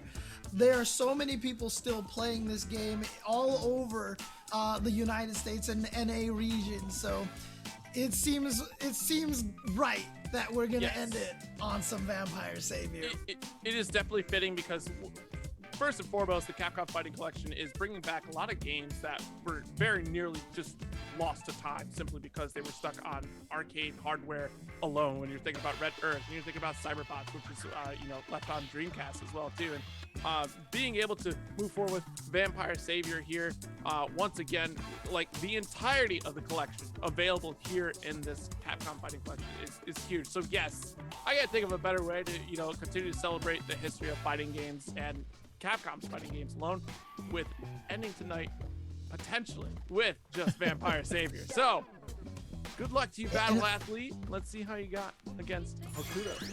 Yeah, but again, Hokuto is a very strong, I know he's a very strong Super Turbo player. So I don't know if that means he also has a lot of Vampire Savior experience, if he is just a fan of the classic fighting games. So we'll see how this goes. Yeah, this could be, Hokuto's first experience with Vampire Savior. Maybe didn't explore it in depth, dabbled in, pressed buttons, as it were. I put in the quarter, saw what it was about, thought it was pretty cool, and moved on. We'll see. Yeah, let's see. Hokuto could potentially, or he could potentially be a ringer in this game. Just kind of show up and be like, hey, look at me. I'm actually pretty good at this game. So we'll see how it goes. So fundamentals goes such a long way too, right? Across even in these old games, especially too. So utilizing those tools and knowing for a fact that your normals just cancel right into each other and for big damage anyways, that might carry Hokuto quite a way. Yeah, and just like June in the chat says too, for sure, you know, the games are one of the biggest things about this collection, but you've mentioned this already, you've brought this up a bunch of times, and I keep forgetting to highlight this as well, but so much in the game museum as well, all the artwork, and I mean, again, like on my old PC, like probably on even some floppy disks, I still have them saved. I used to try to find all the Darkstalkers official artwork and save them on disc because it's just so beautiful, dude. Oh man, here we go. Hokuto. Oh, he's a Sasquatch player. Okay, he might. This might be scary. Let's see. Let's see what he does. Oh, he knows. He knows how the Sasquatch works. But so far, Battle Athlete hasn't given him a chance for the offense. All right. Throw. Oh, nice little punish right there. Nothing after though. Just crush heavy punch, right? Okay. That description of him, of Hokuto, Mikey, sounds very similar to Rico. Sounds like a description of Rico. Oh. Oh, okay, here we go. Yep, he's got his chain combos there. He's got that Sasquatch movement. Look at this. Yeah, the little hops. Dude, that light punch from Battle Athlete was amazing to check the dash, but now here comes Hokuto. Here comes that Sasquatch. Block the help me in. Very punishable. Very, very punishable. Stay on the wall. No, I'm up here. You come down right now. Yep, and here we go. The high-low mix-up starting with Sasquatch. What do you do but mistime that meaty? Gets thrown, uses the ES Ice Castle to basically lock the opponent down and to keep them honest from moving a lot. And here comes Hokuto. Just needs the ES Pursuit. Takes game number 1. What was crazy, there was a ton of white health right there on Battle Athlete's bar, which is recoverable health if you can survive long enough. And no, Battle Athlete could not survive long enough from that onslaught. Surviving against Sasquatch is just one of those things that you say, and it's just so much harder to do. Both in real life and in Darkstalkers. So if you encounter Sasquatch, good luck. Yeah, one of the tools that Felicia's going to have that's very useful in this matchup is going to be the standing light kick, because it is a fast button that is rapid cancelable on whiff and will stop the dashes from Sasquatch. But again, Sasquatch has a lot of ways to punish you for using that move. Oh, nice! Okay, rolling Crystal Flash. Catching Hokuto unprepared, but now Hokuto has him back in the corner again. Goes for the low option. Here we go, jumps in, gets the chain combo. Oh, what a block, but didn't get the punish. Got the overhead, but did not cancel the dash fast enough, so he couldn't combo off of it. Get out of the corner, off the wall here as well, too. His Battle Athlete is going to get caught by the Ice Castle. That thing's hitbox is so good. Why is it so good? You can barely jump over it.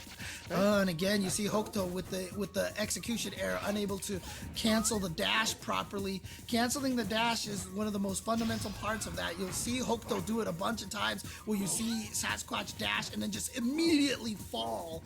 That's basically the dash canceling. You hit back and he immediately cancels his own dash.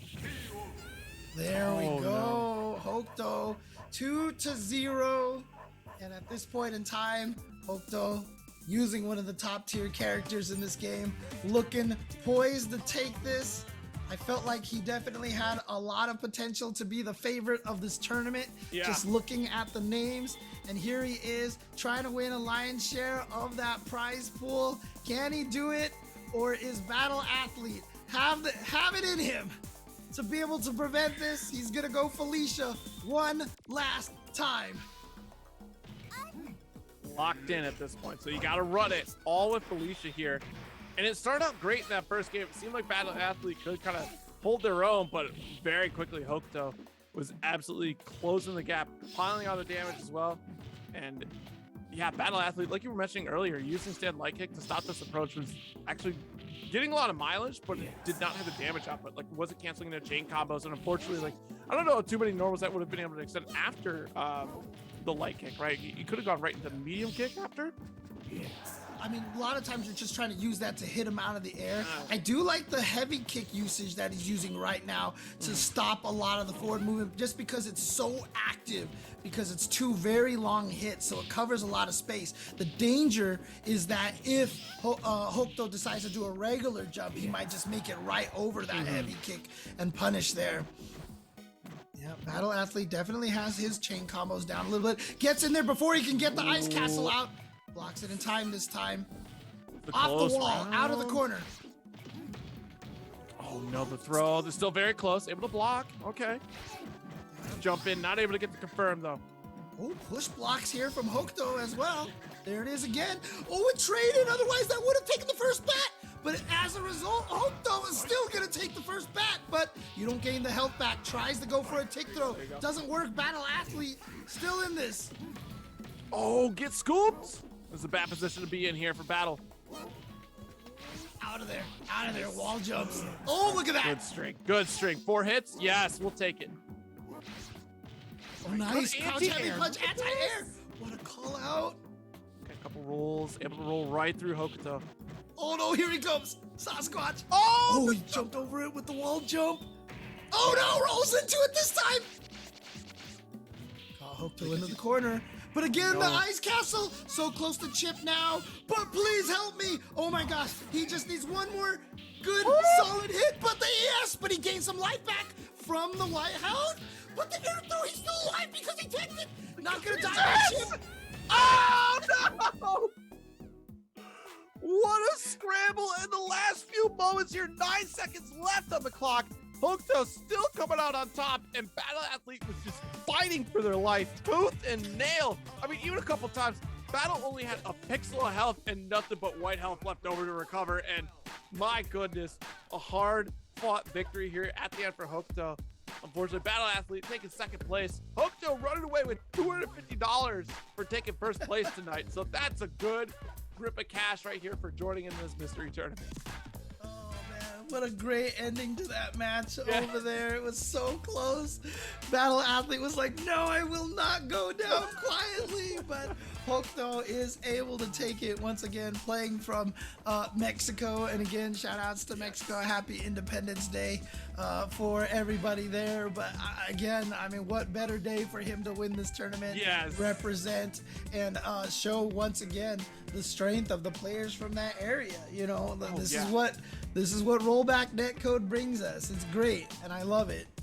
Yes, absolutely. You know, it's really great to be able to see all the regions come together to really showcase now better than ever the strength of that region in particular, and also additional regions on top of that. Like just being able to cross the borders alone and just be able to participate and trade that information, because so often we see regional strengths. You know, we talked about earlier, like the East versus West styles out here, but you can all join in on the styles and learnings in the Capcom Fighting Collection for 25% off right now. So if you want to pick up all the versions of Darkstalkers, this is the time to do it, right? 25% off on Steam. Get yourself some Red Earth, the only time that it's been released on a home console. And Cyberbots coming back as well in that collection. Plus, if you want to get in on some Street Fighter action, the 30th anniversary collection is available in the Capcom Fighting Bundle alongside the Capcom Fighting Collection for 35% off. Now, before limited time on all platforms, your PS4, Xbox, Switch,